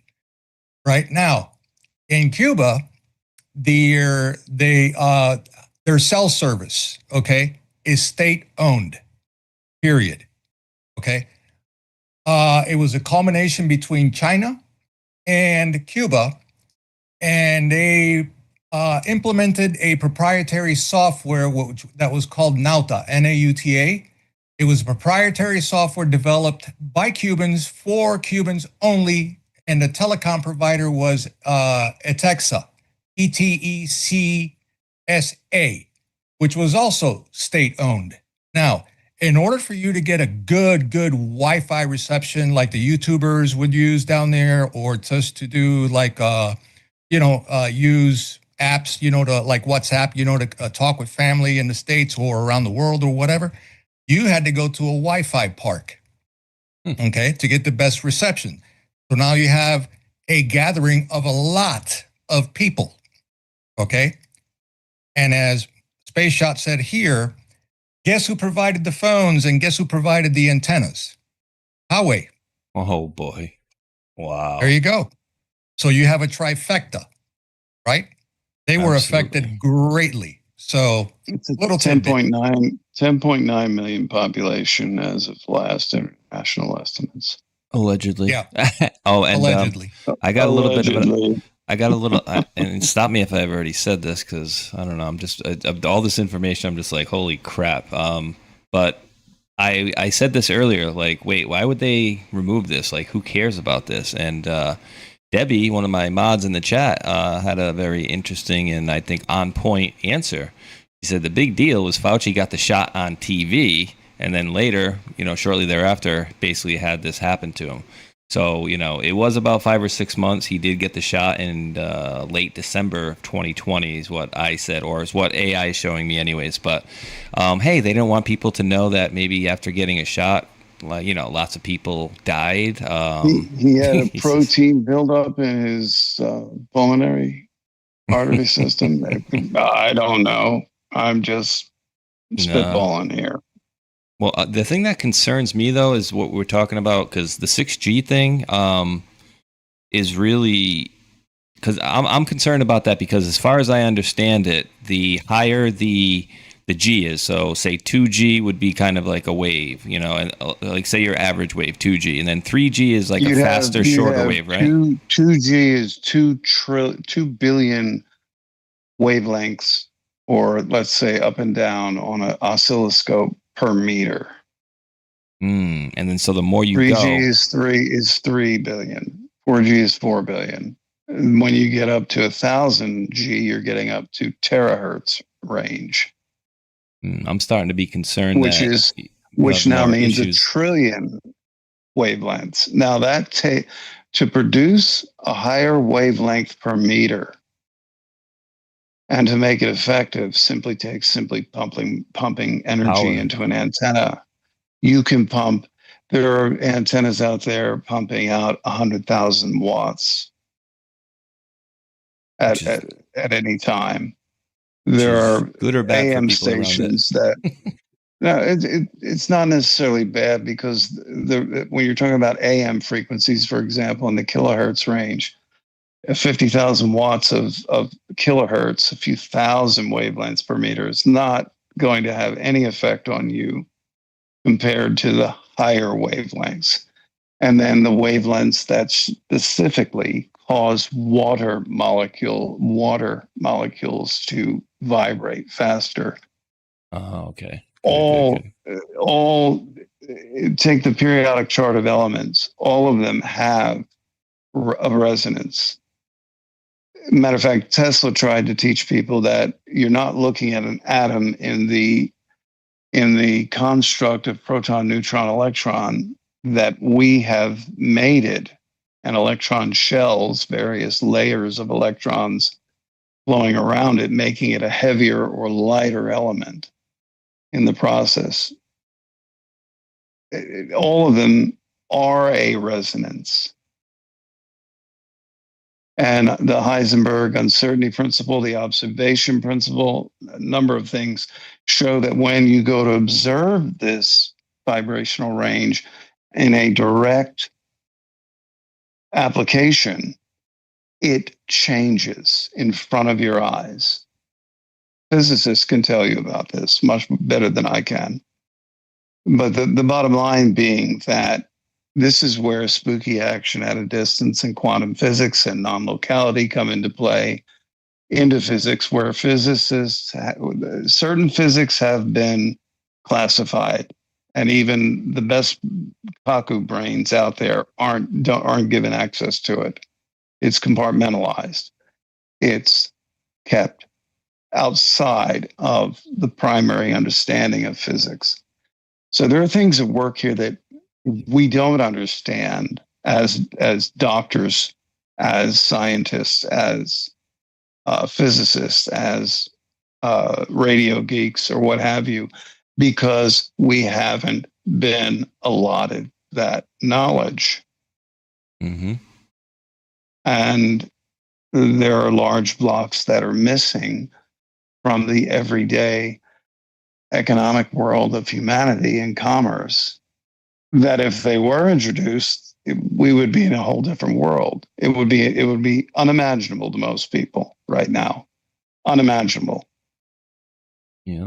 So we're talking about tools being implemented that, number one, it's easy to implement on a mass scale, and it's easy to affect. How many years do you think you're behind the curve in understanding what's really out there, to where you may not even know the difference of manipulation of your own brain as an individual. All of this is real. All of it exists. And all of it's coming down to a battle of what will be allowed and what will not be allowed. But we need to get to a further position of understanding before most of humanity can take part in that. And I fear that the vast majority of humanity won't. I would just love to know, when can and if will medbeds be available to the general public to deal against all these viruses, diseases, and all this shit?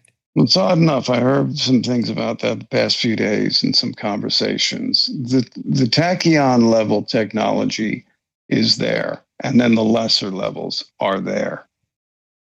To what extent, how, when, and it will be made available, if it's made available, still is left to be seen. Well, however, it's available for tier 1 athletes, and it's available to tier 1 billionaires. Well, tier 1 athletes and billionaires are not getting the full Monty either. They're only getting a limited aspect of it. But to speak any more on it would be stupid right now. Yeah. For a number of reasons. No, I Other agree. than to say that it does exist, that the restructuring of a native code based on your genome can be done. To say that can't be done would be just as stupid as saying, without any evidence whatsoever, any discussions or any knowledge whatsoever, it can't be done. It can. You know why I brought it up? No, the reason why I brought it up, brother, is because of this. I tend to believe that whatever you see that Hollywood puts out in movies that seems so far-fetched, eventually you will see it coming down the line, because they're arrogant enough to fucking tell you about what's happening. So if you go back to preparative and predictive programming, and yeah, you're right. If you go back to the original movie, Stargate, okay, you'll notice when somebody got shot or they got stabbed, they put him inside this sarcophagus-looking thing and they sealed it up, and they went into the solution, and all of a sudden they remove it. It goes through its features. Person comes back to life or is healed. Mm-hmm. Now, isn't that some sort of form of a med bed? Yeah, and I'm going to give you Okay. a series that while I was having difficulty sleeping for 2 nights, I watched. It's called Altered Carbon. Yeah, it's cool. I would recommend that to the whole audience, because if you can wrap your head around that, again, it's Hollywood physics and Hollywood presentation and Hollywood wording. Right. However, there is a very solid reality behind what that is showing you. And the concept, the ancient Irish concept of soul cages, for example, is not as far-fetched as people think. Yeah, it goes up to the archons. The archons controlling it. Yeah, It's probably a little. And those in Genesis who made us in their image. Right. So we could get way off and get in a lot of trouble real quick. That's another show. Yeah. This is what they want to do in the future. So if anybody, and I have seen a few episodes of this, I don't know how many seasons. It looks like 2 seasons now. I've probably only seen 2 or 3 episodes, but it says it's a series based on a novel set in the future where, and remember, this is what these morons want to do now. In the future, where consciousness can be digitized and transferred between bodies, or what they're calling sleeves, making death impertinent for the wealthy. Interesting. Yeah. And I'll tell you what, you guys are talking about tier 1 athletes and actors or whatever getting the med beds, and unfortunately, the people that we've been scrolling on the screen for the last, the last 10 minutes, and they're doing 10 minutes. Yeah. So this has been scrolling for 10 minutes, and they're doing, they're not sitting on every one for like a minute. They're literally doing here's one story, boom, here's another one, right? So they're, for 10 young minutes straight. athlete in their prime. Yeah. I mean, and doesn't so, get any better than that physically in your life. when you're in your prime, and there's nothing you can't do because there's nothing you can't do physically compared to other humans. And then something like this comes along. Well, so what we're watching on screen, I had asked my section chief during the time I was working there on what we were working on with COVID, and the people that were dying. I had asked them, is this a coincidence that people are dying from the vaccines? Is this to give a shortened answer from what my section chief had told me is that no, nothing is a coincidence. Everything is an action, and there's a background. There's a background for that action. That's wild. I mean, somebody made one of these videos, pretty early on in COVID, and it was like 2 minutes. And I don't even think this is the original, person. Somebody ripped this one, I think, and put this one up. But this one's an hour and a half, 1 hour and 36 minutes of, look, just skipping through. Oh, some collapses. Oh, cardiac arrest. Oh, dies at 35. Dies That's after not collapsing. normal. No, it's highly abnormal. And remember, they scared people to go get this shot because if you guys remember, early on, it's kind of like what Mike was describing a little earlier, or maybe Ghost with the convergence of the signals where people just drop or whatever. You remember, like very, very, very early on, they were passing around videos like over in China, a person recording from across the street. How they knew this person was going to collapse, I don't know. But all of a sudden, the person collapses. But then when you do like a little a little slow-mo, you're like, oh, wait, his hands popped up at the last minute. So we were getting reports of people just dropping, and then early reports of, blood coming out of their nose and their ears. And that was like, the first few weeks of the craziness. Yeah. And then, you better go get it. Like, dude, you guys know, like, I'm this tinfoil hat as it gets, right? But because of the ex-wife, now I was, washing friggin' groceries. And then there was a period of time I was fake washing groceries. But, after I realized it's not more than, what it was and what we were dealing with here. But, like, they put a scare into people. And I think that's what they really need to key in on to wake people up. And it looks like that's what they're doing because they're laying everything out on Fauci right now. And it doesn't look like it's going away anytime soon. So more. Fauci's a good point of entry. So take a look at Walgreens. Take a look at Walgreens, for example. Up to a few months ago, locally here to me, you would go through the drive-thru to pick up your prescriptions, right? And they had a huge-ass sign right there. Hey, get your flu shot. And by the way, since you're here, get your COVID-19 shot also as well. Up to about 90 days ago, and they just took those signs down. They're no longer up. I just had that offered along with a pneumonia shot, along with a hepatitis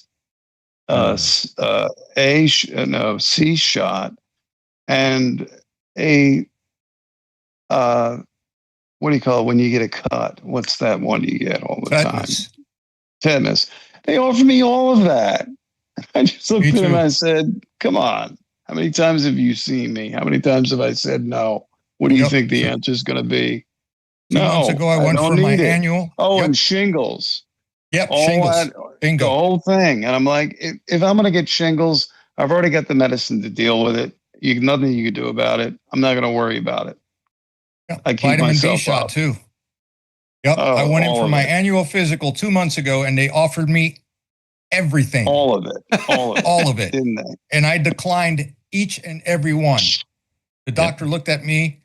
She looked at me with this shit-eating grin on her face, and she goes, "Are you sure?" I go, "Yep, 100% positive." Are you sure? Don't sure, want I'm anything. sure. So one thing I want to add in here too is in China, when we were trying to figure out how many people were dying, through COVID, was we started to use satellites using infrared and FLIR, and we had noticed they were churning old closed down automobile factories and other similar factories and converting them into and the amount of floral and ash displays on the public. So you would have the ash display, but they were converting these factories into very, very large cremation centers. And so all of the bodies that were being picked up of people that had passed away in China would be taken to a lot of these improvised cremation centers. And we were seeing these what you would call a U-Haul truck or a Penske truck, these yellow trucks come in there, and they would pick up. We would have operators on the ground, and it was just containers of someone's ashes. And what was kind of sickening was it finally got to a point with the workers there, is that they would create these ash piles. They would put 2 or 3 people, sometimes 5, into a furnace, let the bodies burn, and then they would scoop out the ashes, put all the ashes into one mass pile, and then 12 hours later, they would have another team come in, and they would take the boxes or an urn if a family members are requesting the body or the ashes from the body, for the family. And unfortunately, what they didn't know is that inside of that urn, 50 different people. There's 50. The Yeah, minimum. exactly. There's 50, 60, 100 different people inside of that urn. And there's so much Disgusting. to this. It's, it's saddening. But yeah, what Ghost was saying is through the satellite imagery, we were able to see exactly what they were doing with the bodies of the people that have expired. And they what were about making, what about spectrographic analysis of emissions from those areas? I'm sure that said everything. That needed to be said. it did pop up, and it did array on there. And we worked. I'll name one company. We worked with Maxar, and what Judd had worked for, we had worked with them as well. And that's how we got a lot of our information to create our reports and create our analysis briefings and everything.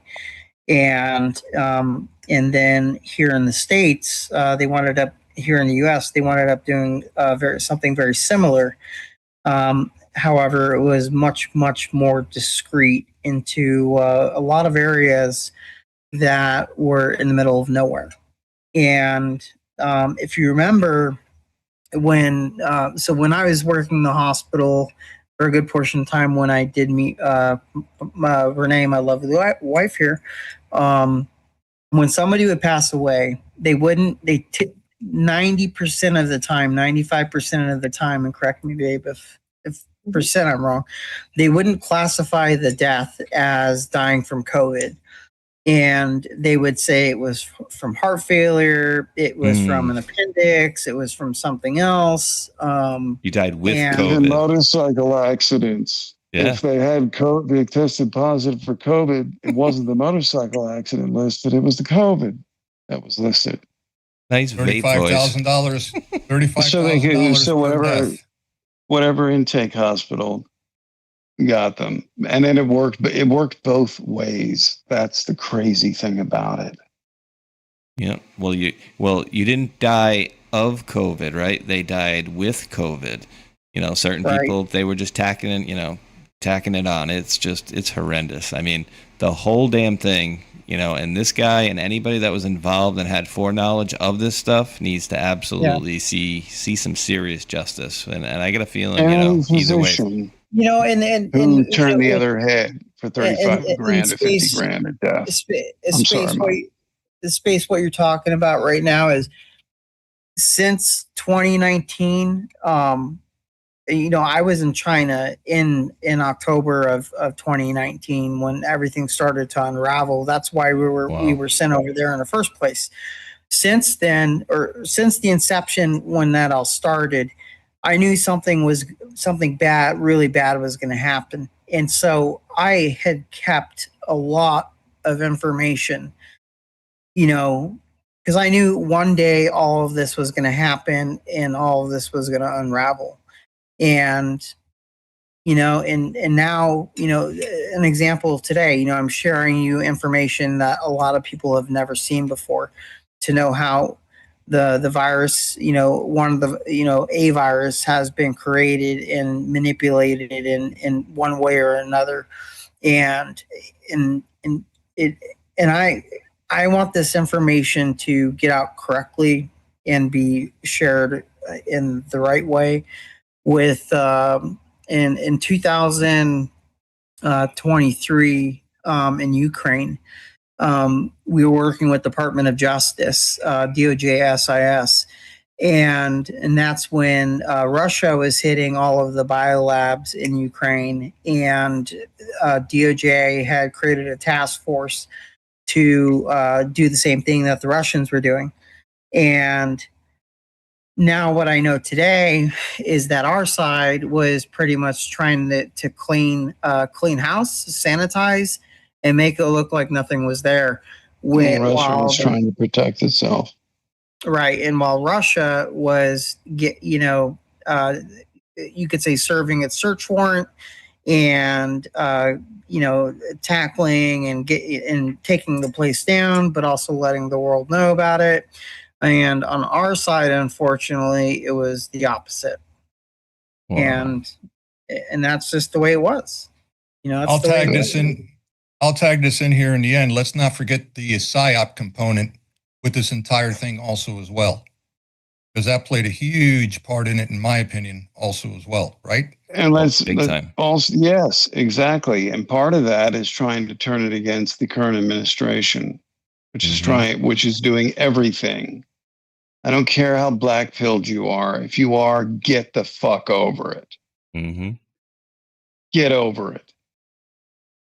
If you don't see what's really happening, it's you and everybody you love and care about who's in the firing line. So get your shit together and start looking at reality. One thing I think where the mission failed thus far doesn't mean ad infinitum or failed eventually at all is mainstream media and shutting their damn mouths. Yeah. Damn it, if you take them from the sovereign layer and you take them to task, you can get their top editorial staff and you can bring them all up on charges of sedition, treason, everything, because they've been a part of it. You have to, no one has, General Flynn wrote his books. Others and myself have commented in those areas before he even wrote the books. So when is someone going to make the claim the United States has been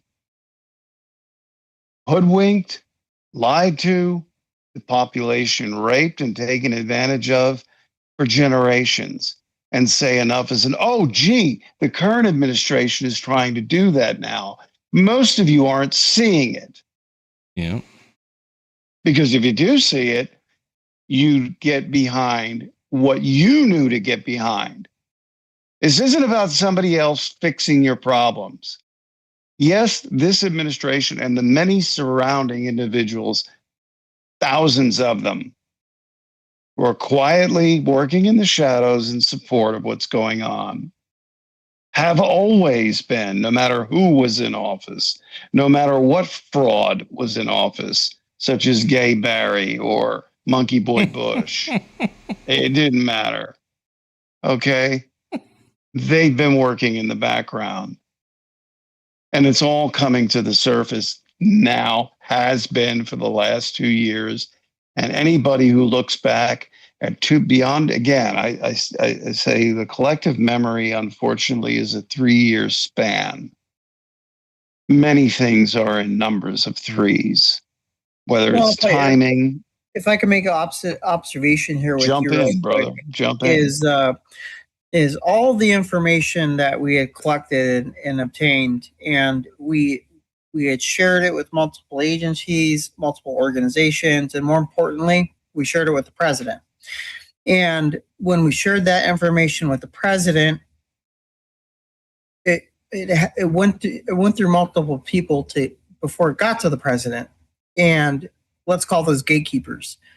And then those gatekeepers withheld or redacted or took out information from the president. Yep. So the president could not act on all of the factual information that was obtained scientifically or medically, and they prevented him from being able to do what he could have done better, unfortunately.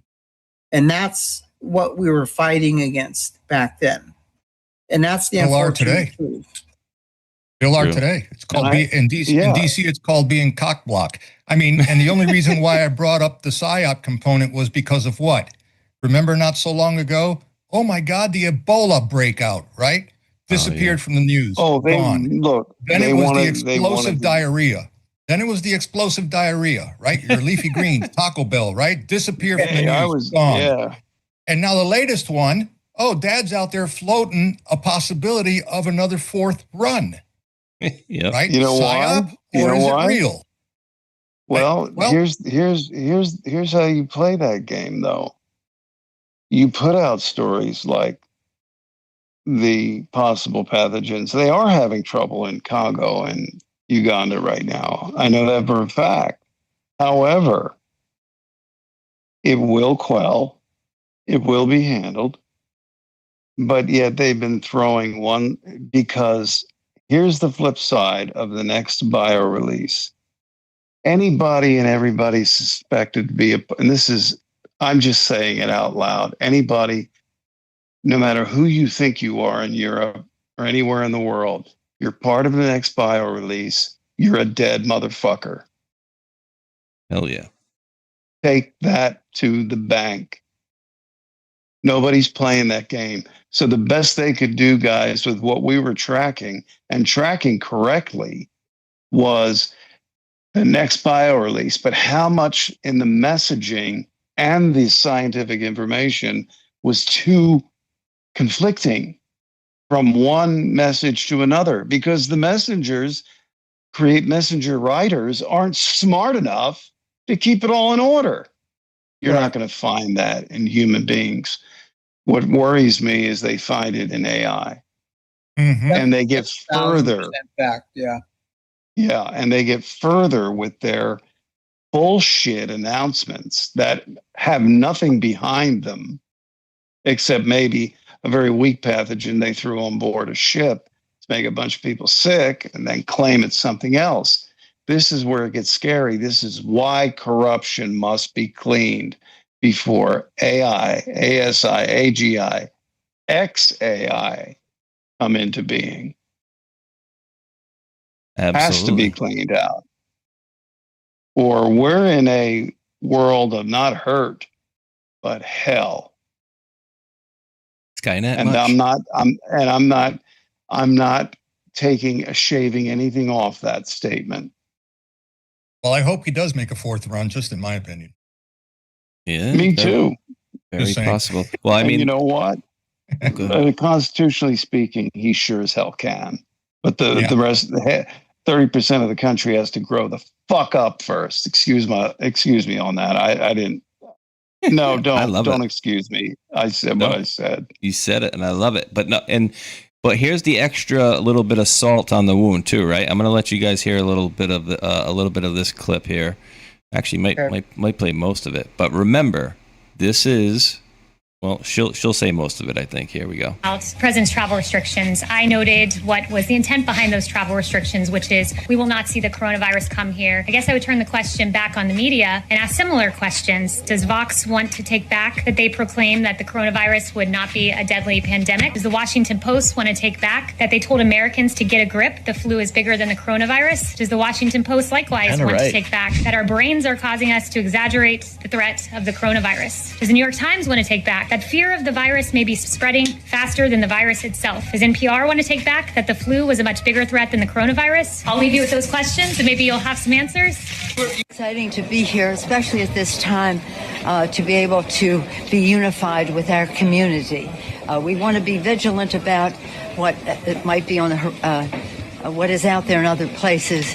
We want to be careful about how we deal with it, but we do want to say to people, come to Chinatown.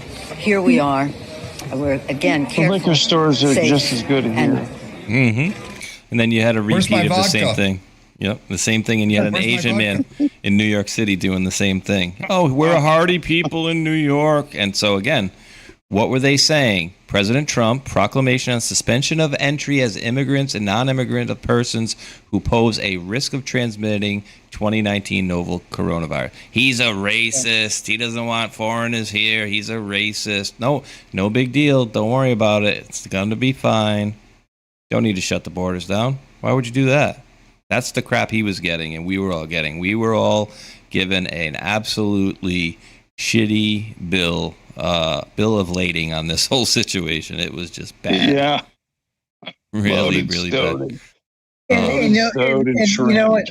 And when we relayed the information that, people were lily pad jumping from, China to Thailand to get to America, as an example, that information was cock blocked, just like you're saying. And so it wasn't getting to him. And it's just, it was complete, total fucking obfuscation. Yep. If I can say the word correctly, by these assholes. And those assholes, then would go around and work with the media and tell them what to say. And that's just, it is what that's what it was. I'm a first-hand witness to information provided. And what happening to it is exactly as Doc Mike is laying out. Those I'm a people witness should be to taken several out. times where it has gone where it needs to go, and it should not have been in one way, shape, or form by these mental half-wits manipulated. For the only reason they would is because it's in their covert activities that they're doing it. They got skin in the game, bro. It's called dollars. Come on. Dollars, but it's covert. Yeah. It's covert, and it's there, and it's alive still to a degree. You got chain of custody. No one's been making a big deal about the fact that they've been getting that influence, no matter what direction it came from. That means country. Out of there. Some has been left to ferment because every damn thing they do, every fart, belch, breath they take is being recorded. And they're too stupid to know it. Interesting. Now, guys, is there any sort of chain of custody on that type of stuff? Like when you guys present a report and, okay, I hand it to John's, all right, we'll just say Mr. Depends. Space I'll Shot give you hands the it to answer Armando. right there. Okay. It depends what channel it goes through. Some channels, it never happened. Other channels, there might be 2 or 3 people in the loop. I mean, something like that, like on a task force. Those are the worst damn channels to deal with. When you got to deal with the rules and regulations. So for a task force, you would be surprised of how they will make it not want to work for their own safety and guidance, to keep the task force going so they don't have to go back to their regular and the budget coming. Right. Keep the money coming. And working on the task force, you're also given a pay incentive, which is an increase in pay or whatever else is given to you. But it's common, and just like Ghost is saying, it's not a shocker. It's definitely not a shocker. So these people have it in their own best interest to keep whatever group that they're working with going. Oh my God! And I've seen it where task force it's been dissolved, it's over with, and something went wrong, and the people that did not get in trouble at that time, they did everything by the book, by the protocol. They were the ones that got in trouble, and the ones the people that should have gotten in trouble, which would have been the leadership, they wound up getting promoted to a director or deputy director or a lieutenant or captain somewhere. And then the task force agent or sergeant, whoever it is, winds up taking the fall for it when in fact they had nothing to do for it. Nothing to do with it. It's called being burned and swept under the rug. It's Totally. traditionally known Totally. as the Peter principle. You ascend by failure. Yep. I've Failure seen to it the in top, brother. Yeah, I've seen it in everything from Happens in my operational job. to every 3 or 4 different professions. I've seen it uncannily work. It doesn't work for the betterment of people. I'll tell you that right now. Nope. But I think we're in a different time. That's why we're talking about these things the way we are. I And can not tell just you- this show, but others. Go ahead, bro. So I can tell you one person who has benefited off of getting in trouble, but also getting promoted at the same time for the longest time in his career is DHS Mayorkas. Oh yeah, he's a dipshit. So Mayorkas is the prime example of, okay, I'm in trouble, but I'm going to make sure the people under me take the blame for it, and I'm going to get the promotion so I can get out of here and get the promotion to a better place to work. And I'm he's gonna the- ride he's the race prime- and the whatever prime you example. can. Prime Yeah. example. Oh, I'll tell you something Right. else about that prime example, and this is my theory. It's just a theory for anybody listening out there. Ha I think Mayorkas is Cuban intelligence. I don't know. Call me crazy. I think That's it. I think I smell something there. See? And it ain't a fart. And it ain't a cigar either. Nope. All right. Since you guys Of are course, in this such is just our humble opinions. My humble opinion, strictly. Yeah. Yeah, yes, yours on that one. That's yours. Have you seen him in the news lately? Nope. No, just like Redfield, right? No, gone. Burks too. Last time I saw her, boy, she looked different too. She looked a lot different. see. Senor. I got a funny one for you guys. I think you'll Good, very we need much. something funny. Oh no! I got something for you. I got something for you. You need to drop here whenever you feel ready. Absolutely. If I can just The second find link up in our chat. What you Got guys a couple cheap okay. jokes, but that's about it. Where the heck did this thing go? And obviously we had Flimsy Graham's funeral today as well. So that's not the funny part, but he did have his funeral. But here we go. I'm not going to play the whole thing. It's 4 minutes, but this is funny as hell. Oh, God. Have you seen this?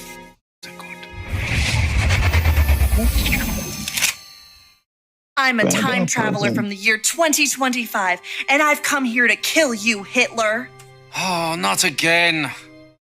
I'm never gonna have enough time to finish these paintings with all of these time travelers trying to kill me. Well, I'm going to succeed. Before you pull the trigger, can I just ask why? Why do all of you people want to kill me? Isn't it obvious? I'm a progressive, a liberal, a fighter for social justice. And you are a fascist who implemented a reign of terror. And while the effects of your policies devastated the world for decades, soon we will be able to take back the White House, and we will be able to use the government to force people to follow our great ideas. You want to use government power to force your ideas on the populace. Me too! That's fantastic! What? No. Ugh. You and I have nothing in common. What I'm saying is there are people in our time with dangerous ideas, and we need to silence them. Silencing those who disagree with you. I do that too! Oh, wunderbar! Oh, the Nazi movement will not die with me. Don't give me that!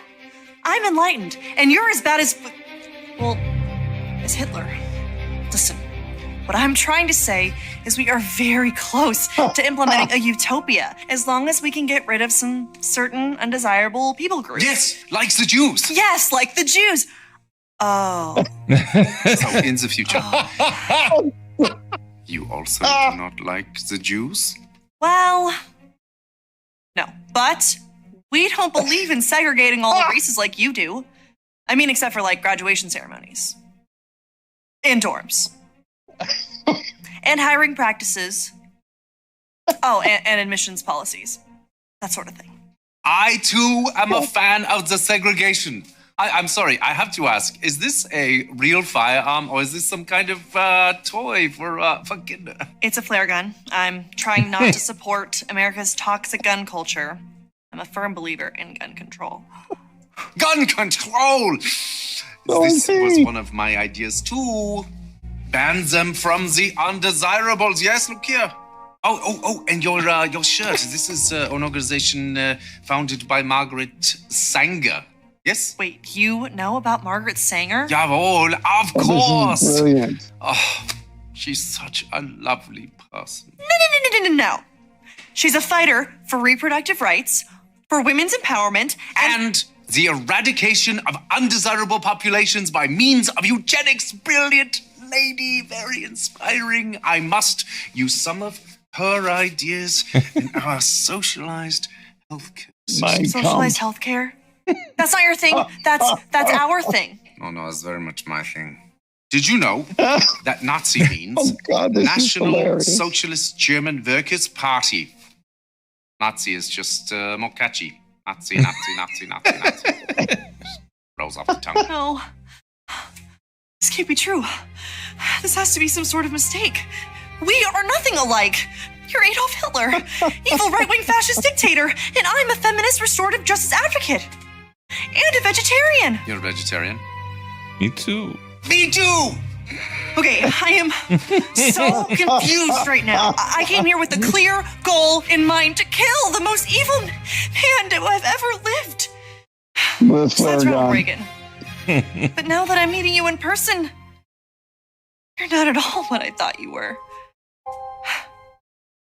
And your painting is actually really good. What do you call it? Just like Mandami. Reich. An empire without Jews. Wow. I don't know what that means. It sounds beautiful. It is. It does. Doesn't it? Dude, I loved that one. Oh my God, that was brilliant. Whoever wrote that. It's like, me too. I mean, wasn't he the... Me too. Isn't he the reason, and I'm not trying to prop him up and say he was a great guy or anything like that, but wasn't he the guy that put it out there for like animals or pets' rights, right? Like you. Oh yeah. The truth of history is often shocking to people who've been pre-programmed. Yes, right? He was an animal rights. He loved animals.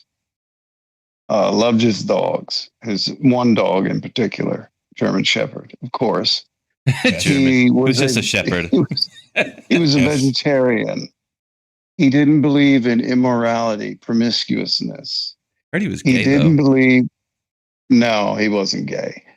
That's the predecessor, that was MI7 and SOE that came out with those things. Like he used to let Ava Braun whip him while he was in his boxer shorts, kind of thing.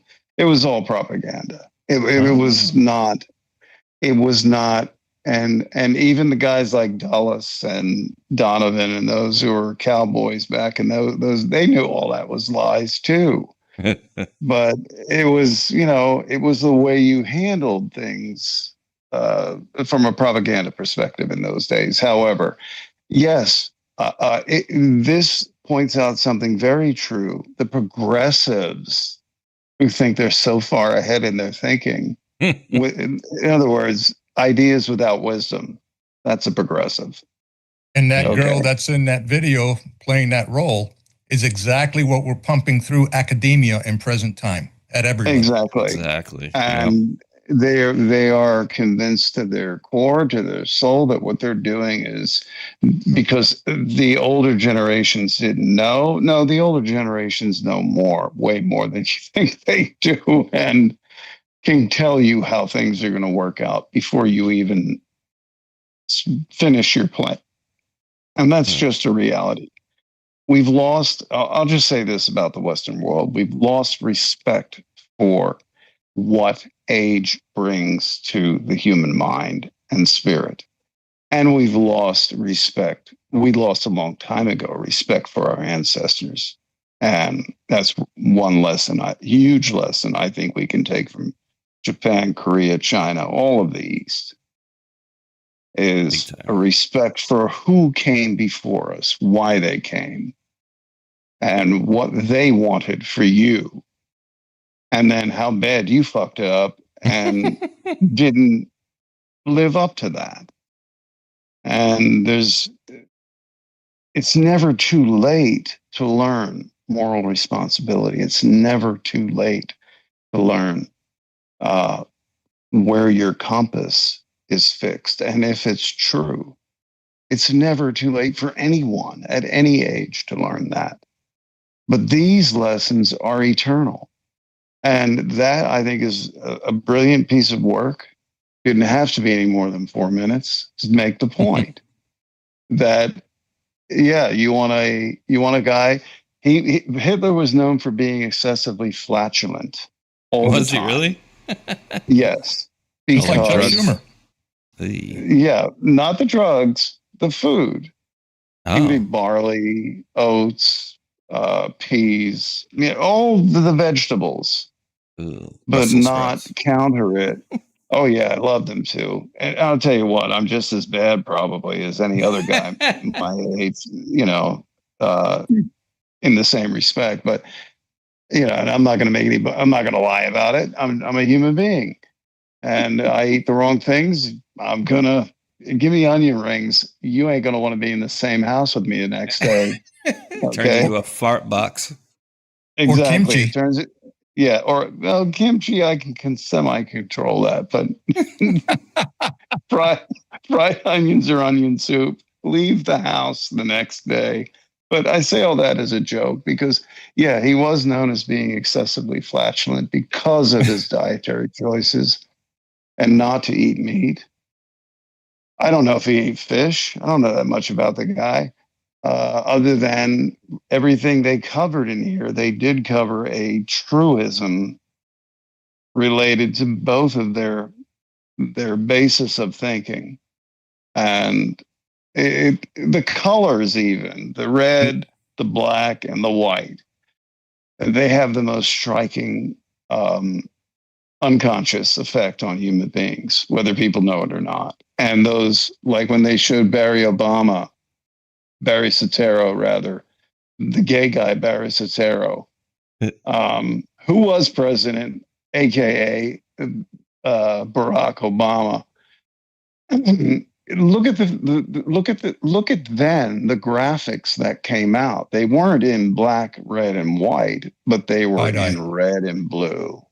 They were they were muted. And look, symbology has a purpose for being that it's more complex than a simple graphic or color combinations. However, when you want to start at the beginning, you start with graphics and color combination.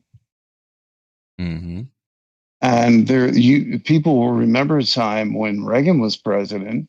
And if you don't, then we're talking Mandela effect here. And I don't want to get into that. Reagan, at the time of Reagan, the Republicans were blue.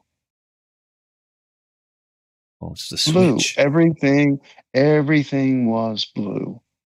That was conservative.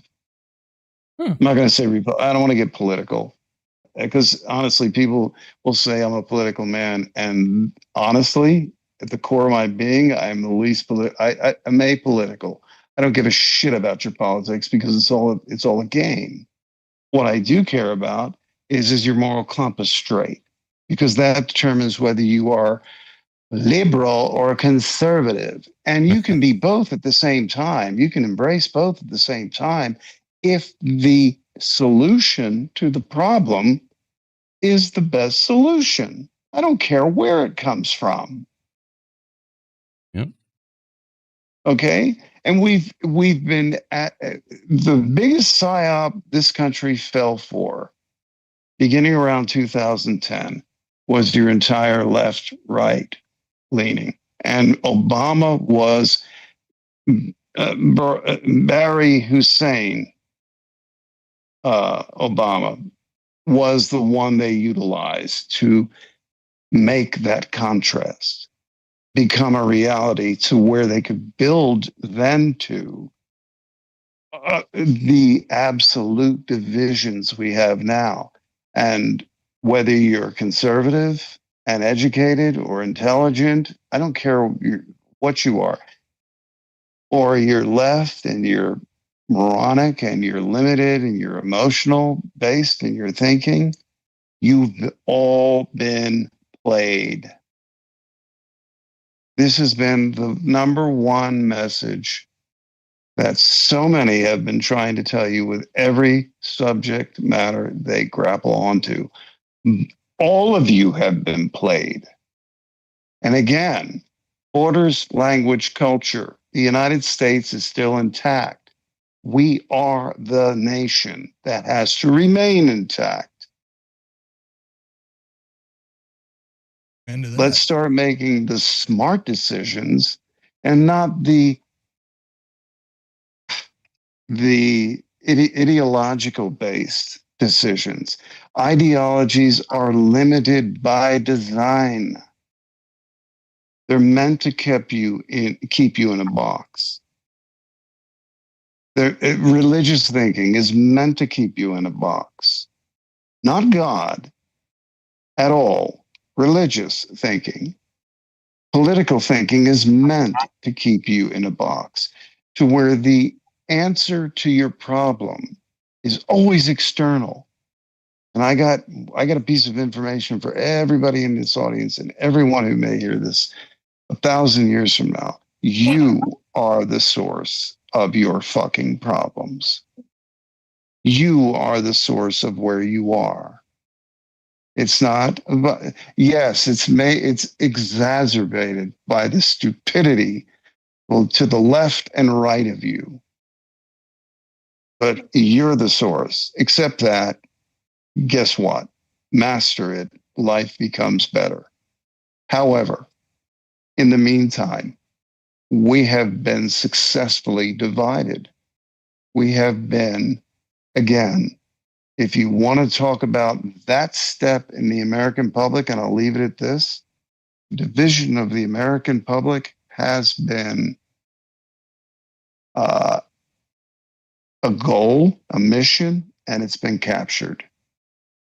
And only we can turn that back. And that's the hard part. Yeah. That two-party system bullcrap is, it worked, right? But then we realize now that these people are working for themselves and their own best interest. So the whole party line thing needs to go out the window. But yeah. We got AI coming online. We got the best of humanity among us because we've got more of us than ever right now. We can fix this. We're on the road to fixing it. But it's just we have to do these shows constantly to tell people, stop falling for the mainstream media because it's a lie. It's a narrative. It's a story. Stop falling for this because it's a story. They are the tip of the spear in the programming. Exactly. Yeah. They've and if that can and there is a noetic virus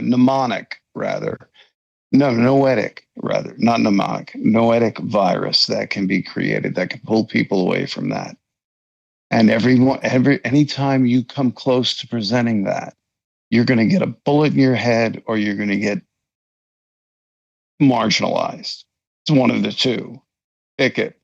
It matters how well you make your case. Because neither side wants to give up control on this planet. However, the one that is winning for control at this point allows you to think that. Why? Because it is moral and it is just. And there is a true opposition to all that's been going on, in particular the last 500 years. Forget about the last 3,000. Let's just stick with the last 500. We're coming out of that through discussions like this, slowly but surely. But the opposition will always throw something up. Human intelligence is a constant. Where it's dispersed and how it's used that's also under least control than most people would think, and even the controllers would think. So it's time that all sides, I'm going to leave it at this, all sides recognize the answer to what's happening now hasn't even been spoken yet. It can be, but are you ready to hear it? I think so. I don't think everybody is, though. Unfortunately. I agree. Unfortunately, there are some slow folks out there. Well, that's where the pain comes in. And humanity then records it as, oh, this was a terrible time in history. We need to even retool how we look at those times in history, because it's never black or white. It's By the way, billion shades of gray. To coattail on what Ghost just said, and I don't know if this is true or not, okay, but I believe it could be true. If you guys are readers of books and you particularly like history, especially novels that are hard to get, start stocking up on those now. Because from what I saw, I don't know which AI company it was, they're starting to buy out and order through Amazon tons and tons of very rare actual truth in books, and they're shredding them on purpose so they can have AI rewrite those books and give it to you in digital content, but altered. If you have an old copy of 1984, put it on PDF, give it to everybody you can imagine. Send it out 1,000-fold. Every book, every classic you can imagine. They'll change words in Moby Dick. And I'll tell you this, Sun Tzu's Art of War also as well. Buy it. It's cheap. Yep. You're going to want to read it later. And get all the Black's Law dictionaries you can. I wish I were a vendor of them. I'd be making money after this, but buy all the Black's Law dictionaries. Every version you can. In particular, 5th, 8th, and 11th. But get them all and have them. Because when books die, well, humanity's not on a good trajectory. Well, we've had book burnings before in history, haven't we, Ghost? Oh yeah, and Hitler burned a lot of books, but a lot of the books they burned, they considered, which never should have been burned, they considered, well, anathema to their goals. Anathemic to I probably screwed that word up 3 times just now, but you know what I mean, to their goals. But how they cloaked the book burning was fascinating. How they got people to engage in it was fascinating. All right. Yeah, you can say, well, Nazi all day long. No, all of you modern progressives, you are, what you don't understand, and I'll leave it at this, is you are the embodiment of Nazism. But Nazism, and you don't even understand what their form of Nazism was. It was nationalista, Arbeit. No, it was Arbeit. Basically, it was the Nationalist Workers' Party. It was a German-centric nationalist workers' party. It was a pure amalgamation of industry with Krupp Steel, with IG Farben, with Siemens, a number of companies that are still thriving to this day. Yeah, Volkswagen, all the people who love the Volkswagens, all the hippies in the 60s were driving around Hitler and Ferdinand Porsche's design.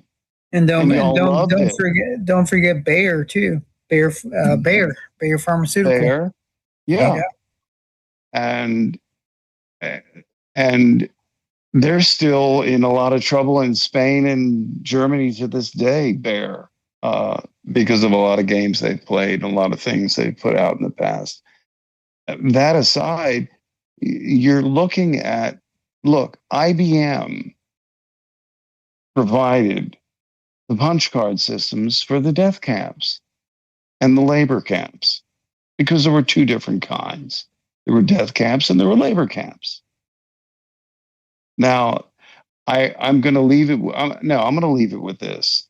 If you think nuclear weapons don't exist, you're a fucking idiot and you know nothing about physics. Zero, less than zero of what you can prove to yourself in your kitchen.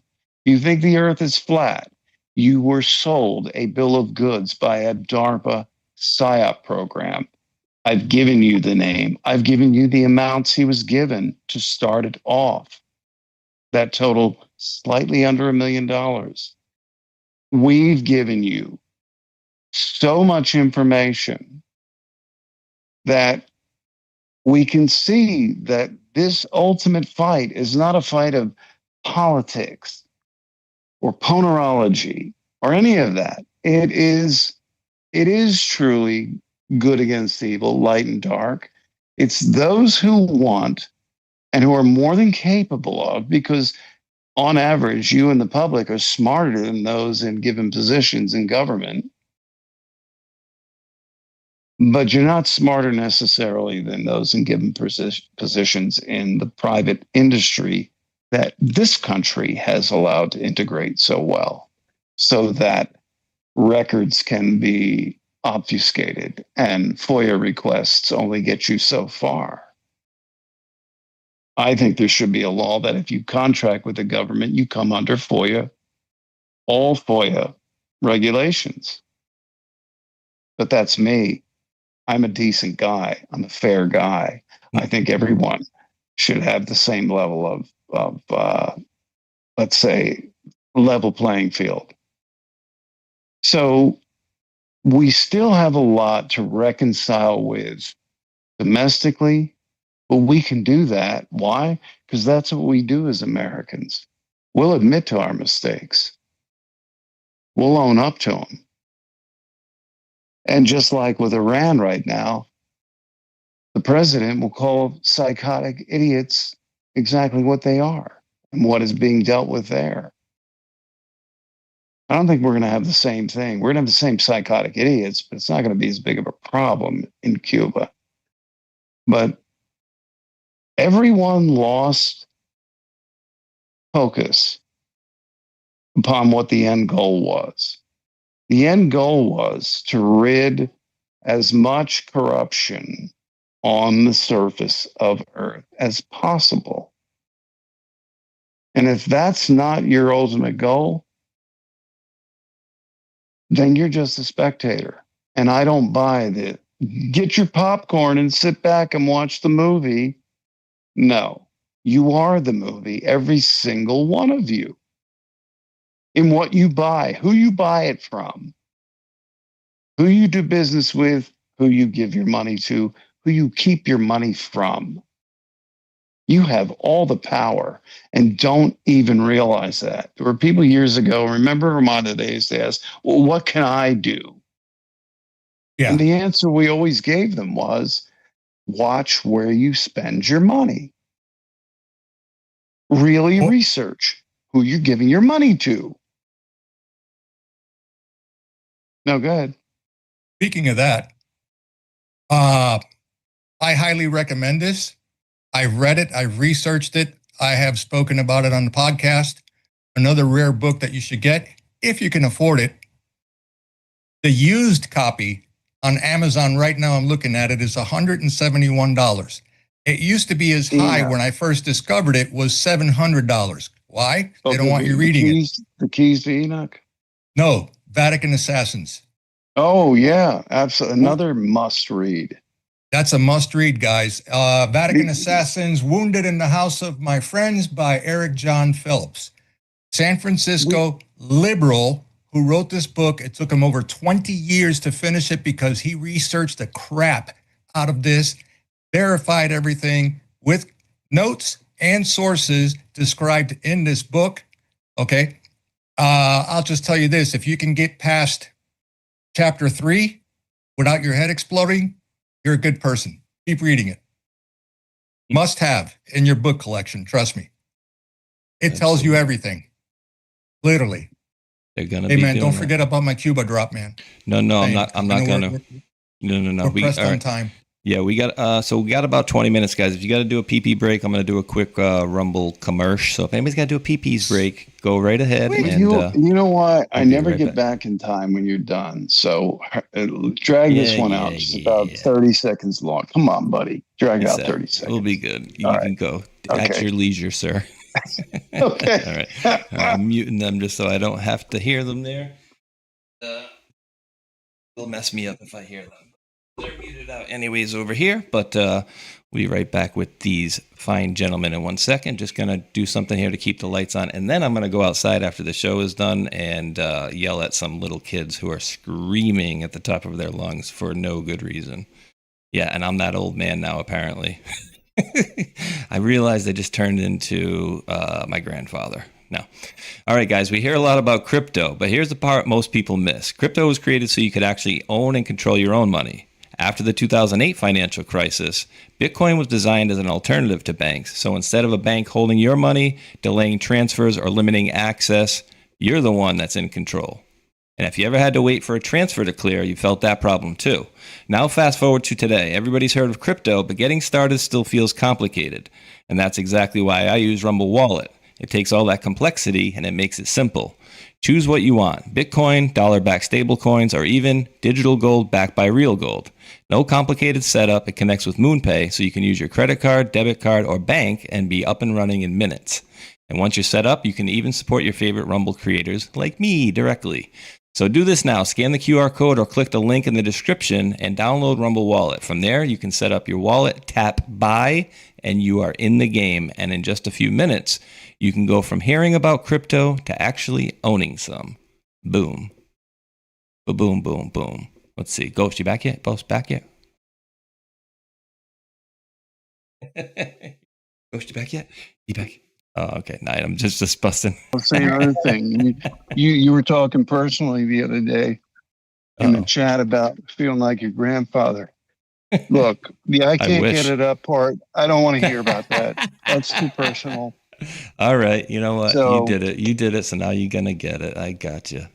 I got one coming back. Where's that email? I was gonna. God, all right, I'll just say what it was. I don't want to have to pull the thing up. I had a zinger ready for you, and I was like, I don't know. I don't want to bust his balls too much.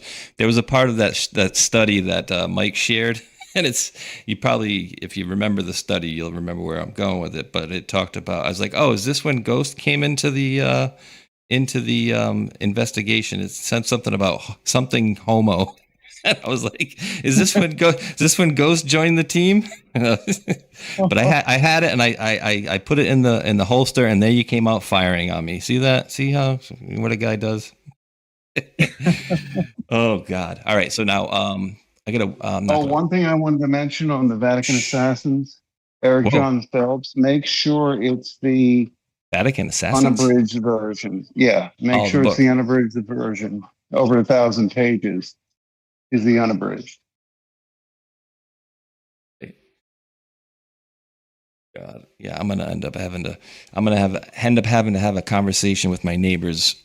Well, I think. Oh boy. I think between the three of us, we probably have the full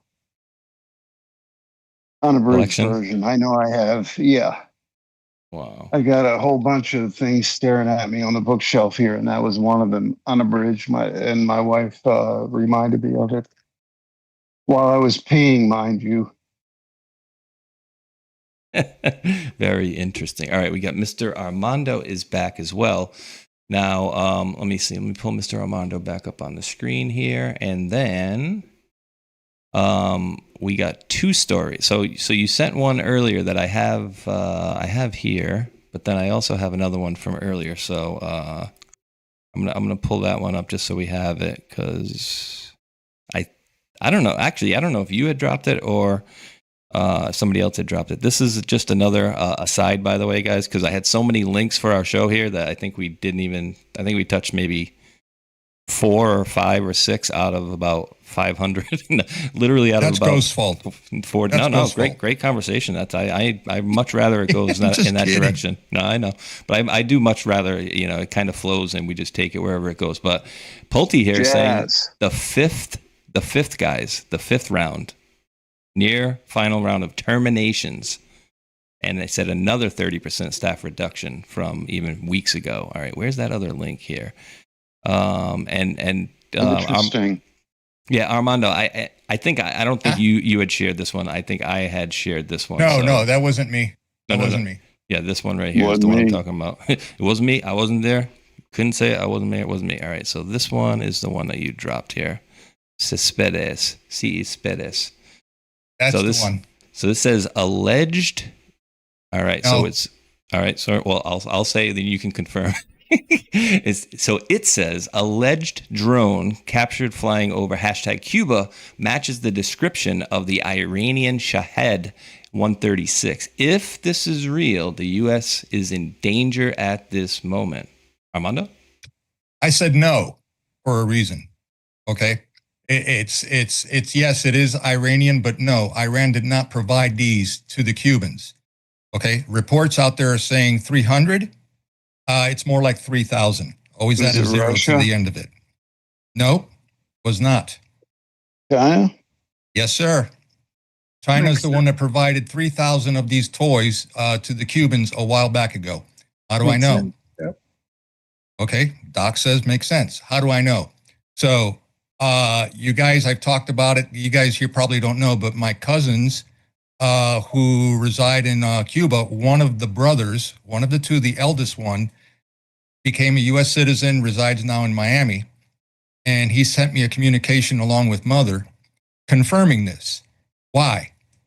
His little brother got a job working at the ports, at the docks, but on the western side of Cuba, where their alleged Coast Guard huge base is, okay, in my province, okay, he personally offloaded the ship that brought these things in. He knew what they were, and he counted them. It's 3,000. And were they in the Connex containers? They were in some sort of a container, but he knew what they were because a lot of these idiots, they're so stupid that they actually opened it up out of curiosity. The state, not them, the state opened it up and he got a glimpse of it. He knew exactly what it was. Right. Because you can tell, right? Then they covered it back up and they hauled it away. Now, remember me saying to you guys off on the back channel earlier that they got moved, right? When everybody was reporting that 300 of these were in Cuba and this and that and whatnot. And what's we got 300? the technology. Seriously, what's 300? 300 is nothing. It's 3,000 of them. Add the zero. Like there you go. So they moved them. Always say.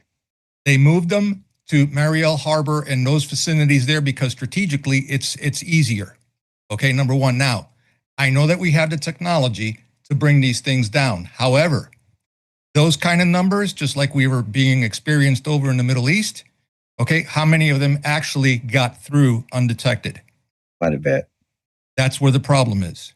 Yeah. Can I pose a question here to everybody on this panel? You can harden your car. So a nuclear blast could go off 140 miles above your head and your car would be fine. You can harden, and this is with consumer items, you can do that. You can harden your home.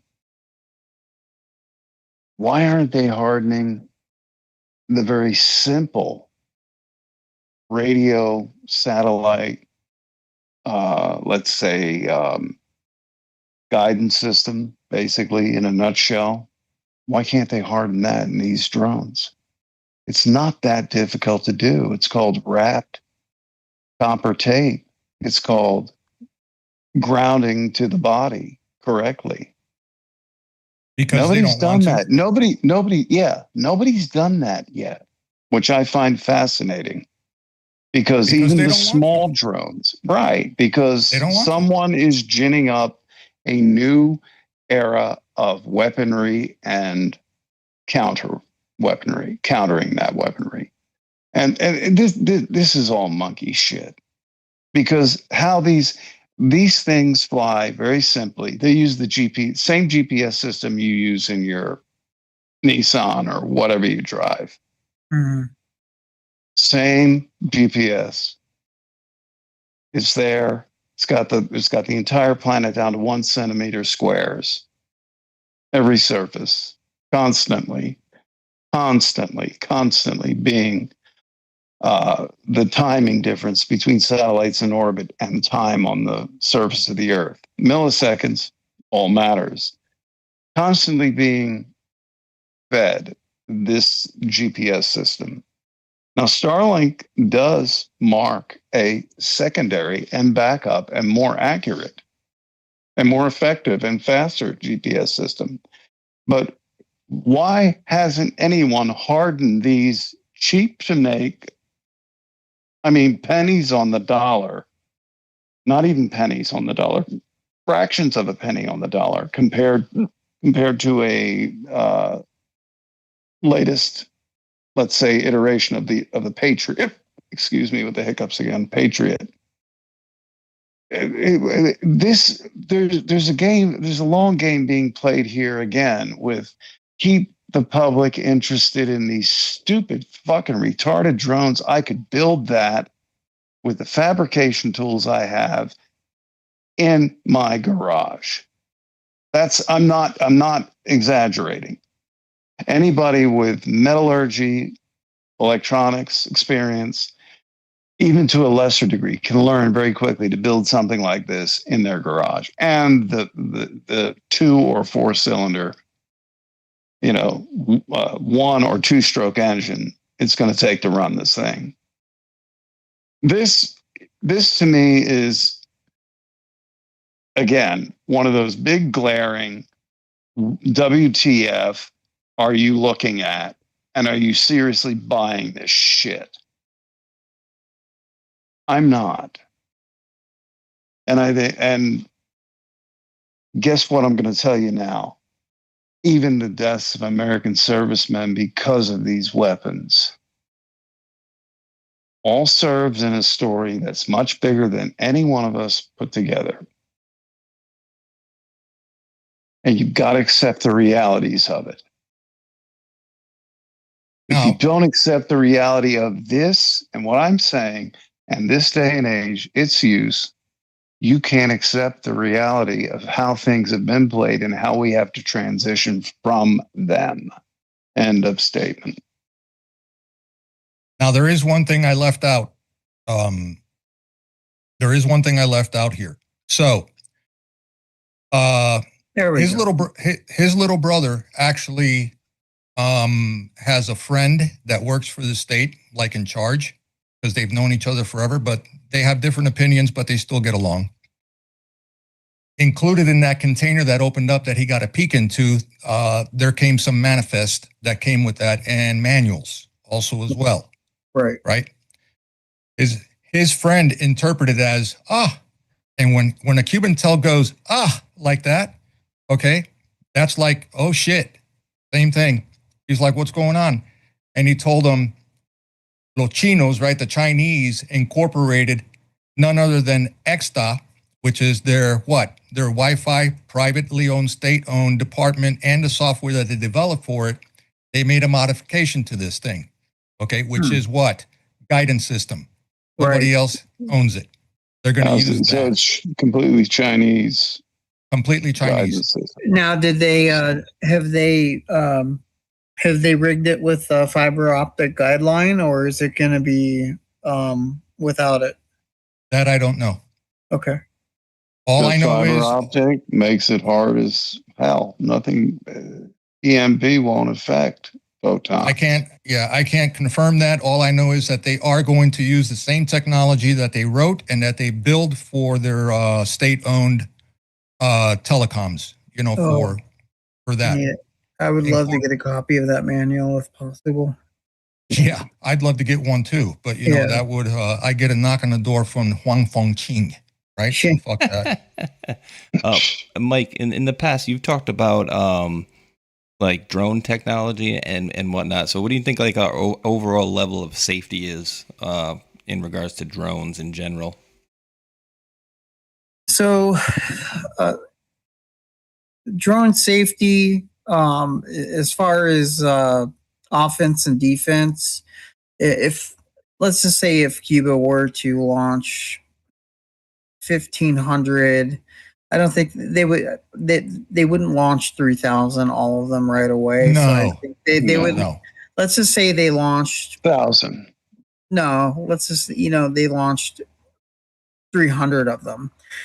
Yeah. Even before that, they would probably launch maybe 25 or 50 to see Ridiculous. what they want to see what our reactive behavior is going to be, and then they would learn from that, and then they would and counter on the behavior of what we have, and then whoever's in stateside in Florida, they're going to have assets there that are going to be watching our law enforcement or military see how we shoot down the 25 or 15 drones that they that are incoming, and they shoot them down. Then they're going to report that information back to command back in Cuba.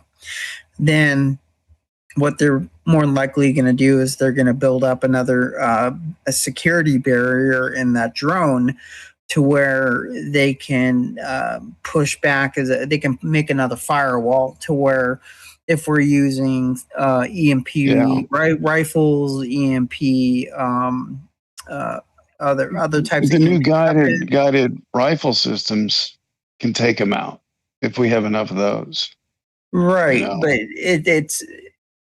but it's very 3,000. I would say 12,000 is what they really have. well. honestly.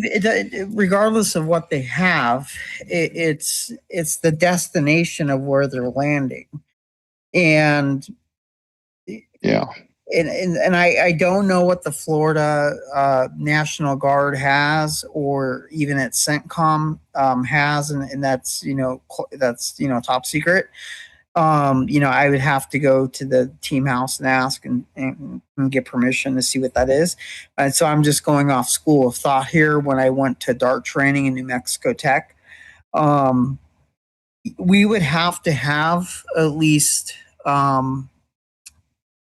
250 to 1,000 soldiers with let's just say the EMP rifles, or even shoulder mounted EMP optical defense defense markers, And they and have to be in the right positions. yeah, and so if they do the 25 to 50, and then Cuba comes back and they put up additional firewalls inside the ECMs inside of the drones, then the next volley they do 300 to 500, and that's where you're going to see a bit more damage to infrastructure wherever that's going to be. And I would probably imagine logistically wise is that the drones in Cuba are going to be housed in certain locations on land, and then they're going to be housed in certain specialized Connex boxes that look like regular seafaring Connex boxes that And actually underground. open up, and then it's either a missile away or drones away. And so it's going to be, they're going to stage them on land, they're going to stage them on sea, and even they can put them in an aircraft and launch them out of a aircraft. So if you take if they because take could their stage version them of off an a AC, fishing boat. right? So they can do that too. But if they take their version of an AC-130 and mount these drones under them, they can mount them under them. But what I've seen in the war in Ukraine too as well is that they can kick these out of the back of the plane and turn them on and let them start flying. So there's multiple different ways to get to launch these into operation to get on target. So the defensive posture and defensive posture and operation, that's going to be something. I really hope. I mean, I know CENTCOM has a plan already on this, but as far as Florida law enforcement and Florida National Guard acting on this, it's not just Florida too. It's going to be that whole geographical Gulf location. So it's going to be Puerto Rico too. Don't yeah, forget them. yeah. But it's going to be Puerto Rico. And it would be in my idea or my mind.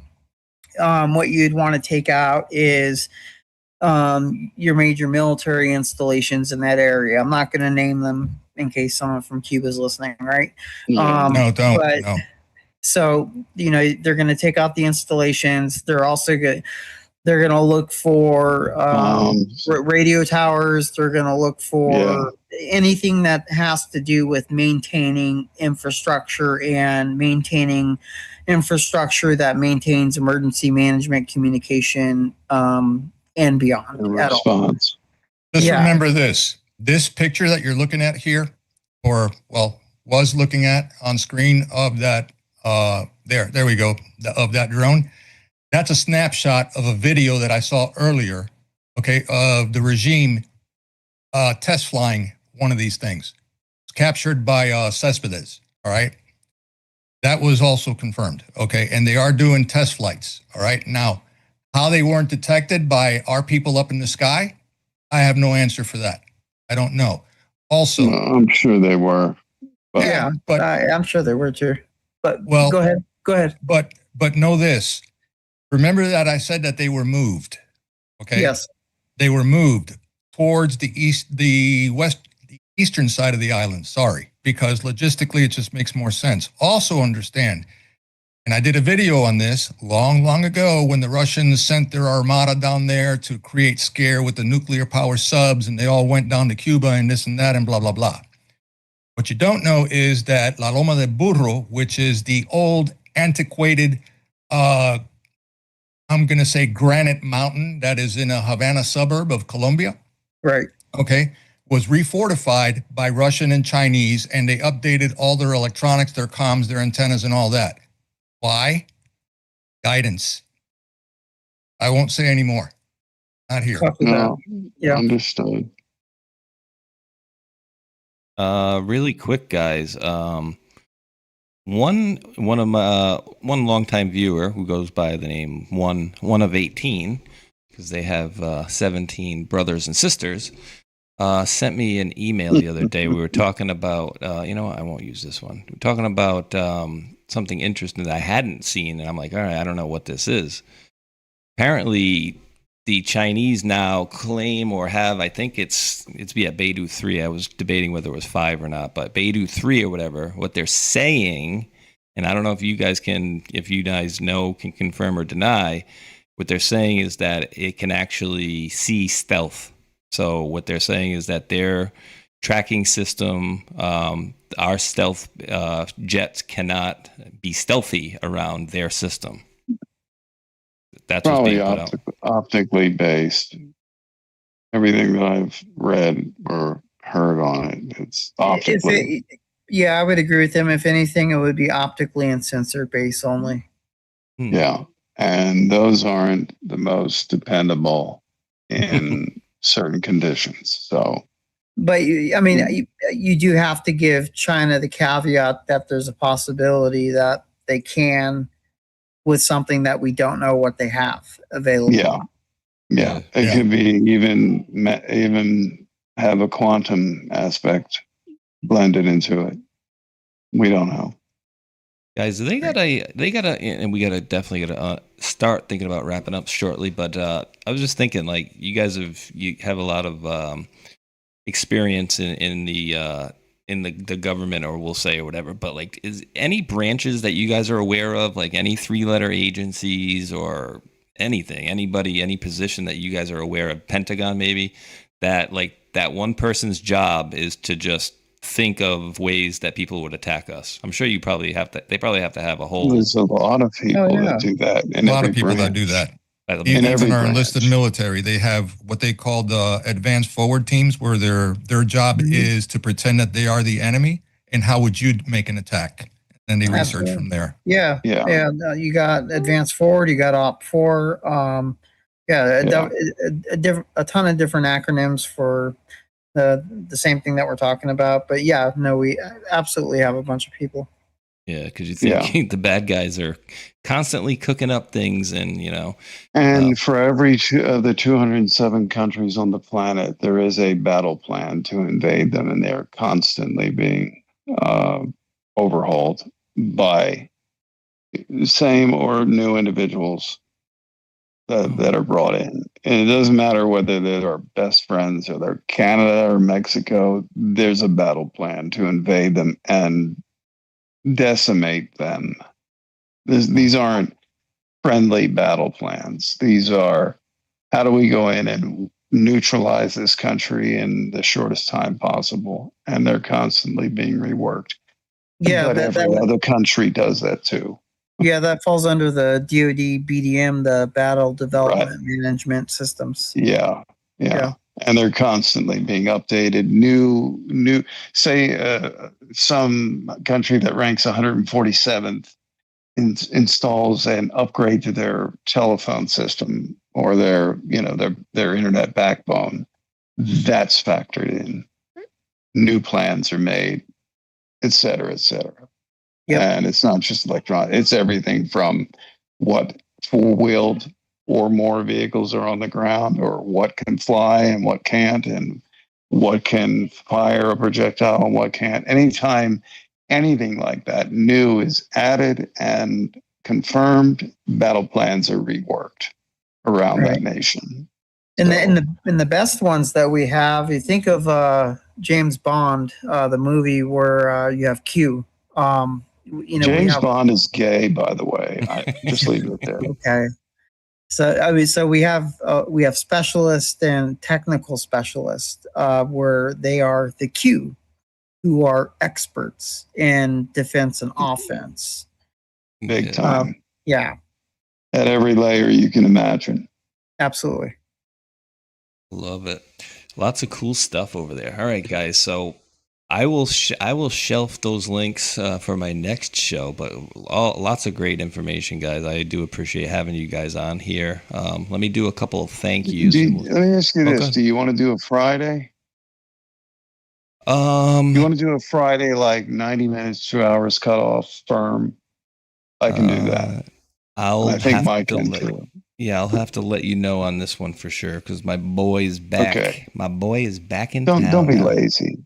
Don't use excuse. No, stop. No. Unless you want to do it really early or really late. Family first, brother. Family first. We could do it really early or really late. But you were talking about 12 o'clock time period. I'm trying to tie you down, because every Friday we get to Friday, it's me, you, and Mike going, "Are we doing one today?" And you're like, "I'm not here. I'm around. I'm going." No, I know you're busy. I know you look, family first. So you don't have to make any excuses to me.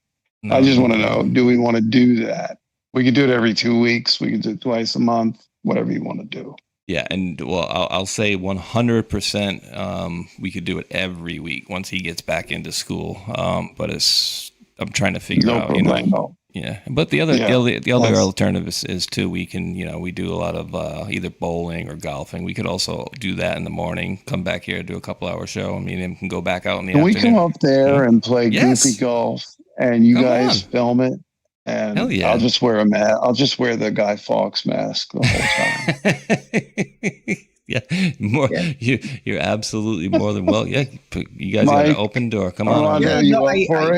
I haven't been to a state yet, and Renee and I would love to come over there to see the state. That's one state we haven't been to yet. It takes 10 minutes, but it's worth it. Ooh, I'll show you I'll show you guys really quick here too. You're in Rhode Island, right? Yeah, you're in and out of the country. You're in and out. I was going to say the country. You're in and out of the state in 40 minutes. Yeah, the best chicken ever. Rhode Island Red. All right, I'm going to show you. What is it? I ain't busting. Rhode Island Red. Wasn't she the press secretary for Obama? Oh no, it was a girl back in 1989. Jen Psaki. Circleback Saki. Oh God, no. Yeah. I used to call her Rhode Island Red. Oh God, I'm not going to say nothing. No, I'm shutting up. I'm muting. So guys, my cousin, he's retired Air Force for 20 years. He came and visited the other day. I showed this on a few other shows. Isn't he still in? I don't know. He retired. He's doing his own thing. Where's the hell is this picture? Oh wait, I know. I'm looking in the wrong room, Mike. Duh. It should be right here. So here, yell at you over this. No. He says it's fine. It's public. It's public. Yeah, so, cool. All right. So I'll give you a hint. My cousin's. He's got sunglasses on, and he doesn't look like he's gay. The way he's standing. Which one is that? Yeah, no, I see him. the one that has sunglasses that doesn't look like he's ready to go do a knitting second thing. from ask your cousin if he knows Mark Chavez. Mark Chavez. He without the one without the bicycle. Let me see. I think he's got a bike, but he ain't gay looking. You know, stop it. You say Matt Chavez, Mike? I take. No, it's Mark Chavez. Mark Chavez. All Yeah, right. Mark- So yeah. So he lives now in Missouri, and he's near that base there, whatever the Air Force base. But the base he was, I think he was running a base, or not the like commander of the base, but he was like in charge of the base or whatever. He was in like Las Vegas for a while. He was over in What was his Germany. rank? Something master something. Not a master chief or a chief master. It was something. I forget what. In the Air Master Force, Sergeant? it would be a master sergeant or chief master sergeant or first sergeant, which would be a chief or a master with a diamond in their chevron Well, he cluster. did 20 years, so I know that. That's about all I know. I should know, right? Well, Could be, yeah, could be then it master. is- Could be master sergeant. Oh, definitely be a master, if not a senior or chief master. And If very, he's in very that picture, intelligent too. chances are he's senior or chief. So I thought, you know, I we all take that. senior Is that chief. is that the maintenance crew? Yeah, he'd be a senior or chief. If That's he's the in bike that picture, crew. he'd probably be a master sergeant, but a senior or a chief master, which is 1 and 2 stripes above. But Yeah, this is the Managing cycling that team. squadron security clearance like hell too. yeah, was he ground? Was he maintenance? To be honest with you, no. Actually, you know what? I do know what he did. He, well, actually, I don't know for sure, but I think he was. They would maintain like the missiles and bombs and stuff like that. I don't know if that makes sense. Work on the Ordnance. electronics. That's Ordnance, what I used to do. Yeah, Yeah, and he said That's over in Germany, Armando's family. they had these fun hide and seek games they would play with like the German, I think German with military. the nuclear bombs. Well, he said actually basically. So they're Just at. kidding. Well, no, he said literally they were at the Air Force Base, the United States Air Force Base in Germany, and what they were told to do was essentially like hide and you know with the fake guns, like kill the people if you can. And so they would Yeah. basically do that. The Germans would come in and try to find them and da da da da. I thought that was And cute. they would get beat every time. It's just like history repeating itself. I'm sorry. to So you also like the control, yeah? Okay, all right. Let me think. We are the Wolfgang. Yeah, well, I'm the wolf. I'm the wolf shooter. You just lost. Wunderbar. So when you were talking about, this is actually in response to something you were talking about earlier. Mr. G. Fonts dropped $2 hollers in a row. One of them, he said, quoting Sir Isaac Newton's third law of motion, for every action is an equal and opposite reaction. And then he also says there's also AST Space Mobile, $ASTS, that's been putting out satellites into orbit with their stated focus to provide global broadband to individual end users without need to purchase special equipment. Sounds a little Well, bit like there's already that ability out there for radio enthusiasts. You can.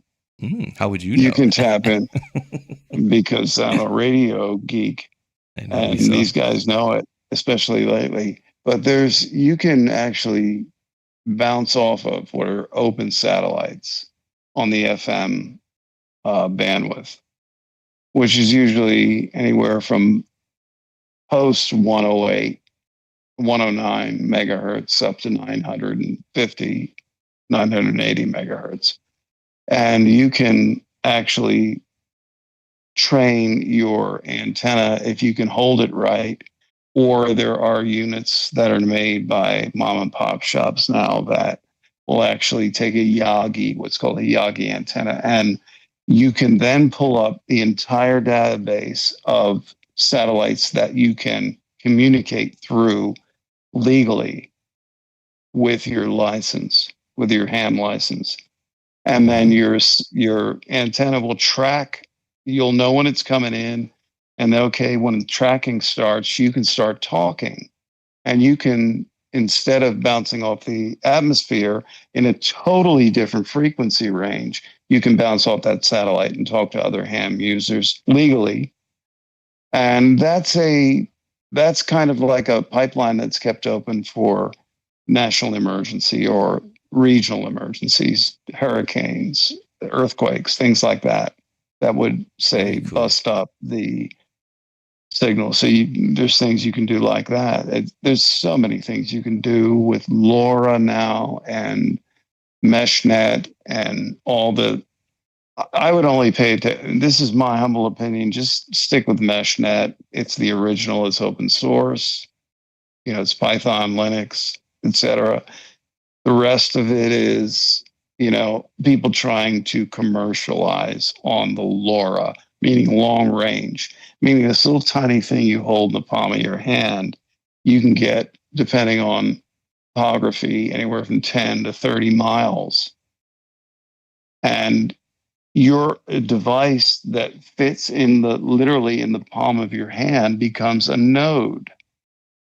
So if the whole world went to shit and every communication system was shut down, that little unit you hold in your hand, that is MeshNet, you can still send messages continentally and globally.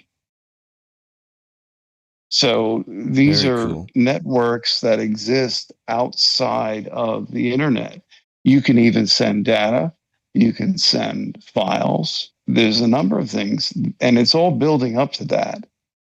And this is stuff that, as a radio geek, and radio was never my specialty, it was just my geekishness, that was theorized in the 1980s. Now is able to be done. You can buy the parts, build it yourself, including the case and antenna, or you can just buy pre-made, LoRa units, long range. It's FM, it's 905 usually to 950 megahertz range. Gotcha. And you can send text messages or anything you want to anyone on the planet, as long as the network extends, say, over the North Atlantic. Now, in a shit hits the fan scenario, continentally, meaning Canada, all the way up from Alaska to the tip of South America, sure, these MeshNet networks will work. And you can get news information, local, specific. It is not government. I'm just saying, works that are out there that are completely independent of any government intervention or any kind of idiots, bureaucrats trying to stick their nose in, that you do have communication abilities well beyond what you think. Yeah, just got to look at that movie, Die Hard, whatever it was, and the dude hooked up to the satellites out there on the cell phone, and people didn't know that they were even working over there. So there you go. You can do that. A good response there, Mr. G Fonts there. I also got a $2 super chat. Have to always remember what that is, from Mr. MacGyver over there, who always welcomes us either good evening, good morning, or whatever it may be. He says, good evening, Patriot. So good evening to you as well, sir. Mr. Original Clag, who is, I just say anybody that's in California is in your general ballpark, Mike, but he's in the Sacramento area. It was a retired fireman. He dropped a $16 Rumble rant. He says it was intended to be 17, laughing emoji, and then dropped another $1. Says, I got you, brother. Keep up the good and God's work. So I do appreciate that, my man, as well. I just couple folks over here to thank on the Pilled over here, where The Watcher dropped a cookie and a praying emoji and 222 at the end. Appreciate that. And then J2 Dank dropped 117 gold pills. No message on that one, but thank you. And Lizzie B with a cookie. No message on there, but thank you. Q shook me all night long with a can. No message on there, but thank you there. Lizzie B again with another cookie. No message. Thank you. Moonbaby 0437 dropped a cookie as well. No message, but thank you. Sean Joe with the shade, Space Squad member, appreciate you, brother. Jack Attack 17 with the cookie says Altered Carbon was an awesome series on Netflix. Must watch both seasons. Yeah, I'm gonna definitely get the rest of those. I think I'll start it over. Leave Probably you hanging again as usual, but at the Well, of end course. you get to make up your own ending. So it's a happy ending to me. It was anyway. But watch it if you haven't. I'm going to start it over. It was definitely very cool what I saw. Like I said, 2 or 3 episodes. Mr. Sean Joe with another cookie at the end there. No message on that one, but thank you. And no thanks, Joe. I always enjoy reading his messages, and you'll hear why, guys. Dropped a cookie. Says, tremendously titillating Taco Tuesday teaming with Tier 1 new news and Brother Space Shot. Great show with your buds, and I appreciate. Yeah, right. Great show with your buds. I appreciate your hard work, friend. God bless, be safe, and best to your boy, Space Shot. So I do appreciate you guys and gals out there. Thank you so very mucho.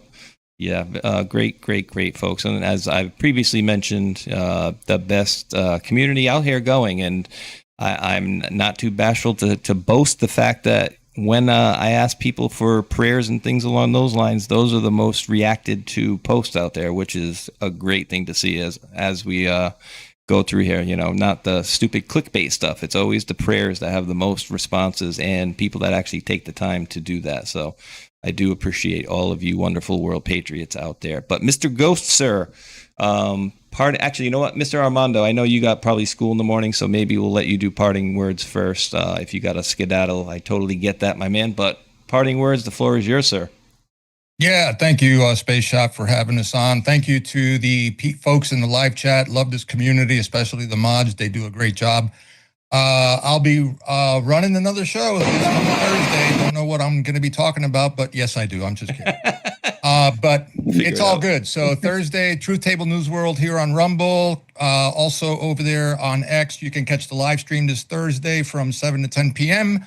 We'll have the round table as we have here together also as well. And yes, I got to go and let the puppos out, and I got to go back to the Indoctrination Center tomorrow for an amazing meeting to see where my future lies. So I'll just leave it there. Yeah. Anyway, so thank you guys. Brother. Love you guys to pieces, man. I got you, brother. And send me that link once you set that thing, and we'll try to spread it as much as I can around here. But Mr. Truth Table News link, Mr. Armando's links are in the description of all of the videos that you are watching. And thank you so much for coming on here, brother. I always appreciate you. Yes, sir. Thank you guys. You guys have a great night, man. We'll chit chat later.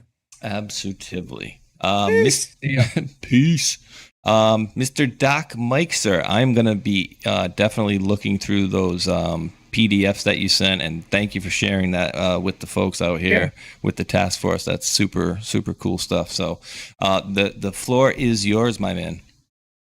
Yeah, the world deserves the truth, and deserves to know what's happening and going on, especially with I got a lot more to share, and I'll be more than happy to share it with you so the audience can have the real behind the scenes information that the news just isn't going to share. And I'm more than happy to share that and Mike, the information. Sorry to interrupt you, just really quick. Now we were talking about Las Vegas, and maybe if you can't, we don't say it online, of course. But you had mentioned something to me about Las Vegas, and you mentioned a name that was there that I had never heard anybody ever mention about being in that Las Vegas shooting. So first off, I don't know if you remember that conversation, but for two, could you say that on here now, or did you have to still get okay for that? Because that was something I've never heard. I can text it to you, maybe. It was last week, wasn't it? There we go. Are you talking about the South by Southwest? The Las Vegas shooting area. Yeah, the big one, right? Yeah. I just Yeah, dropped that in I the can't chat. see the I can't see the chat. Oh, okay. You know what? Let me see. You talking about it's the Route 91 shooting Yes. with Was yes, it Jason Aldean was there? Jason Aldean was the performer yeah, there. yeah. So there's you have Tagliati. Let me see. You're talking about the casino people, right? Yeah, but all right. So I got my screen blocked. You guys can only see the screen right now. Okay. I think you mentioned. Was it this one? Yes. Yeah. All right, Well, now- there's so you had that prince, you had the Saudi prince. There was an assassination attempt on that prince and also on the Saudi prince, and so that's why you had so many calls to the dispatch center.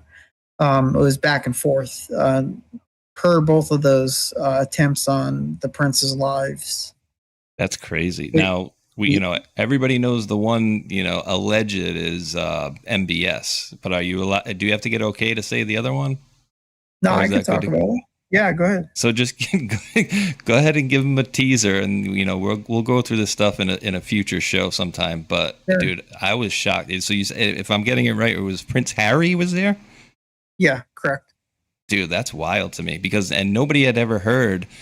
Nobody in before had ever heard, like MBS possibly being there, right? And then we heard about helicopters, this, that, and the other. So just crazy stuff. I just wanted to kind of pop that in there just to show people, like, clearly you have a lot of great information and things that we've touched on that have been, offline that, we kind of, obviously I have to make sure with you before I say anything online, because I'm not going to betray your trust. You know what I mean? So, but I just wanted to get that out because that was wild to me to hear Prince Harry may have been at friggin' at the Las Vegas shooting. That is just wild, bro. So, but yeah, so that's just crazy information. And I think everybody in the crowd can agree that, the story that they gave us was complete horse doo-doo. And, we went over the guy getting shot in the base of his skull and the bullet coming out 4 inches above, but he never had his head shaved and stuff like that. So sorry to interrupt you, but I just popped into my head and I was like, wait, I forgot about that. okay. And I think they wanted to hear that.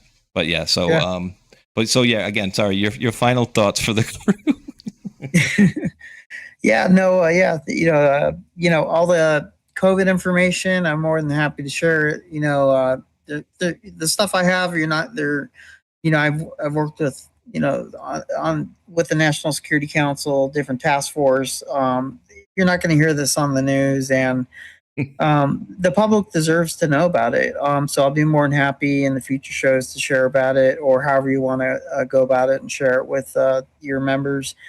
So I I'll think go we ahead should and on COVID Heck from yeah. both of our perspectives. I think we should. Yeah. And so- get a clearance on that because I'm sorry. I sure as hell. I said get a clearance on that because I sure as hell won't. I think you said they never classified it. I think, right, Mike? Is this the same one No, we're it's talking about? yeah. No, Okay. I can All share right. anything I want. Okay, yeah. good. Yeah. Then I'll share what I want. I don't care. I'm not going to get a No, clearance. so anything that The European side. anything that had a classification with or an NDA is now expired, and Nice. there was certain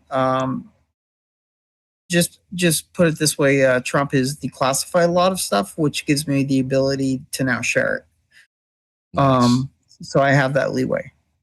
Hell So yeah. I'll be more than willing. I am willing to do that, and let the world know what really goes on, or what had happened, what transpired, and the science behind it. A lot of the science, the biotechnology science behind it, the bio, the just everything behind it. I'll be happy to. Also want to say thank you for everyone out there in this great audience here on this platform. It's amazing. It's a great community, especially to all the first responders, current serving and former veterans, and service members, greatly appreciated. And to all the other audience members that are on here, absolutely greatly appreciate you too. And I just wanted to give a great thank you for my wife's GoFundMe. She is having a heart transplant, and we are doing our best to pay for her medication and to get her through the heart transplant. And so we're always asking for support and donations. If you could share her fundraiser with other people, it would be amazing. And for all the prayers in the world, the prayers mean the most and are endless to us. And we're greatly appreciated to that. And I will do my due diligence to get any information, help out, disseminate it, and whatever topics that you're going to go on, I'll pick and pull, and we'll plug and play, and I'll get that information out so we can rock and roll on the show. My man, yeah, that's absolutely awesome, and I'm so glad to have Ghost, Mike, and Armando be in addition to this lineup of shows that I do every week, and it's really great to get that little bit of kind of inside baseball of what these people were doing, or you people, what you people were doing now. You being one of the good guys on this. I don't know what you're talking about. I wasn't there. It wasn't me. But yeah, so I've said it numerous times, guys. At the end of the day, we'll have maybe 30-something thousand folks, all of the other platforms. If you guys had it in you to even just give $1, I would implore you. And if you were going to donate to the show here, remind me to say this at the beginning of next show, guys. If you're going to donate to my show, then just please, in my name, just donate it over to there. And the mods have been sharing that as well. Mr. Ghost, sir, you have the floor.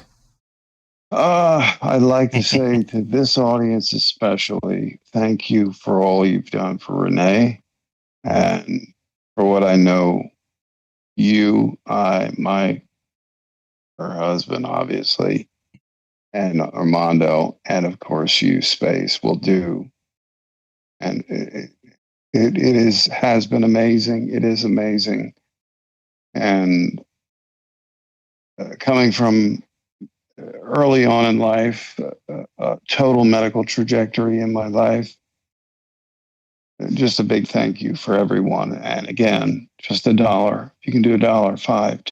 Up to 60% off list at the holiday deals week at Slumberland. Get this sofa for just $3.99 and add on the Bundesnachrichtendienst, rather, Germany's intelligence services would have to say about anything that we say in the future. I don't know why I said that first, but I did. Or what MI6 has to say. You can both lick my salty balls at that. And I like it. No, you can't actually lick them. You're not worthy because you've been in trouble the whole time for everything, and you need to stop it because the Russians are wise to it. Everyone's wise to it. I'm leaving with a really good message. I'm trying. And here. The president's wise to it. So stop it. Stop it. Just gestoppen. Just stop it. Dude, I can't. I know German. I'm just playing with it to piss somebody off. I hope I'm pissing somebody off. But it's always good to be here and always good to just jazz riff like we did tonight, because what I call jazz riff in a interchange, so much reality comes out. This is why musical jazz is an art form, because you never know when you're sitting down and you got the most amazing impresarios on stage, 4 of them, 5 of them, let's say, you never know what's going to come out of it. And I've been blessed in my life to experience that a few times, a lot fewer times than I wish. I need to Since they're talking about jazz, and I think that's their goodbyes, I'm going to wrap it up here. I wanted to point a couple things out really fast that I saw.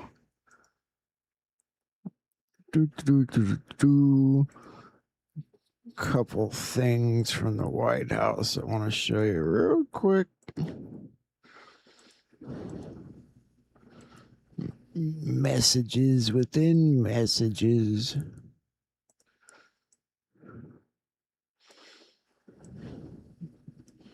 So you got that and that. The enemy will vanish. It's one of their messages. It's 224. Terrorist strike 224. Anthony Fauci 224. I thought that was wild. Nothing else matters.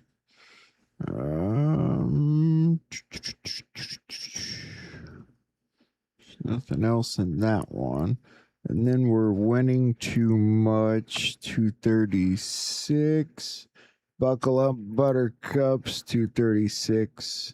Decode, prepare yourself. 236. Prepare for the storm. 236. Yeah.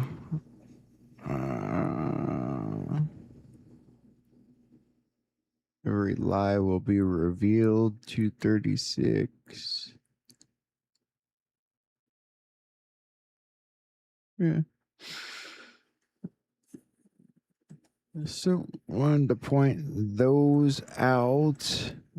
And let's see if there's anything else that came up that I needed to point out tonight. I did notice that the professor put up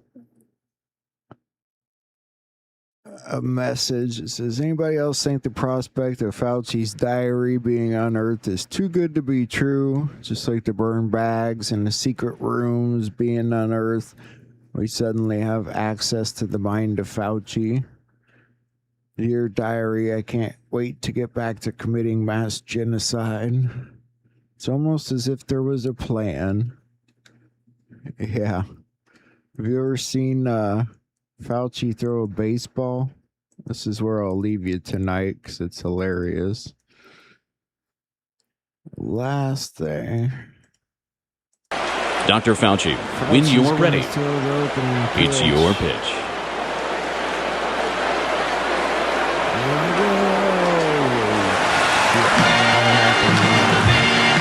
Dr. Anthony Fauci.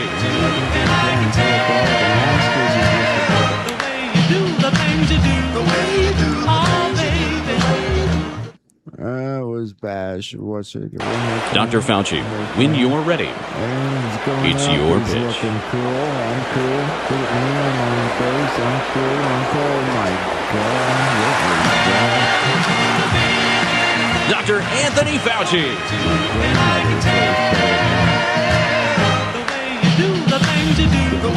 10 years. She votes too. I'm kidding. Oh my goodness, guys. His number's 19. Yeah. All right. I forget what that means, but it means something. Well, it's late. God bless you if you're still here. I love you guys. We'll just kind of wrap it up tonight because it's super late, but it's been fun. It's been fun. Learned a lot. It was interesting. He did bring up flat Earth, if you caught that, and nukes. He laughed at people that think nukes are fake and people that think the Earth is flat. So we'll talk about that tomorrow. I love you guys. God bless you. Thank you for coming tonight. I'll be back tomorrow, today. It's already today. It's hump day. Hump day. God bless you guys. Have a good night. Get some rest. Rest easy. Say a little prayer. We flip the lights out. That's what I need. Some rest. Some rest. I do like my Wano Savin picture. All right, guys. Love you. See you tomorrow night. Take care. You guys rock. You're the best.